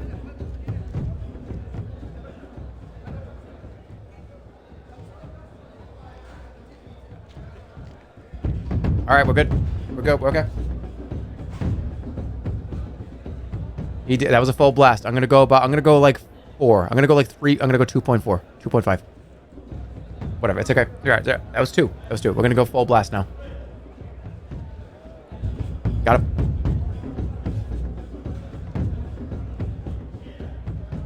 Okay. Defend. Good.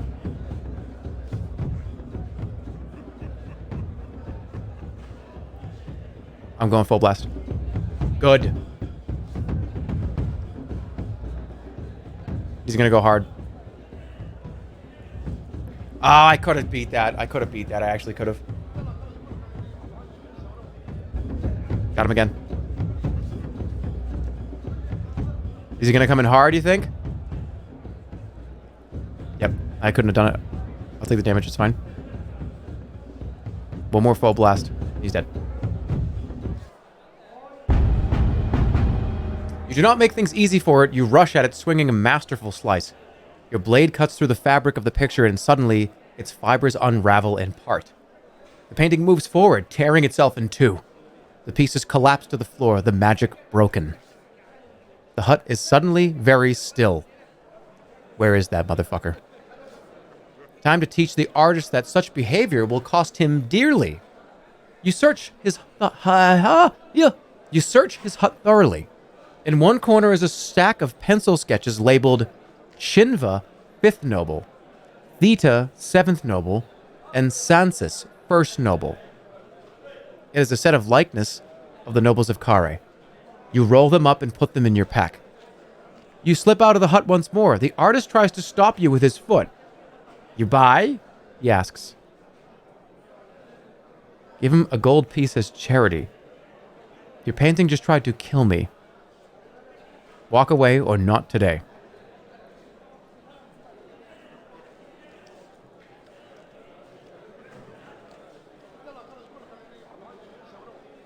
Your painting just tried to kill me. The artist shrugs. My art is only what it sees, he answers. I'm not responsible for your heart. Now buy or leave.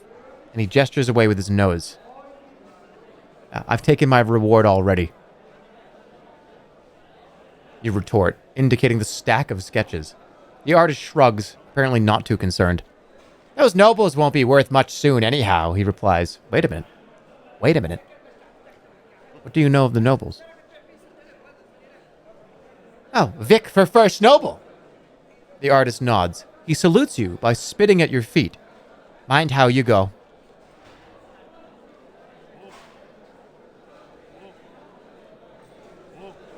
Here we go. Pretty good.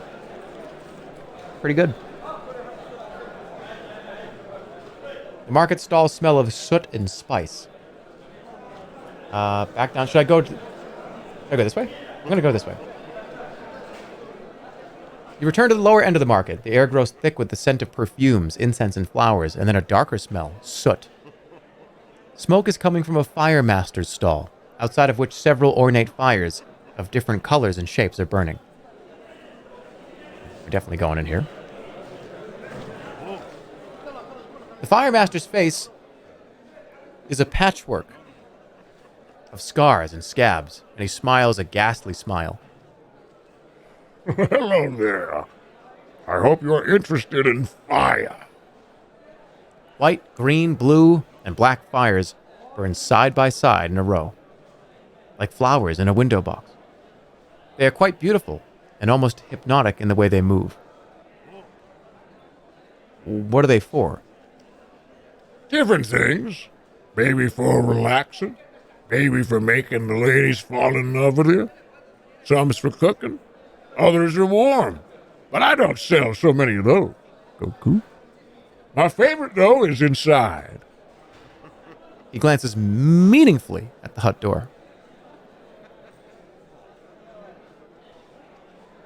Okay, show me. Be my guest.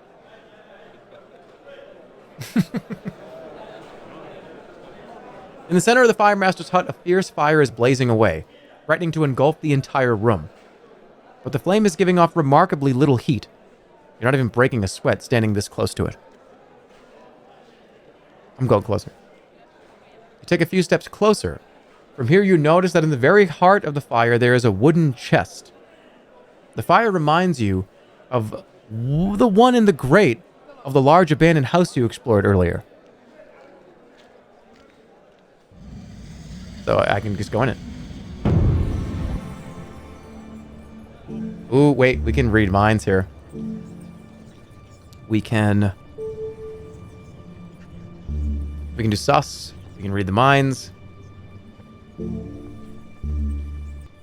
Cause sleepiness.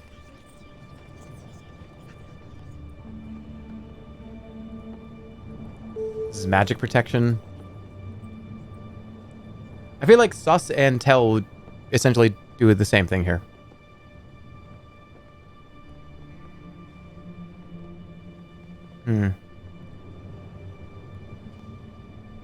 What does sus do? Sus is sense danger.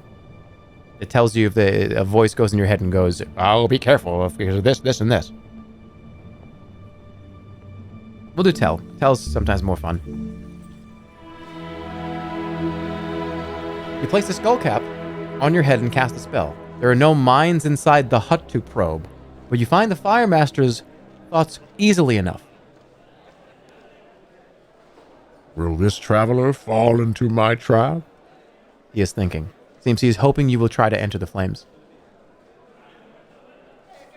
The chest is closed, so you cannot see what is inside, but it is clearly not burning despite being made of wood.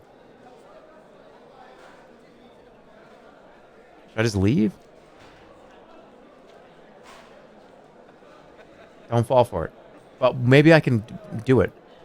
I'm going for it. You reach out for the chest, testing the flames with your finger.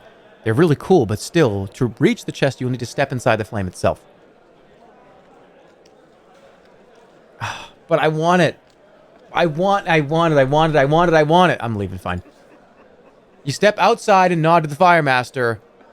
Very impressive. Fire Master nods and smiles, clearly hoping you will buy one of his lesser wares. Buy a small flame? Ask him about the fire in the abandoned house. Oh. That's interesting. How much is... Okay. How much for a small flame? It's 8 gold pieces. From the look of you, I'd say you want a flame that burns on pure danger. He pulls a little box from a bag by his feet. It'll light when you open it and catch on anything dangerous nearby, if danger there be.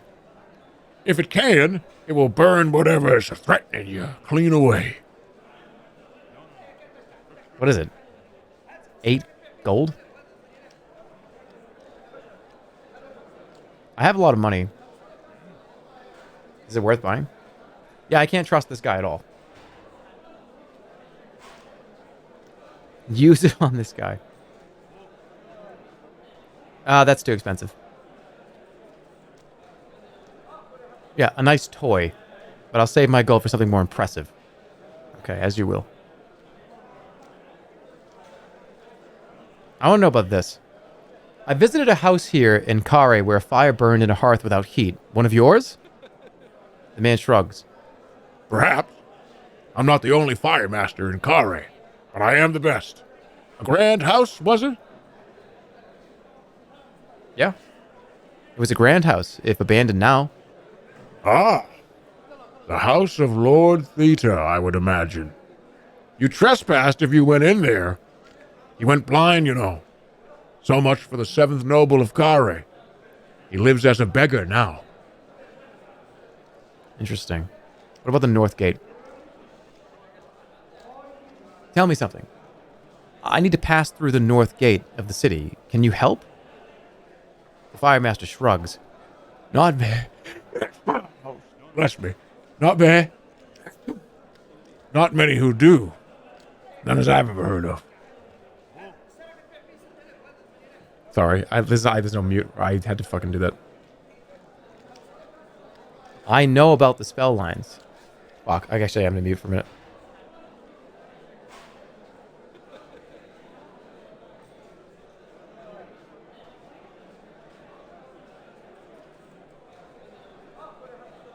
Okay. I know about the spell lines. I was told by an innkeeper. Good, well, you'll need no help from the likes of me. Unless you'll be wanting to know what the spell lines are. That might be harder.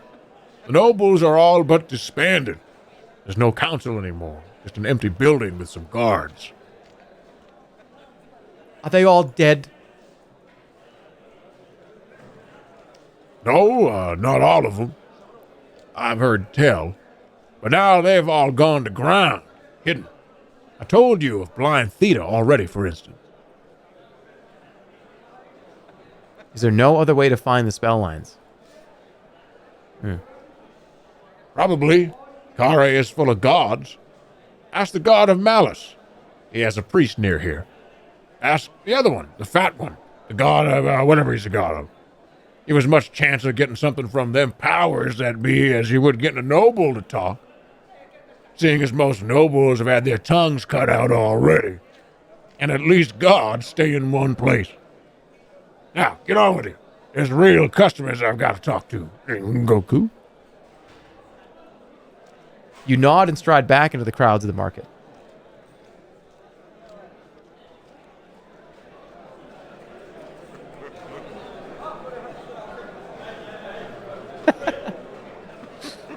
One voice Andy. One voice Andy. I've got one, and it's a good one. Passing creatures jostle and elbow you. All right, it's time to leave the market.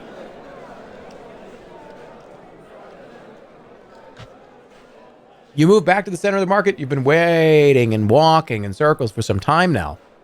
You smell of blood and straw. I think that's all I can do here. Leave the market. You turn around, intending to leave the market when you realize that you have lost sight of the entrance in the crush of people and creatures. You wander for a few minutes from one carpet seller to the next, but you're quickly utterly lost.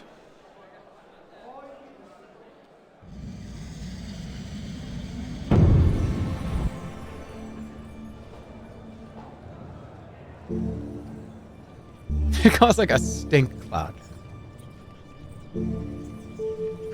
Fog? Summon darkness?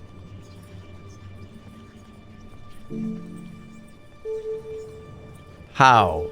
I'm gonna do how. You cast the spell and a voice enters your mind with clear instructions of how to leave the market. However, they're complicated, and you won't be able to remember them unless you go now.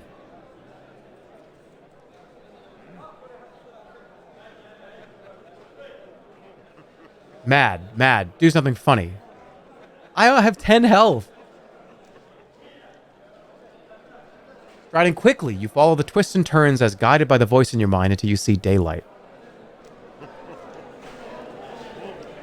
Let's go. Emerging, blinking into the sunshine, you find yourself near a tall statue, beyond which is a wider plaza. At the foot of the statue is a drinking fountain. Drink. You drink a deep draught of cool, crisp water and feel quite refreshed. Ooh.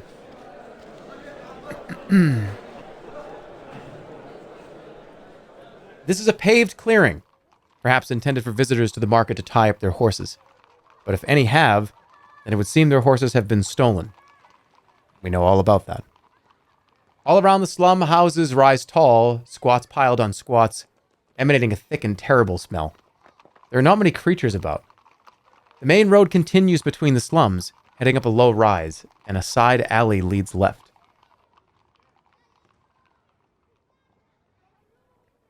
Sorry, I had to mute.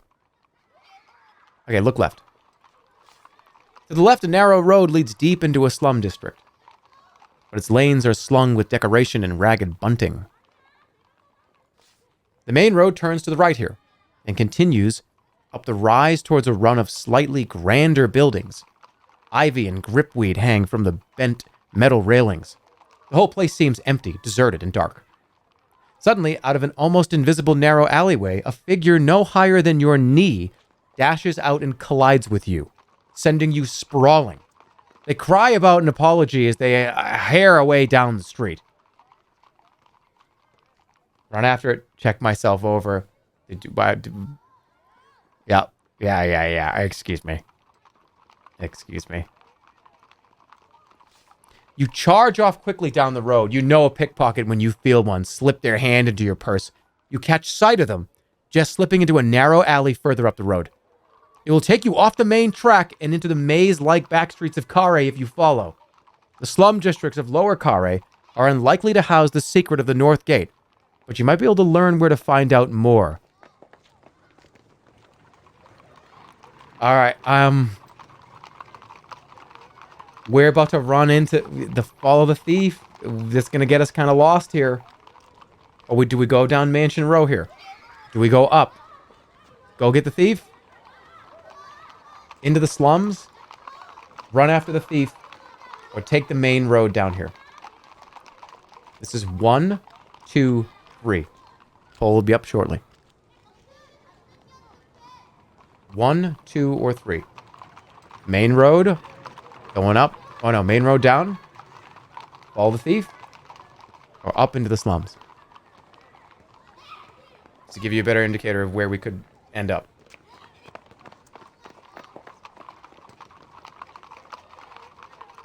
Thief is 2. 1, 2, 3. 1, 2, 3. Oh my god. You guys really want that gold. Holy wow.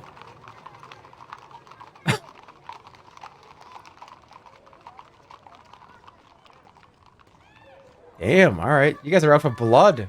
Go follow the thief. You race into a side alley after the figure, twisting and turning between tall buildings.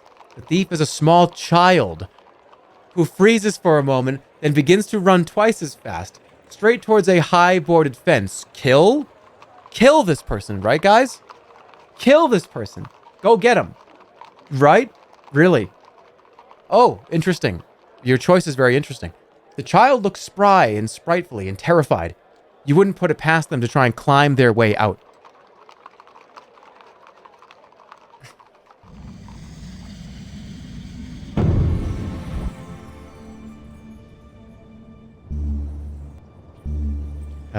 Gak is fear. Gum is glue. I don't have glue. Fog is darkness. That's all we can do with that. We can do dumb, which is clumsiness, which will make him drop something probably. Slowness is doze. There's also wall, which is make an invisible wall. Walk is create a shield.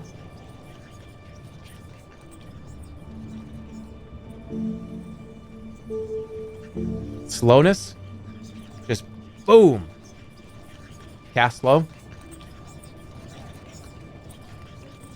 That seems like a good idea.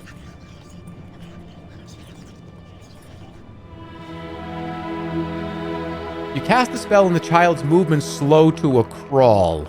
One foot is placed on the fence. They try to leap higher, but they misjudge and fall slowly to the floor. You grab the child by the scruff of the neck. It's a young girl. She squirms and wriggles clumsily as she tries to escape. I think you robbed me. What are you running from?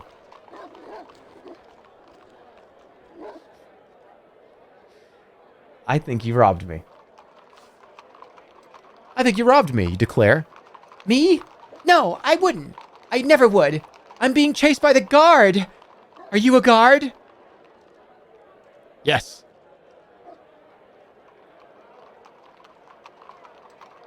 Yes, I am, and you're in big trouble. Yes, you lie. And you're in big trouble, right? The girl begins to panic.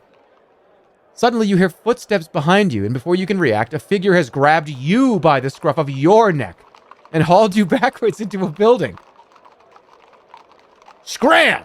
This new figure growls to the child, who needs no further warning and is quickly out of sight. What? What the fuck?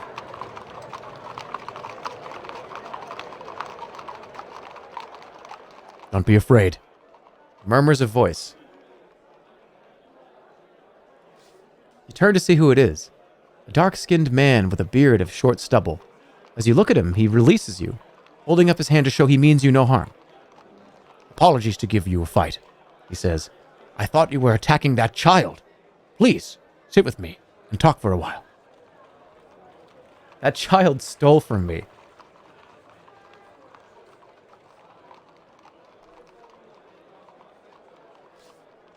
He nods. I'm sure she did. That's how they eat round here. But you can take it, I'm sure. You don't need to take revenge on children, surely. You look around the building and realize you're in his house, you're in his home. It is well furnished, with rich woven tapestries on the walls. Look him over. You look the man over. He is a noble-looking sort, and wears fine furs and a cloak. He seems friendly enough, but he can't be a noble. You do not recognize him from any of your pictures or of the nobles of Khare. Huh. You take a seat. Tell me about Khare, you begin. I'm new here. Ah, this is a treacherous place. You can't trust anyone or anything in this town. He winks at you. But before I go into all that, would you like some ale? I'll drink with you. I must be leaving. I don't drink.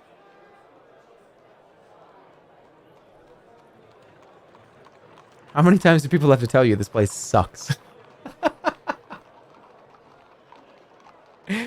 Oh, yes. Oh, tell me about Khare. Yeah, sit down. Well, first of all, this place sucks. Oh, yes, welcome to Khare. Yeah, please, take a look at my wares. This place sucks. Khare, of course. One of the most dastardly cities, full of traps, full of horrible things. This place sucks. This place sucks. They really do all do that. They always do that. That's true. No, I'm going to drink with him. The man returns with 2 mugs of ale, and he places one deliberately in front of you.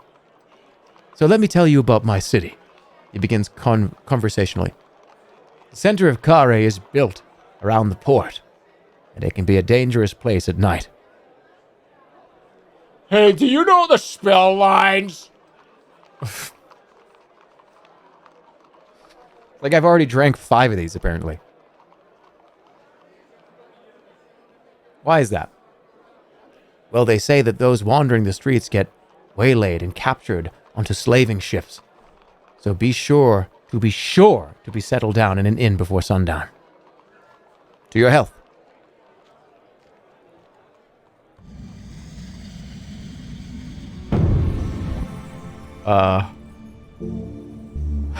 Oh, shit. Oh.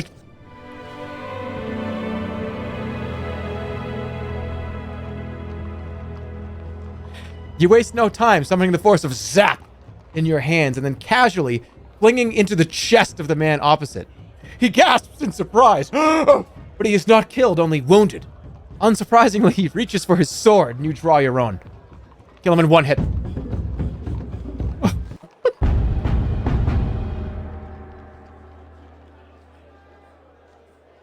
Van Gorn raises his sword and stares at you along the length of the blade. You grip your sword firmly, then bring it up fast to deliver a heavy blow. He is off balance and moving slowly, and the blade goes deep. He stumbles forward, eyes opening wide with surprise. You have finished me. After so long undefeated. With Van Gorn dead, you are free to search his small house.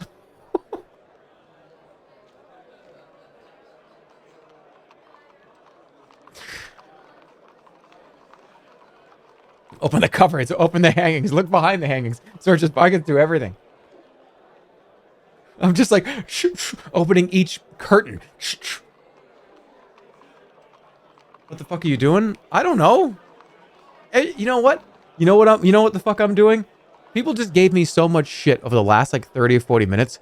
Oh, he's gonna do howl, he's gonna do sus, he's gonna be so safe. Oh, yes, greetings. Oh, greetings, creature. How are you? I come in peace. I've been getting shit for that for the last hour, okay?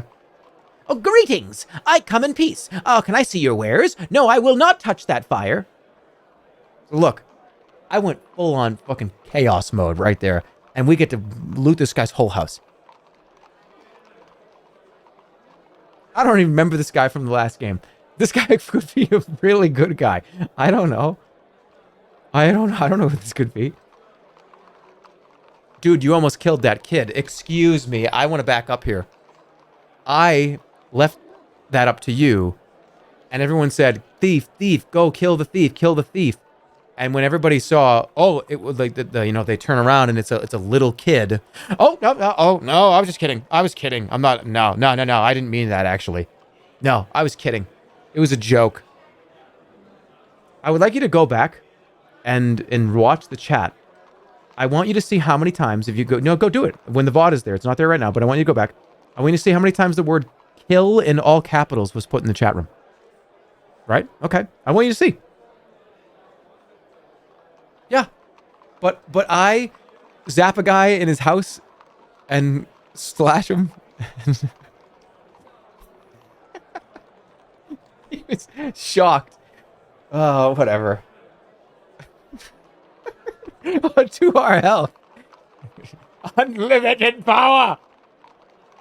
Oh, that's really shitty. That's shitty, but you know what? Let's go. You open the cupboards. In one, you find a jar marked poison. And in another, a jar labeled essence of bark. This guy was poisoning me, I think. Take everything. You clear out the cupboard. Take the bark. Take everything. You take a care. No, wait, what? What? What happened? You take it. I didn't know. I wanted to take it. I didn't want to eat it. You take a careful sip of the essence of bark. It tastes like freshly cut grass, but seems harmless enough. Then you look down to see your skin turning green. What? Oh, I have green. I have green skin. Okay. Hangings look like rich treasures from a much grander household, made of thick cloth. They're exquisitely decorated with images of orcs and trolls, being hacked to pieces by a hero with 2 blades and a silver crown. One of the hangings has a specific... This guy's like a hero. One of the hangings has a suspiciously large bulge underneath it, and as you watch the bulge move, you lift one of the hangings, uncovering a gigantic spider. The arachnid jumps at you, baring its fangs and landing on your chest. Oh my god.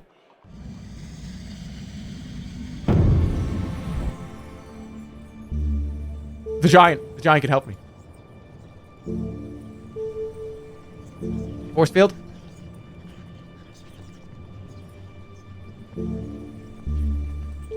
Jig. You cast the spell and cautiously draw the pipe out of your pack and begin to play. At first, the spider seems unaffected. Then its legs begin to twitch, one after the other. A moment later, it is performing a horrific jumping dance across your chest and arms, and racing up and down your legs in excitement. Finally, it darts to the top of your head and attempts a backflip, falls off and lands on the floor. You stop playing and it hurries away into a crack in the floor. You let out an enormous sigh of relief. I was hoping it was going to die. I was hoping that it was attempts a backflip and like lands on its head. That would have been so stupid. You're embarrassed that it's... All right, search the body. You search Van Gorn's pockets, find 8 gold pieces, and you take it. You found all you will find here. Time to be moving on. What did I pick up, though? Sun Jewel... I got, like, bark essence, right?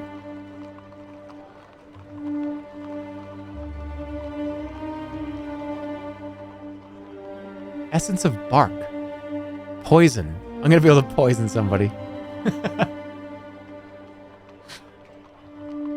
You're bald and green. I can't wait to poison somebody. It's gonna be so dumb. I'm so looking forward to that. Alright, only one way we can go. Just this way. You continue along the street, which grows narrower the more winding it becomes. On either side, slum dwellings rise high. Faces appear and disappear behind drapes. Someone throws out a bucket of slop, narrowly missing you. Furry chained-up animals screech from balconies. The sun disappears from view. A bucket of slop. Okay. Did I ask for directions? Dude, you killed the protagonist. Good. Oh, right. It said I could get lost in here. That's right. Keep going. You push forward, climbing a gentle slope. I'm not stopping. I'm not getting lost here. The lane gets narrower. Muck and foul water runs downhill, forming a sheen over the flagstones. The walls either side are now so close together that someone on the top floor has laid planks across the alley to steal from the house opposite. Or perhaps to steal their own things back. It's hard to be sure.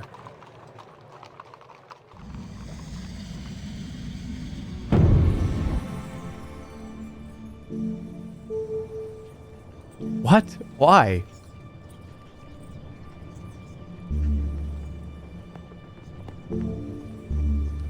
Big. I could just get huge and walk around. For fun, I'm doing big. You cast the spell, quickly inflating to 3 times your normal size.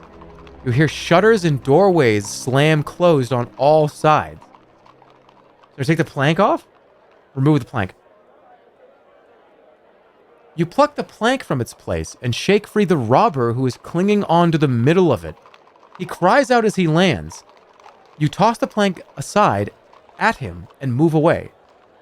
The road narrows further until you can barely squeeze your giant form between the door frames on either side. Then quite suddenly, you reach a small plaza.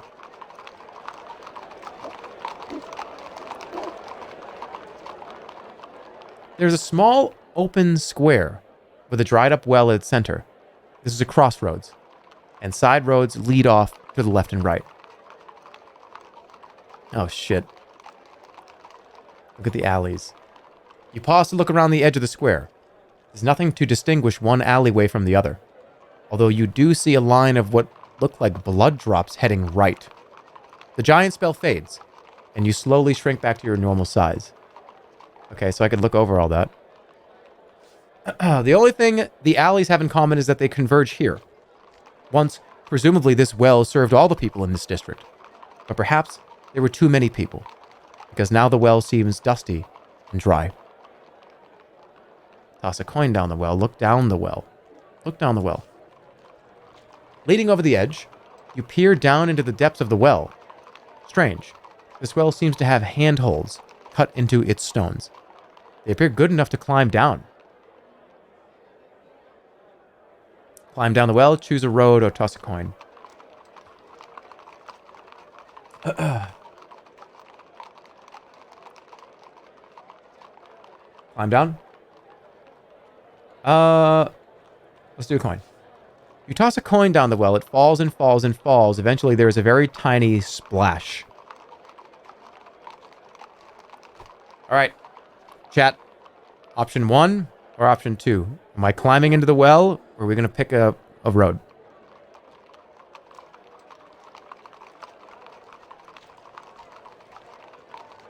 What do you think? I can't believe I zapped that guy in his own house. Go get the coin back. We were just drinking ale. The way it was written, too, he gasps. Oh my... I killed him in 1 slash. Undefeated Omega Lol.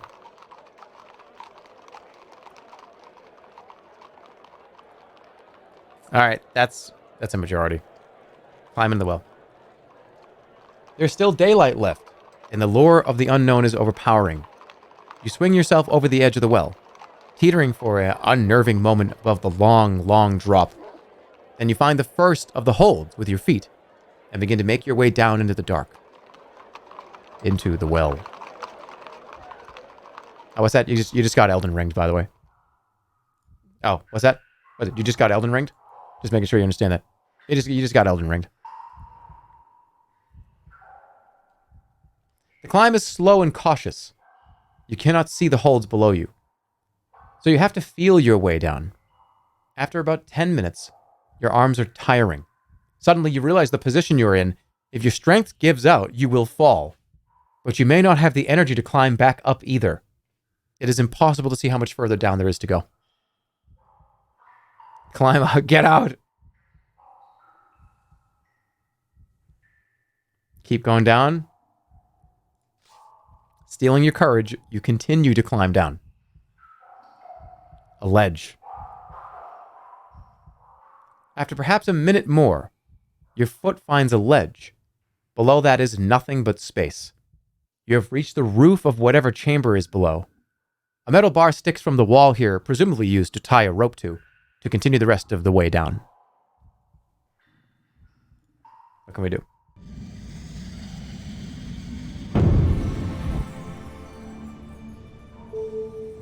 I don't have whatever that is. Fall. Float in the air. Fog. Create a force field. Why would I summon darkness here?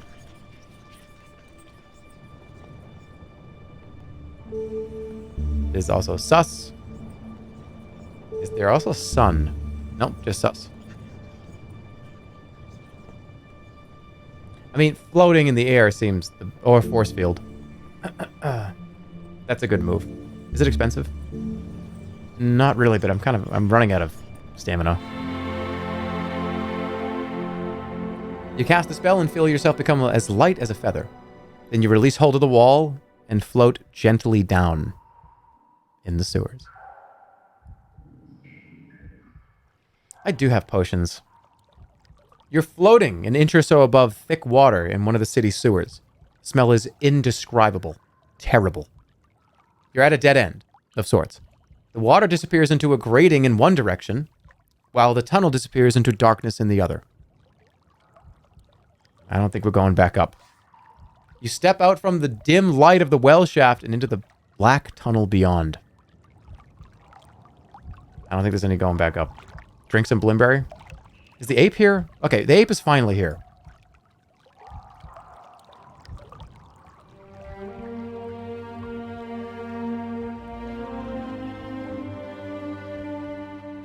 One more? No, that's fine.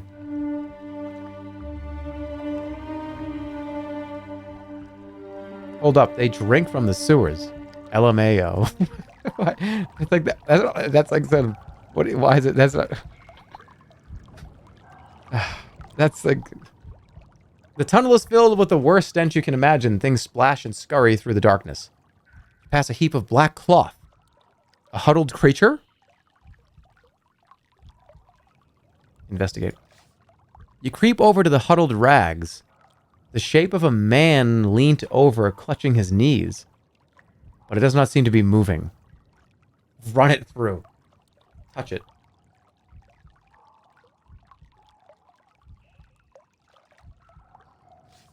It collapses at just the slightest touch, and you breathe a sigh of relief.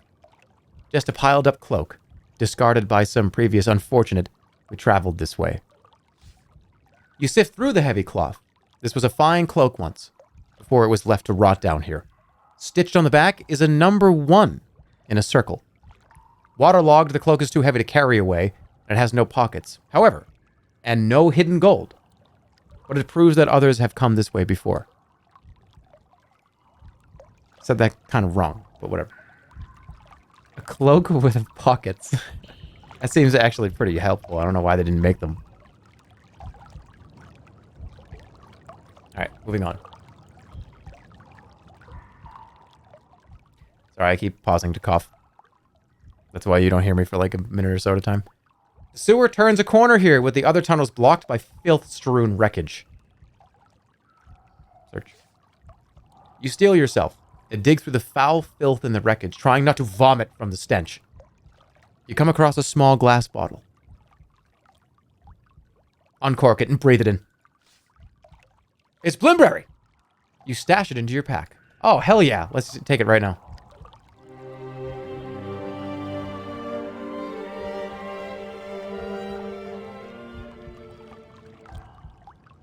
You walk onwards through the dark sewer, when suddenly the tunnel opens into a low chamber. Here's the chamber. You stand ankle deep in filth in a square chamber. Icy droplets fall from the ceiling. The smell is terrible. But this is not just any sewer. In the corner of the room is a pile of rags. Someone, or something, lives down here. Search the rags, look around the room, or leave.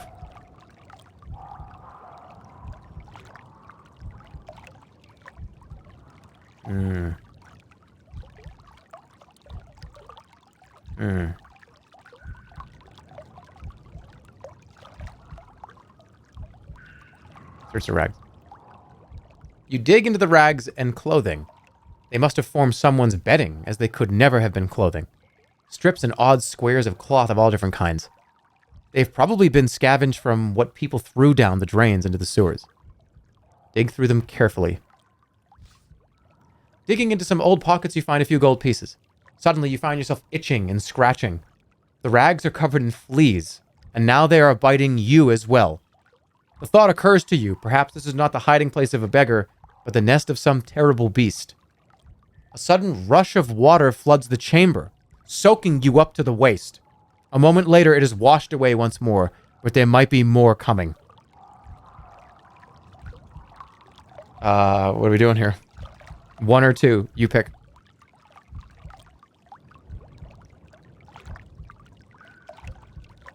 Some dude just flushed the toilet. 1 or 2, look around the room or walk on. 1 or 2, 1 or 2, 1 or 2, 1 or 2.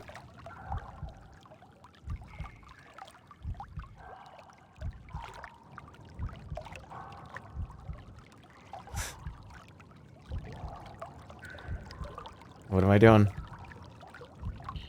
Okay, we're looking around the room apparently. Remember, 1, 2.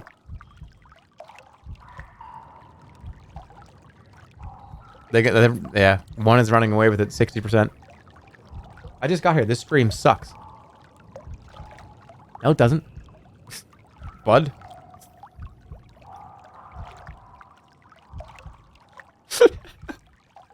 All right, 1 wins, 1 wins, 1 wins by a lot. You just opened the stream and typed that. You haven't even been here for 5 seconds. Despite your concerns, you stop to look around the walls of the chamber. Aside from the pile of rags, there's nothing else here. No stash of food or weapons and no sign of the inhabitant. Then you notice on the far wall some scratches in the stone. A mark of time, perhaps. Suddenly, something growls in the darkness in the tunnel behind you. You look up to see a dark, stooped shape approaching fast. It is a rat bear.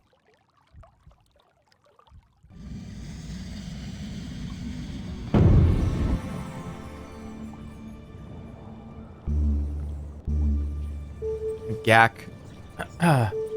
God. I wish we had a jewel. There's also law. Did it work last time? I don't remember. Ooh, kid. Create an illusion. I could make an illusion?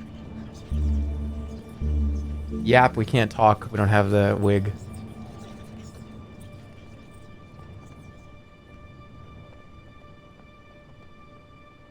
I'll do an illusion. Let's do an illusion. You slip the bracelet around your wrist and cast the spell, summoning the force of illusion. Create a fire, a wall of water, or an army. An army.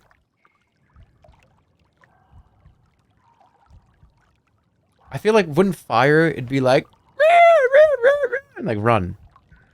Fire. You create the illusion of a raging fire, as though the whole sewer was suddenly a crucible. The rat bear screams in terror and charges away down the tunnel. Okay, we have time now. We can look at the marks. You make your way carefully around the cesspool in the middle of the room, to the far side where the marks are faintly visible in the gloom. They're not just notches, but letters, and perhaps once they were full words, but have been worn away by the floating water, or else filled with slime and dirt. It looks as though it might have been a poem. Read the poem. Still shaking from your encounter with the rat bear, you steady your heartbeat and peer at the markings on the wall. You can make out the following through the muck. Korga's Grace. 1 lock. Deep inside. I bid you. There's nothing more to be done here. If you ever wish to see daylight again, you gotta move on now. You walk onwards through the sewer. Shadowy shapes loom out of the darkness, then disappear as you move close. Onward.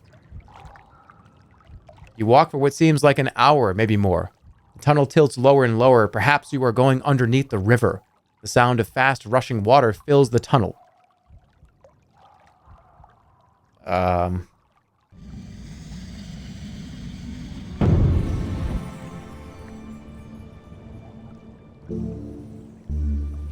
Zip. Oh, we can't zip. Force field. There's puff, wind, this how. There's also sus just to see the sunlight. Force field. Force field is expensive though.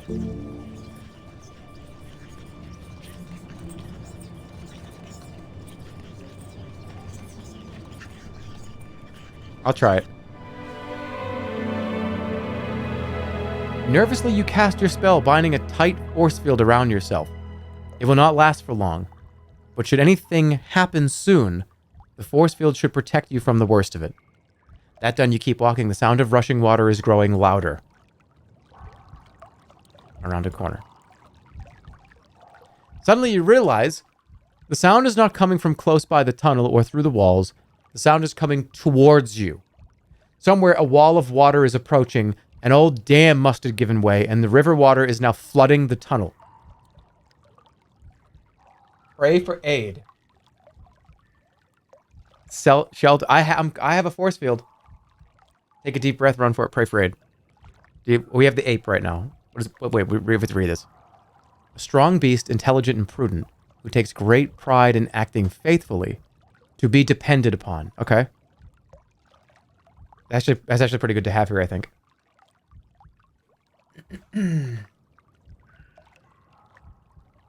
Or do we just eat it, and I can still have the ape if I need it? I did just do 3 stamina worth of force field. I'm just going to eat it. Take a deep breath. There's nothing else for it. You take a deep breath, exhale. Take a deeper breath, exhale. And then fill your lungs as best as you can as the great wave strikes. The water wrenches you from the floor and throws you into a swirling spiral. You can see nothing but the murk and the filth. For the moment, at least, you are calm and can focus, even in the roaring torrent. Swim with the current, swim against the current, swim down to escape the flow, swim up for a sealing duct.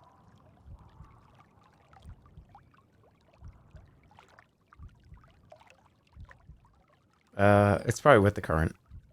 Somebody said this is a rerun stream. Yeah. 1 million followers, man. Come on, Gwyn. Swim it for a sealing duct. The current is whipping you this way in the like a fetal bug in a thunderstorm. It is all you can do to work out which way is up and which way is down. You fight and struggle to get your body under control, losing valuable seconds of air. Your force field has trapped some, but it will soon run out. It's still on. All right, we got to get the right call here. We got to get the right call. So I'm still in the force field with this air in here, so I'm okay. Swim up, or should I just let the current go?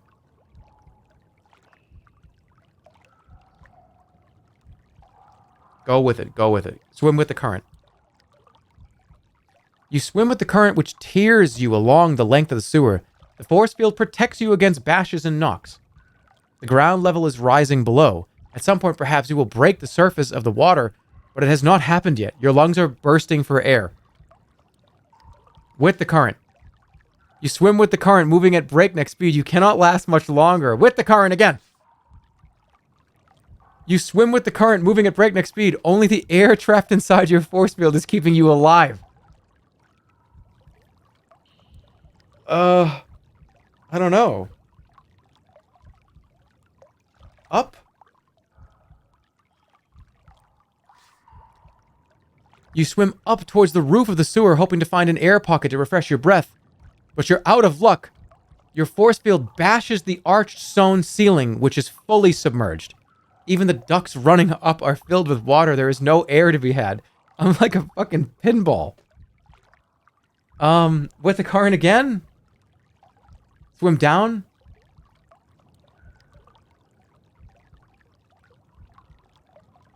Swim down. You turn and fin down towards the bottom of the sewer, hoping to escape the worst of the current. Near the ground, the water is slower, and you are thrown about less violently. But despite the force field bubble around yourself, you're still running out of air. The air inside your force field's running low, and the spell itself won't last much longer.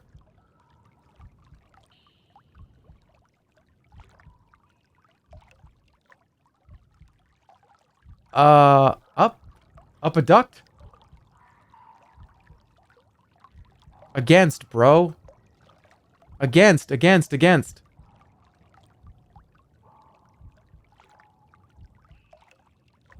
I got a force field on.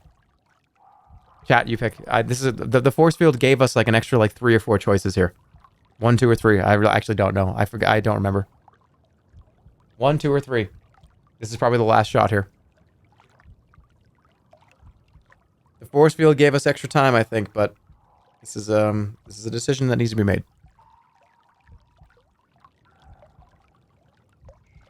1, 2, 3.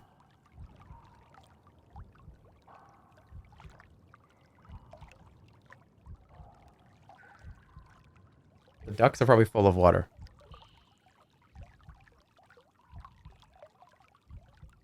Pray to the ape. I could have.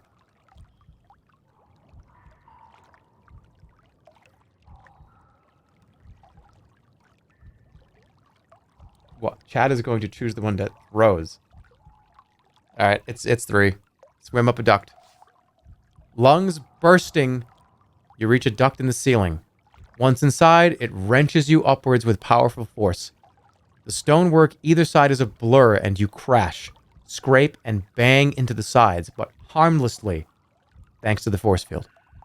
Then suddenly, you are spat up into a wider, colder water, lit from above by silvery light. You are outside.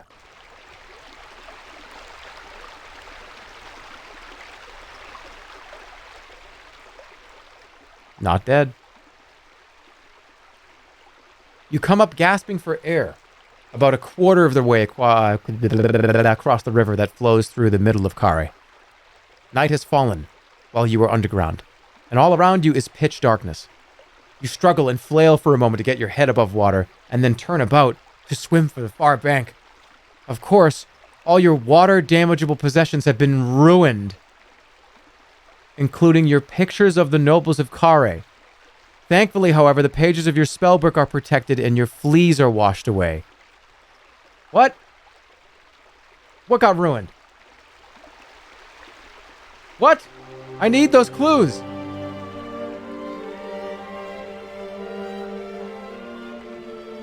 What happened?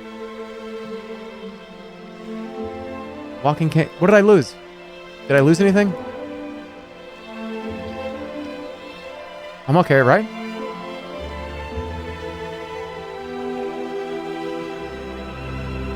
I'm okay. What about the treasure? I think I still have everything.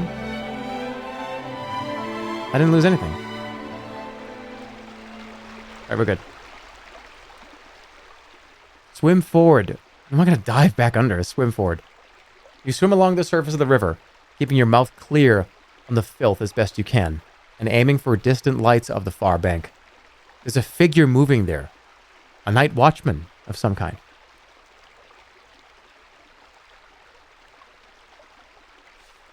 You keep on swimming, carving your way across quickly, keen to be out of the Jibaji as soon as possible.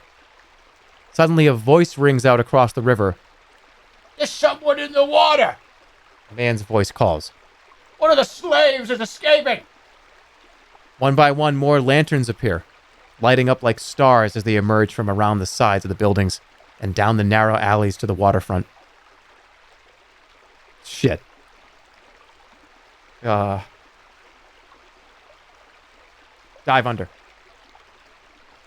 You dive quickly under the water. For a moment, you're alone, isolated in the brown water. Then something hisses past your face. An arrow. They're firing into the water. I mean, where do I go from here? Rewind. You lost the pictures. I don't need those pictures. Fuck them.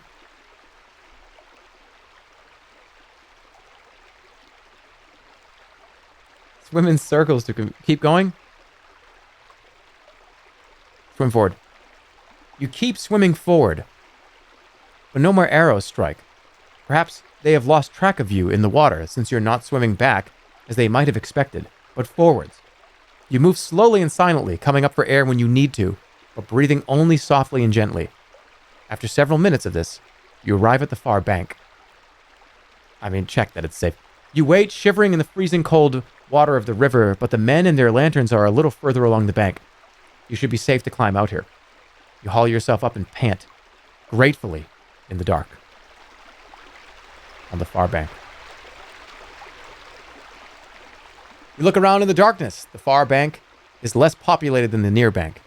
There are no inns, no market stalls, just a single path disappearing off into the darkness between large stone buildings.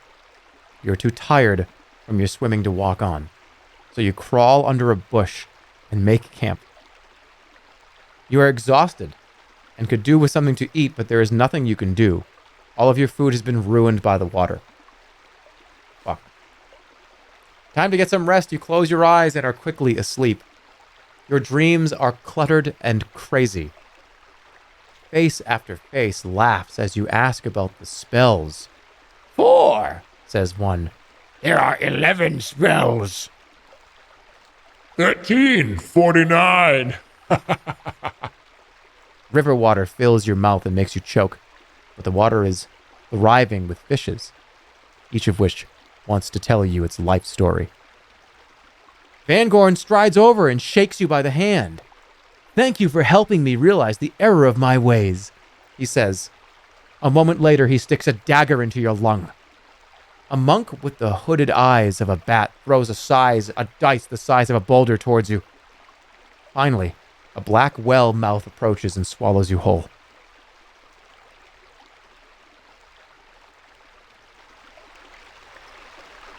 Oh, wow. We just... Really?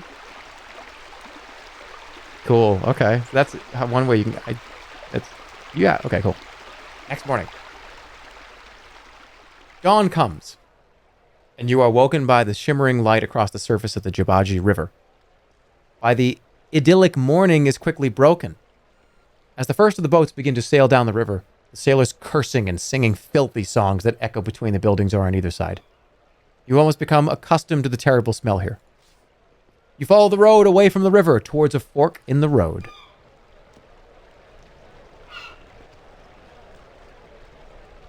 We're almost at the north gate. We're almost there.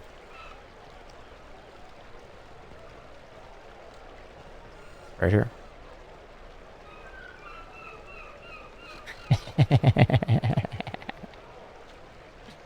Oh, really? We'll see what happens. Who knows what happens in Khare?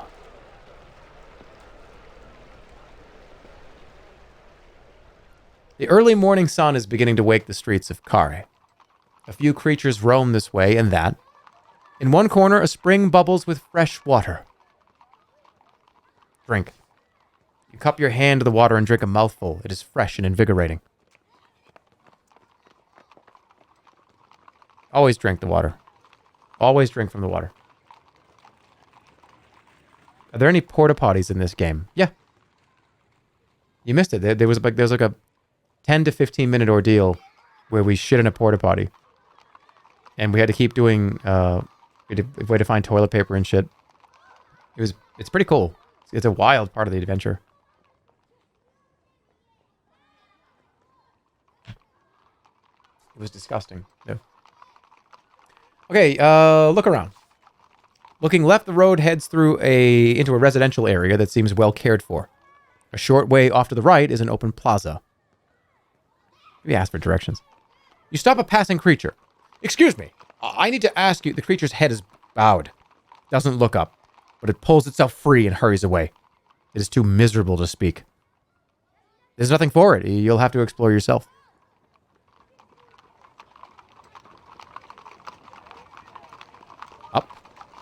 Or down? Where are we gonna go?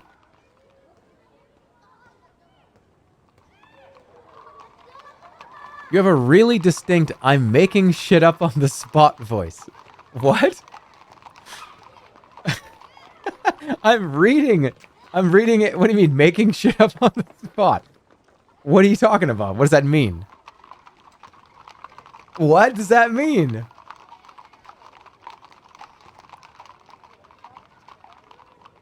I'm reading from this is a book.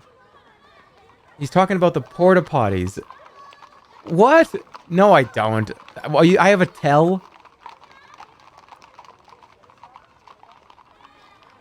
Do I actually have a tell? Yes. You have a making shit up on the spot voice. Fuck. This dude is reading you like a book. Yeah, whatever, that's fine. Yeah, you go into, quote, performance mode. It's an obvious tell. Well, maybe I'm doing it on purpose in a way in my mind because I want to make sure you know I'm full of shit. Right? Subconsciously, it's a way for you to know that I'm completely and totally fabricating this. 50. Come on, vote. Only 500 of you have clicked it. It's 50-50. It could be two of you in chat right now could decide it. This could come down to one person deciding where to go. Up. Okay.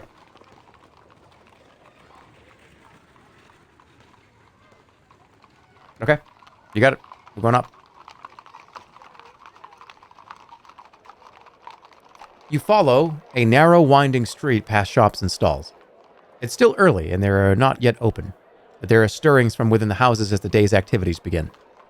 A face appears at a window and seems to watch you pass, although the creature's eyes are closed, and you're not sure that it actually notices you.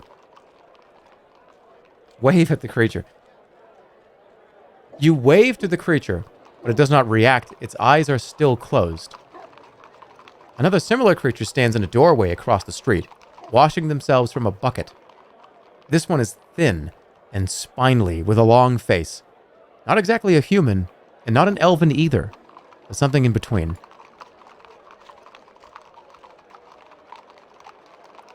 The art in this game is so good. It's just so... I can't even describe it. There's something just so off-putting about it, right? It's so good. It's so... strange. Okay, it almost feels like a person didn't draw this, right?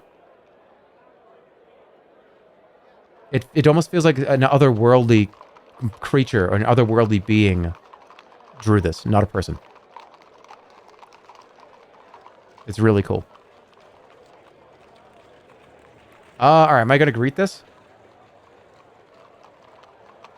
Aliens are people. But I'm saying, not like a human. It looks almost AI generated. Yeah, it's just so interesting and unique. I mean, I love it. It's Ian Livingston, right? That's who did all the artwork. That's fantastic. All right, let's all right, we're gonna greet it. You try to greet the washing creature, but it too has its eyes closed. Perhaps it is soaping its hair and doesn't want to sting its eyes. At the end of the road, under a low arch, a group of youths are loitering, talking and kicking stones into the gutter. They notice you and begin to point and talk amongst themselves. Approach, take a side street to avoid them or look them over. Let's look them over first. You pause to look at them. They too have their eyes closed, although somehow they have seen you, or perhaps they have only heard you. One or two, approach them or take a side street and avoid them. One or two.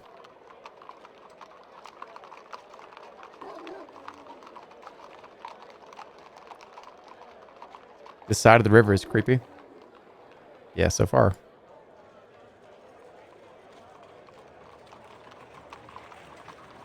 We're gonna get jumped. Maybe.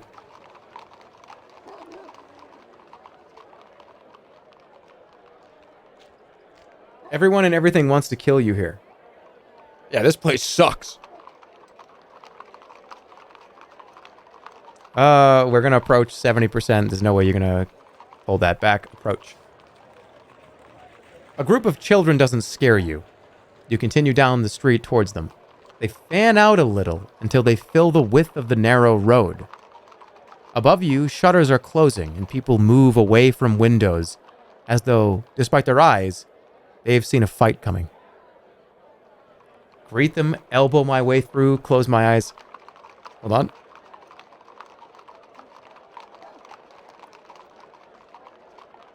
Or cast a spell. Let's see what we have available.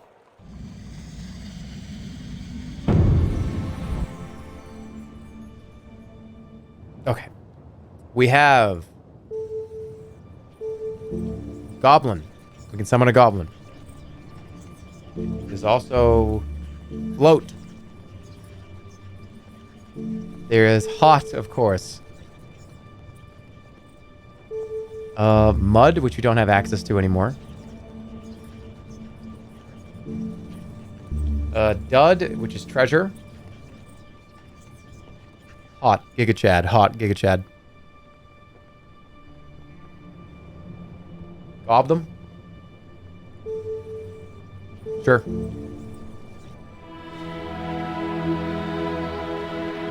You cast the spell, throwing down a goblin tooth as you do. There's a puff of smoke, and then a moment later, a goblin warrior stands before you, saluting. Order him to attack the youths. Order him to... Wait, go attack like the kids? Go attack the youths or slip past the youths?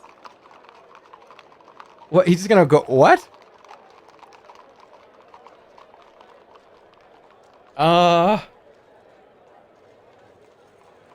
Okay, wait. Above you, despite their eyes, they see a fight coming. Slip past. What would he do? Be like, yeah, it's safe. What does slipping past do?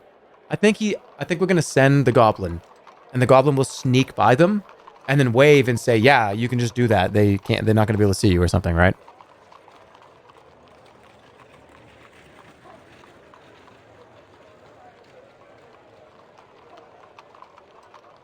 Put a poll up, 1 or 2. I'm not gonna make this choice because either one I'm not sure.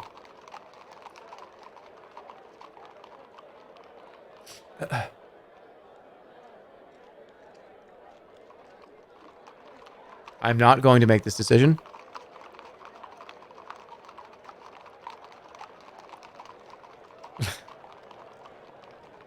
We need stealth gameplay. Yes, you do.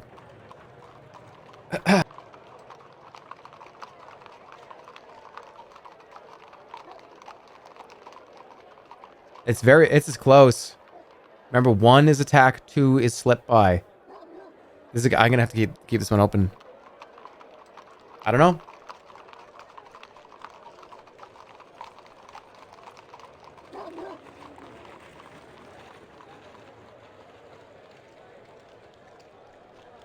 Why fight?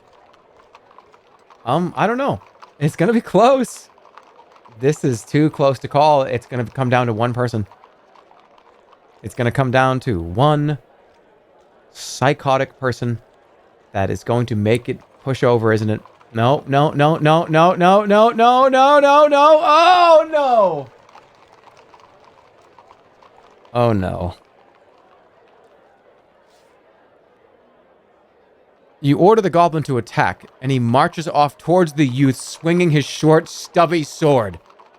The blade catches one of the men in the side, who gasps in pain. Then he does something. From here, you can't see what. But a moment later, your goblin has evaporated into a sudden burst of flame. The youths laugh among themselves. Barbecued goblin meat? One asks. No thanks, Replies another.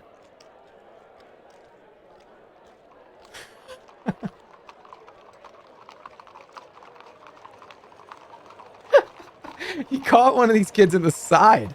Just, yeah! And then they fucking grilled him. What?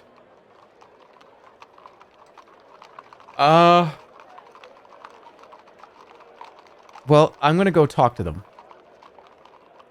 They don't know where the goblin came from, but all they know, some crazy guy just ran down the street with a sword. They don't know it came from me.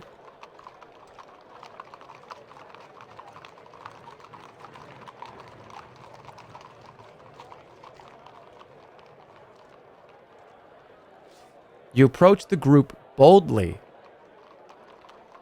Good morning. Get out of my way, children.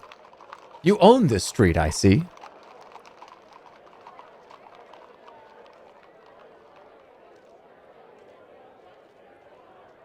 You own this street, I see. You remark. I see you are very powerful. I wonder if you have any idea how powerful, the youth replies quietly. Would you like to find out?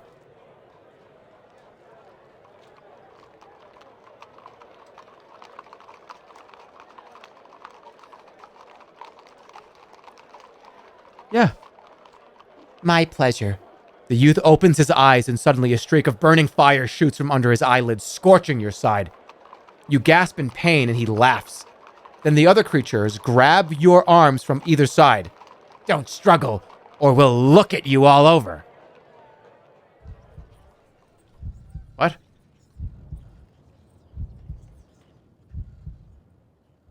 You are marched away through the alleyways to a building surrounded by a high wall. It is a prison. You're dragged across the yard and into an underground corridor. The cell door is opened, and you are thrown inside, landing squarely on top of another creature.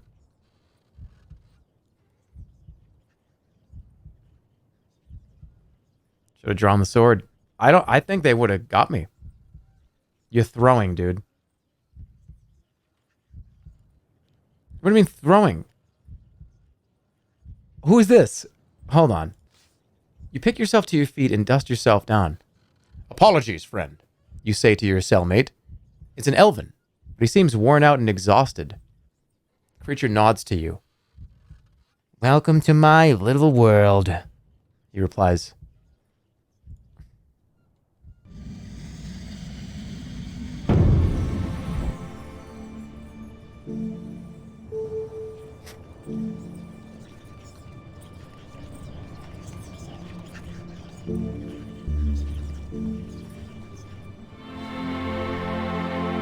You ready your mind for a spell, but nothing happens. The elven laughs bitterly. The walls are infused with mini-mite blood to stop people getting out that way. I would have used my own magic if it worked. From the sounds coming through the walls, this is one of several cells, all side by side. You hear snores, shouts, and screams coming through the stonework. Pray to the ape.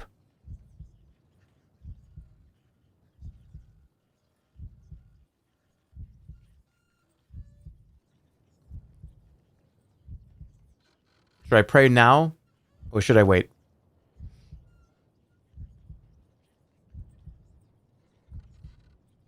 I kind of want to, wait, who are you?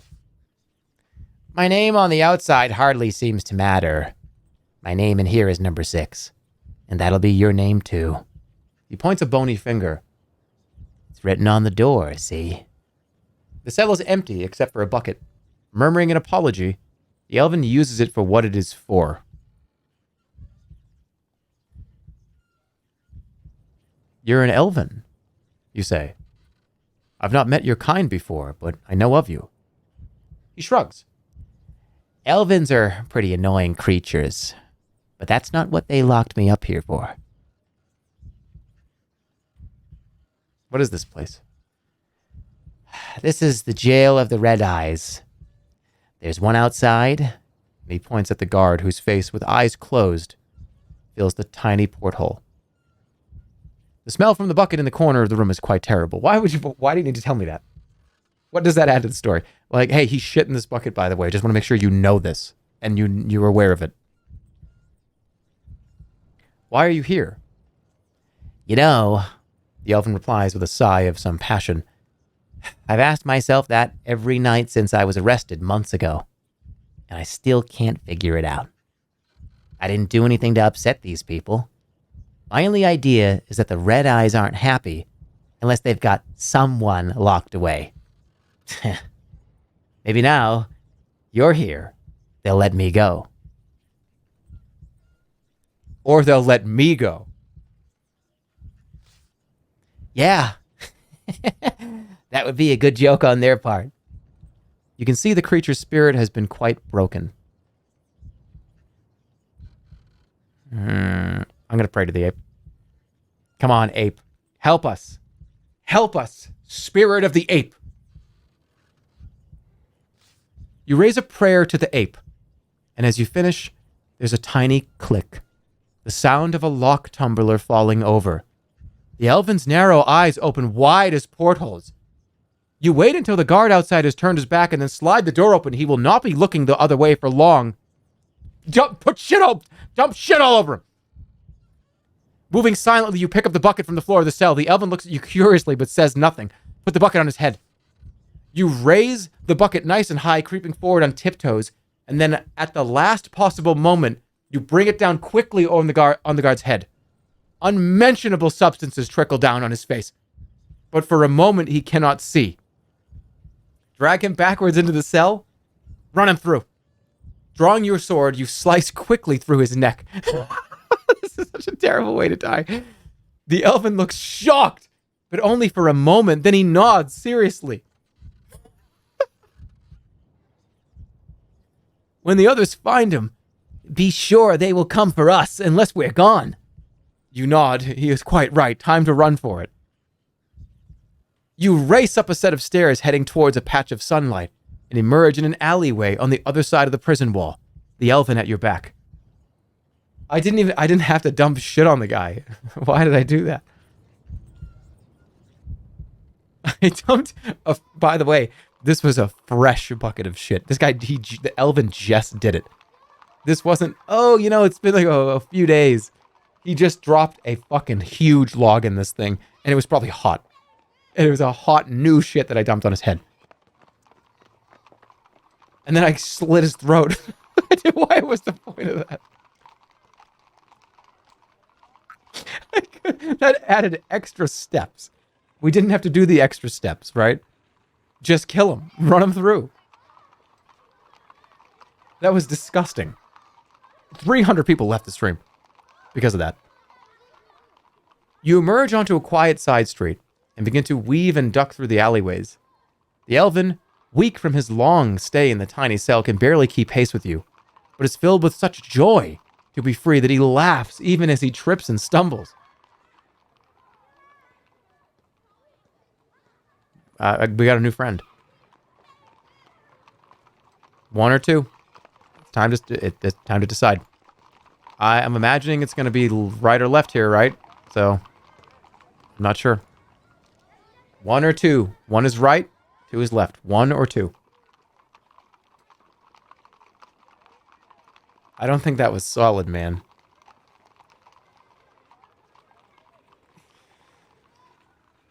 Yeah, the ape came through.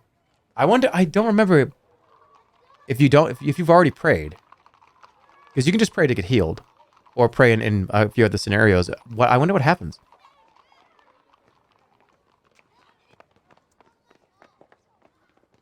Yeah, to be depended upon.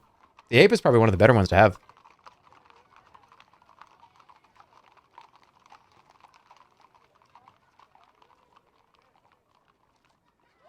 You idiots are going to go back to the same place where we got caught. We just go right back to the people with the eyes. We just get put back in jail again and there's no more ape.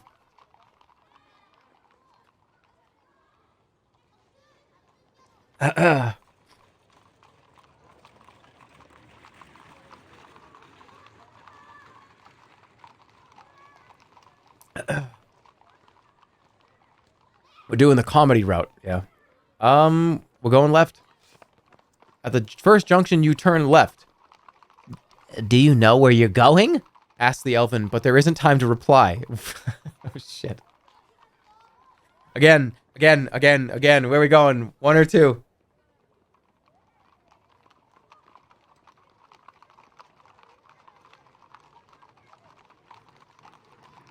Do you know where you're going?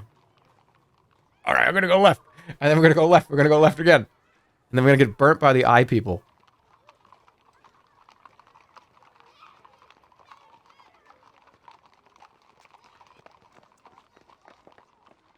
Gonna go into a circle, yeah. You're legit gonna end up at the entrance. Wait, right? Okay, we're going right. At the next junction, you go right. The Elven is flagging. He cannot keep running like this anymore. Go on. I'll hide here. Leave him or help him. You gotta help the bro. Help him. Help him. You're nearly free, you reply, grabbing the Elven under his arm. I mean it. I'll hide, you idiot. While you distract any more guards with your running, now go. Good plan. Leave him. Good plan. Good plan. Good plan. Good plan. It would have been. The Elven replies, and you turn to see he's quite right. Another guard has entered the alley behind you. He opens his eyes, and a moment later, the staggering Elven is no more. The stench of burning flesh fills your nostrils. You race out of the alley. Quite suddenly, you emerge out of the side street into a wide square filled with more red eyes. But these ones seem like citizens rather than guards. We killed them.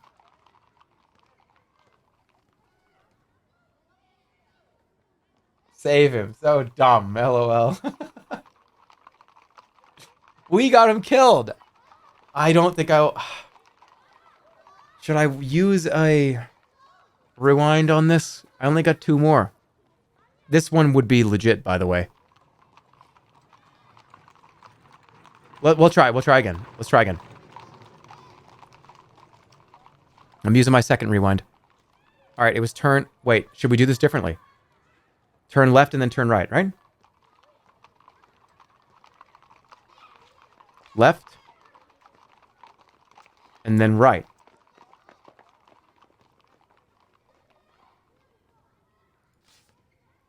Okay. So I'm just going to leave him. He gasps several... I'll hide here. Leave. Leave. You do not need to be asked twice. You wish him luck and then hurry away. The Elven crawls into a pile of junk and beds down. Perhaps you will see him again. Saved. Now what? Now what? We're not out of this. 1 or 2. 1 is right, 2 is left. Choose quickly.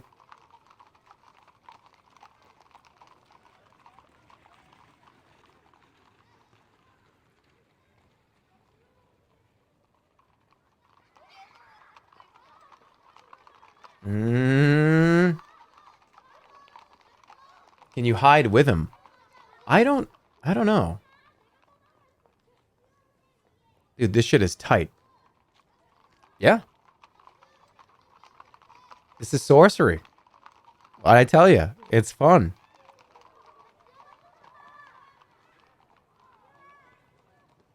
All right, we're going left. You keep running, taking a left. Quite suddenly, you emerge out from the alleyway into a wider, busier street. You slow yourself to a nonchalant walk. We made it. Made it. We're out. Uh-oh. Wait, are we? The road turns and heads roughly southeast once more, but you have been spotted, by a group of young orclings, and they're scurrying towards you.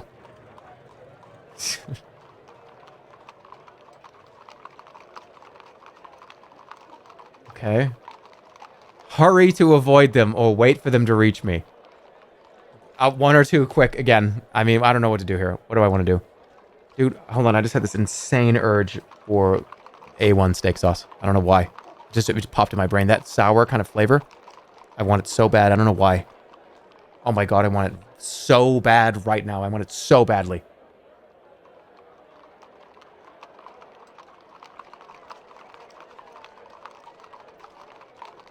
Just the sauce. I just wanted to tap, tap, tap, tap, tap with my pinky and dab, dab, dab, dab, dab on the top of my tongue. That's it.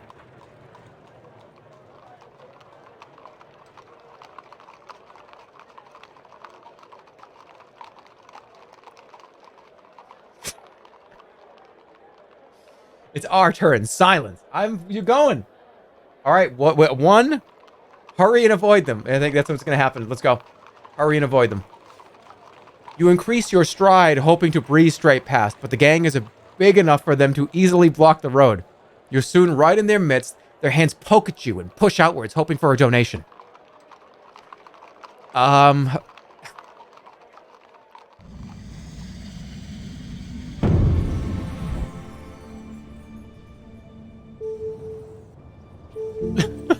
Get someone a goblin. All right, wait. What else is there? Create a force field so they can't like touch me. Oh, treasure would be huge here. That would absolutely work. Why would I read their minds? I know that they're trying to get... Okay. Another goblin, or should we do the treasure?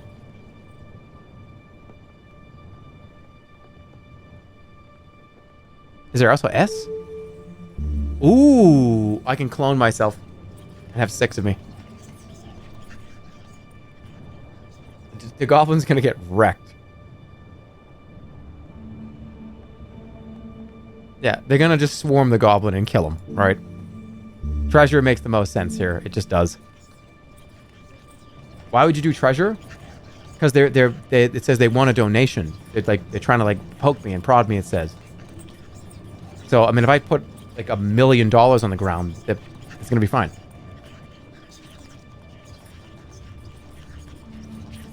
Or how much? What are they looking for?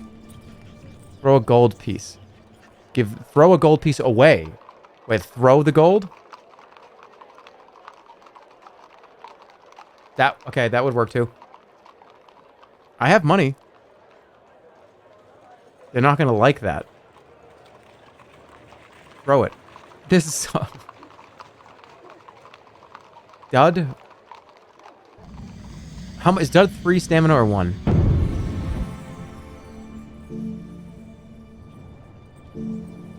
Let's see what happens. You cast the spell and piles of gold and treasure spill from the sleeves of your jacket and all over the road. The Orklings go instantly into a frenzy of collection, running over each other and beating each other up, stuffing handfuls of gems in their tunics. You take the opportunity to slip away. I feel like they were going to attack me. Right?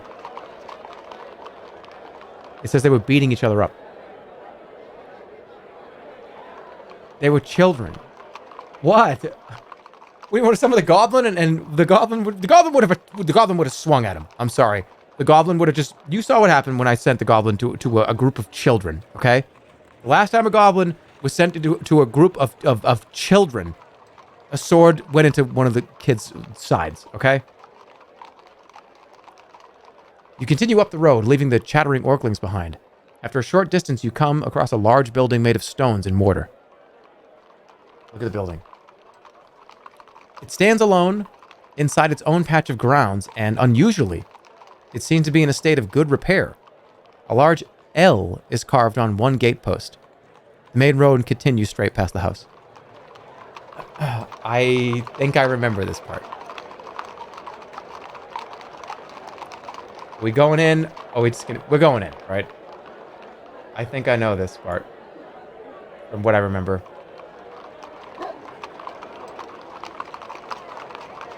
Let's go in. You enter the gate and follow the path to the front of the house between tall, well-tended trees. This place, unlike the mansion in Lower Khare, seems quite lived in. Alright, we got creep around the side, or right in the front door. Creep around the side is going to be 1. Front door will be 2. 30 seconds on the clock. Let's get a poll going.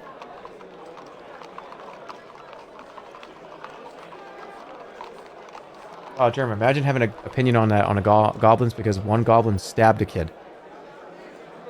Hold on, I gotta sneeze again.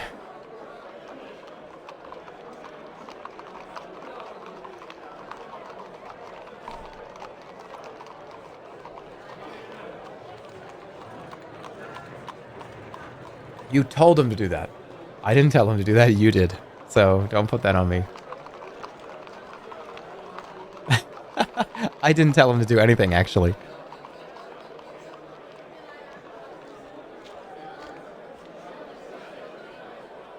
All right, we're going to the front door. The door to the house is solid oak wood, decorated with elaborate carvings of vines and trees and serpents. In the middle is a great brass knocker. You firmly knock on the door, but no one answers. The house seems empty, dark, and quiet.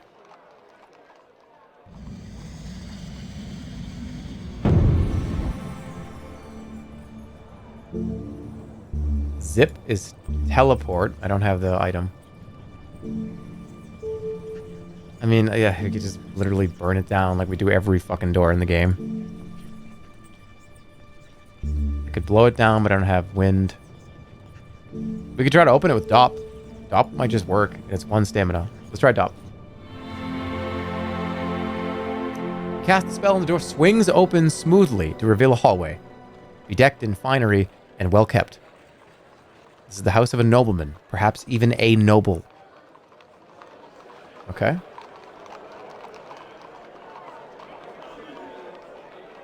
Inside the house. Yeah, sometimes the easiest answer is the right one, right? The inside of the house is well kept and clean. There are fresh flowers in vases, and the surfaces are dust-free. It is as though whoever lived here has just slipped out for a few minutes and will return at any moment, except for the paper strewn everywhere across the hallway. The floor is almost a foot deep in books, torn pages, and folders with charred edges. It is as though a lightning storm has passed through the study on the left. Another door lies opposite. By the smell of it, it's a kitchen. You browse through the papers. Some are complex and you cannot understand the words. Others are calculations. There are also maps and charts and plans of Khare, the hills, and the backlands to the north. Other documents look almost like charts for spellmaking, such as the chief mage used back in the outpost settlement to prepare for your spellbook. Whoever lived here was clearly a scholar of some great wisdom, and most likely a wizard as well. Exploring doesn't seem like a good idea somehow.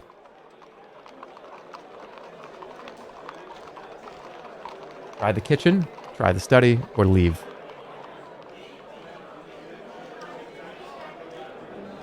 You're going to die. Chieftain of the Badlands. Explore anyway, Giga Chad. Alright, let's go to the kitchen. You open the door to the kitchen and go inside. It is laid out as though the owner of the house was in the middle of preparing a meal. Bread is sliced, cheese is on a plate, and a glass of wine sits beside the open bottle. Nothing here has had time to go moldy. Something is rattling in one of the cupboards. I'm going to eat some of this shit. You eat the bread and drink the wine and finish off with the cheese, which is full-flavored and ripe. There is enough left over for you to add one more portion to your pack as well. This is Goldilocks, yeah. Let's open the cupboard. You open the cupboard out of curiosity and are immediately bowled over as a thing erupts with angry force. You crawl backwards into the hallway to get away from this gnashing fangs and get to your feet to see what it is. A bristle beast. And it's furious. Opening the cupboards into these are always such a bad idea.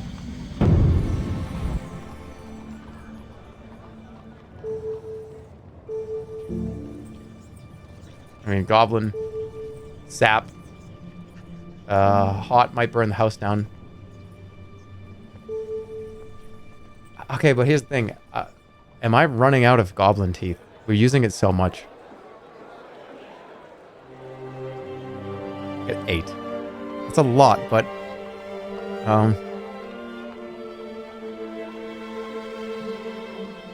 just kill it. Yeah, let's just kill it. You have just enough time to draw your sword. Let's kill it. 8 is a lot, I know, but let's go with a 6.0.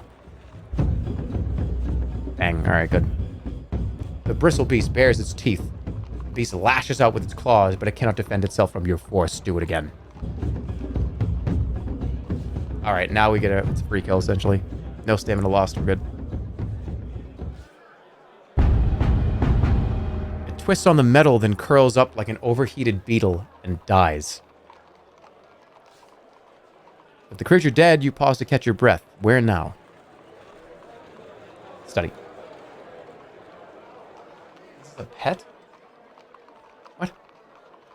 You open the door to the study, pushing hard against a deeper pile of paper. This room looks like a tornado has traveled through it, and perhaps one has. In the very center of the room is a blackened circle burnt into the carpet. There's a smell of iron and ammonia in the air. It is hard to escape the sense that some great and terrible magic was performed here, not long ago. But there's no sign of the magician who crafted such a powerful spell. On all fours, you dig through the piles of paper. Books, torn up almanacs, historical files, and sheets of scrawl and scribble. There's nothing here with any meaning. On one sheet, you find an intriguing series of symbols. N, Q, then a series of other marks, written and then crossed out. Only one is still readable, and it has been circled. T. Okay. Keep searching. You keep rustling through the paper, finding little else of value.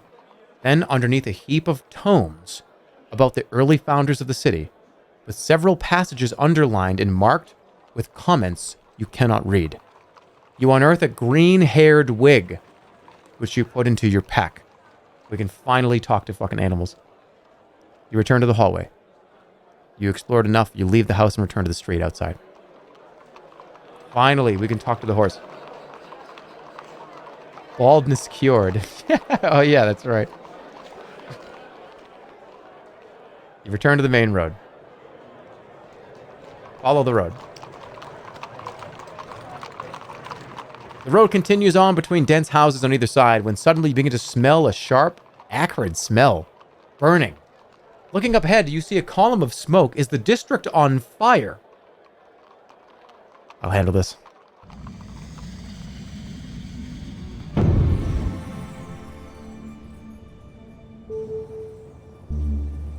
Sus. Where's water? Fog. Summon darkness. Magic protection? Fuck, I don't know what that is.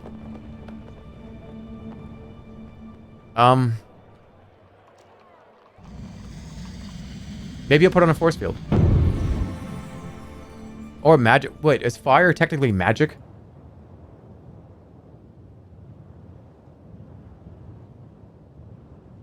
Not really. Would darkness put the fire out? It's just fire. Make it worse with hot. Do sus?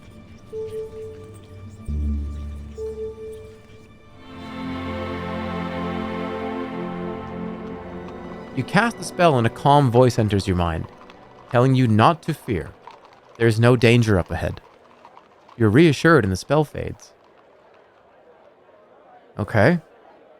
Feeling safe with the warning from your spell, you stride forward towards the smoke, rounding a corner in the road until you see the source. It is a fire, but not a blazing house. Instead, it comes from an enormous forge set into a large blacksmith's shop. The blacksmith himself is at work, hammering away at a flat-bladed sword. Oh, okay. Almost created a force field for that, yeah. You approach the blacksmith and try to attract his attention by knocking a few of his display items off their shelves. What an asshole. But it seems the blacksmith is quite deaf. Years of hammering on sparking metal has left him quite oblivious to everything around him. Steal something. Why would I do that? What is this a Mr. Bean movie? What would the point of that be? Let's tap his arm. You walk over and tap his arm, and the blacksmith jumps. Oh, I didn't see you here. Oh. The man is clearly not that bright. I didn't mean to scare you. Not scared. Me? Of you? Nah. The blacksmith polishes his blade lovingly. Tell me about your swords. This one is my finest. He replies proudly, indicating the blade he is currently polishing up. A blade of a large hand. Can I try it? Large hand. Large hand is large handry. What? Try the blade. You reach out to try the blade, but the blacksmith catches your arm. I warn you, once you've tried it, you won't want any other, and it's not a cheap lard. I'll risk it. The blacksmith shrugs and releases your arm. Go on, then. You pick up the blade and swing it through the air. It sings. The weight is perfect. The metal sharpened, the balance so delicate, it becomes almost an extension of your arm. This is the finest blade you have ever held. How much? The blacksmith grins. I tell you. Ready for it? 40 gold pieces. Party? The blacksmith nods. That's right. 40. Haggle. I'll give you half that, you begin, but the blacksmith only laughs. You aren't talking to a child. 40. Or I'll sell it to the next one. That's too much. I don't have that much. I don't have that much.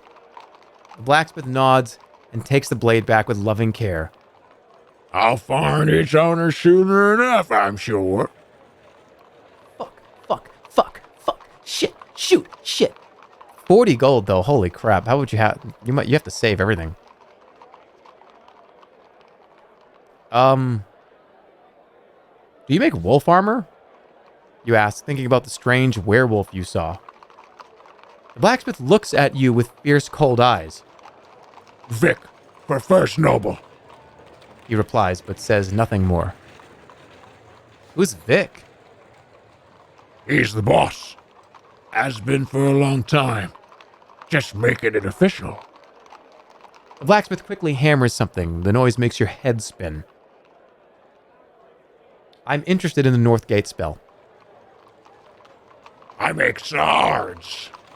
Not magic. You want a sword, baby? The blacksmith goes over to the rack in the back of his shop and downs a quick mug of ale. I'd best do ye work. Begone.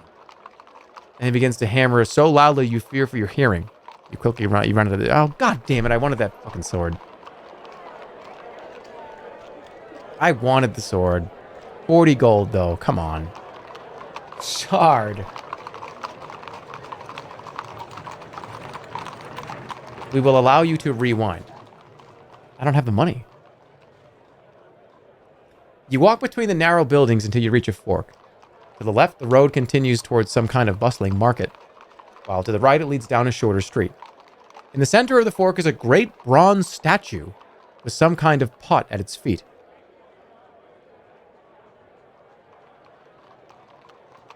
Interesting. Look down the short street. Looking down the short street to the right, you see a sign above a doorway reading, "The Gambling Halls of Vlada." Several seedy-looking creatures mill about on the steps. Cheerful creatures go in, and miserable-looking ones come out. Look at the statue. The statue is of a giant brute wielding a club, and at its feet is a large pot filled with gold pieces. This must be one of Khare's many gods, with the pot intended for worshippers making offerings, although none of the passing creatures seem to be throwing any in. Interesting. Make a move. Time to move. Whoa.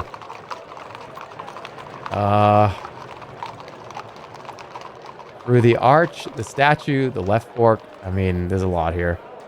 I want to check out the statue.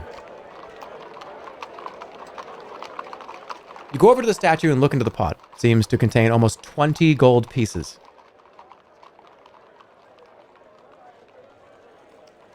Look at the statue. Tilting your head, you look upwards at the statue. He is an imposing figure, at least 4 times your height and solidly armed. You do not recognize the god depicted, but his presence so close to the gambling halls suggests he is either god of prosperity or a god devoted to punishing those who do not pay their debts. I ain't taking this shit. Seems most suspicious. So much gold out in the open, it must be a trap. The day is dry. I'm not touching that. That's a bad idea. Bad idea. And with that, ladies and gentlemen, we're going to call it a day.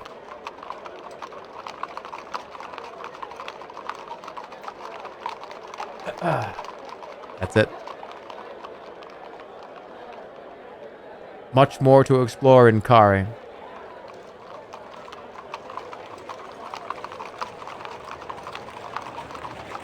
I think that 6 hours is good. My voice is getting a little shot. I also still have sort of a lingering cough and congestion. I don't want to overdo it. But you will see this return. We're at least going to get through Khare. So here's the question that I have to ask. I'm going to put the question here. Let's see. How... I'm going to ask the mods something really quick because I want to see if we're going to be doing the... My God, there's like a fucking train going by my head. Okay. How are we on the videos? Do we need any more time? How are we doing? Do we need some more time? Dork, you need to look up. Oh. Oh, whoops. All right, guys. Tomorrow night, tomorrow evening, green screen movie night is tomorrow. Sunday evening.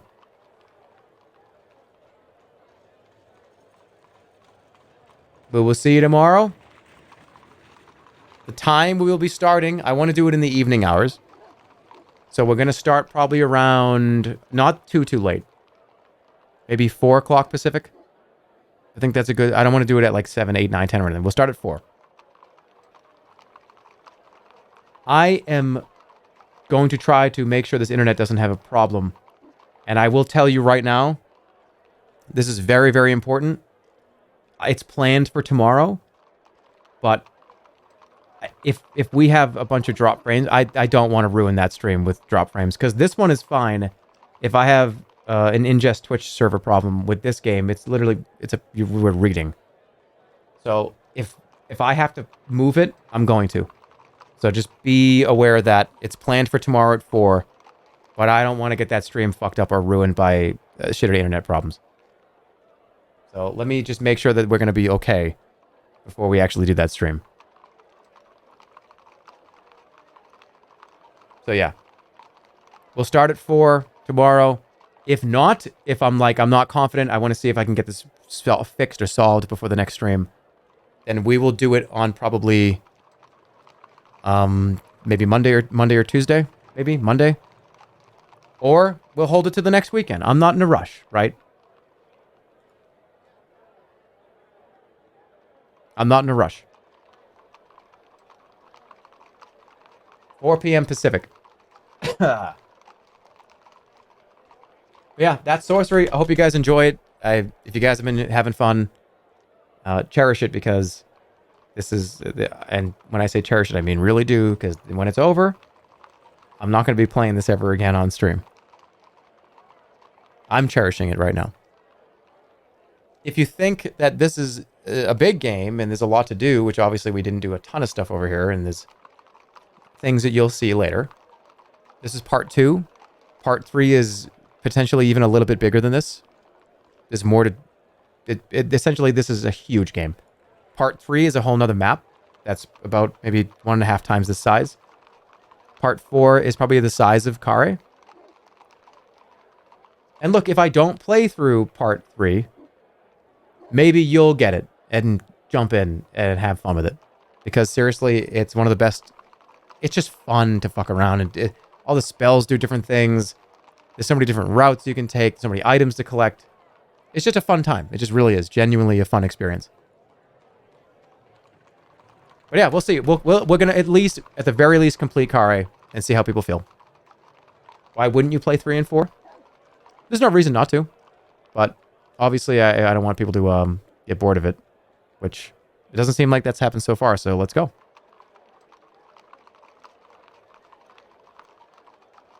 All right, I'll see you guys tomorrow, tentatively. Keep an eye on the sus. When I get up tomorrow morning, I'm going to do some more tests. And you will, by like 1 or 2 o'clock in the afternoon Pacific tomorrow, you will know if we're going to move the green screen stream or not. All right, guys, see you later. Thank you again. I got to figure out why this keeps happening. I'm going to talk to Twitch about it, I think, and just be like, hey, how come my internet's perfectly fine, but sometimes, like maybe once every week or two, I have to like jump, I have to server hop to find the right one that's not going to drop like 10,000 frames over the course of an evening.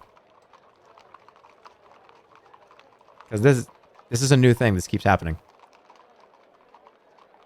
And it's weird because I will run speed tests and I will run a whole dedicated test stream to these exact same servers and still run into problems. It's weird. It's weird. It's not I don't think it's a network card problem or a network problem, considering I had a broadcast on OBS to these same servers on Twitch. I don't get it. I might try I'm going to try to stream to an East Coast server and see what happens.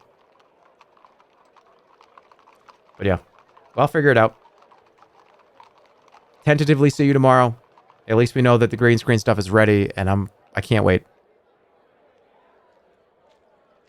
Check the sus tomorrow around like 1 or 2 o'clock in the afternoon Pacific, because I want to make sure it's ready. We will see it soon. No VOD, I'm going to do that literally right now.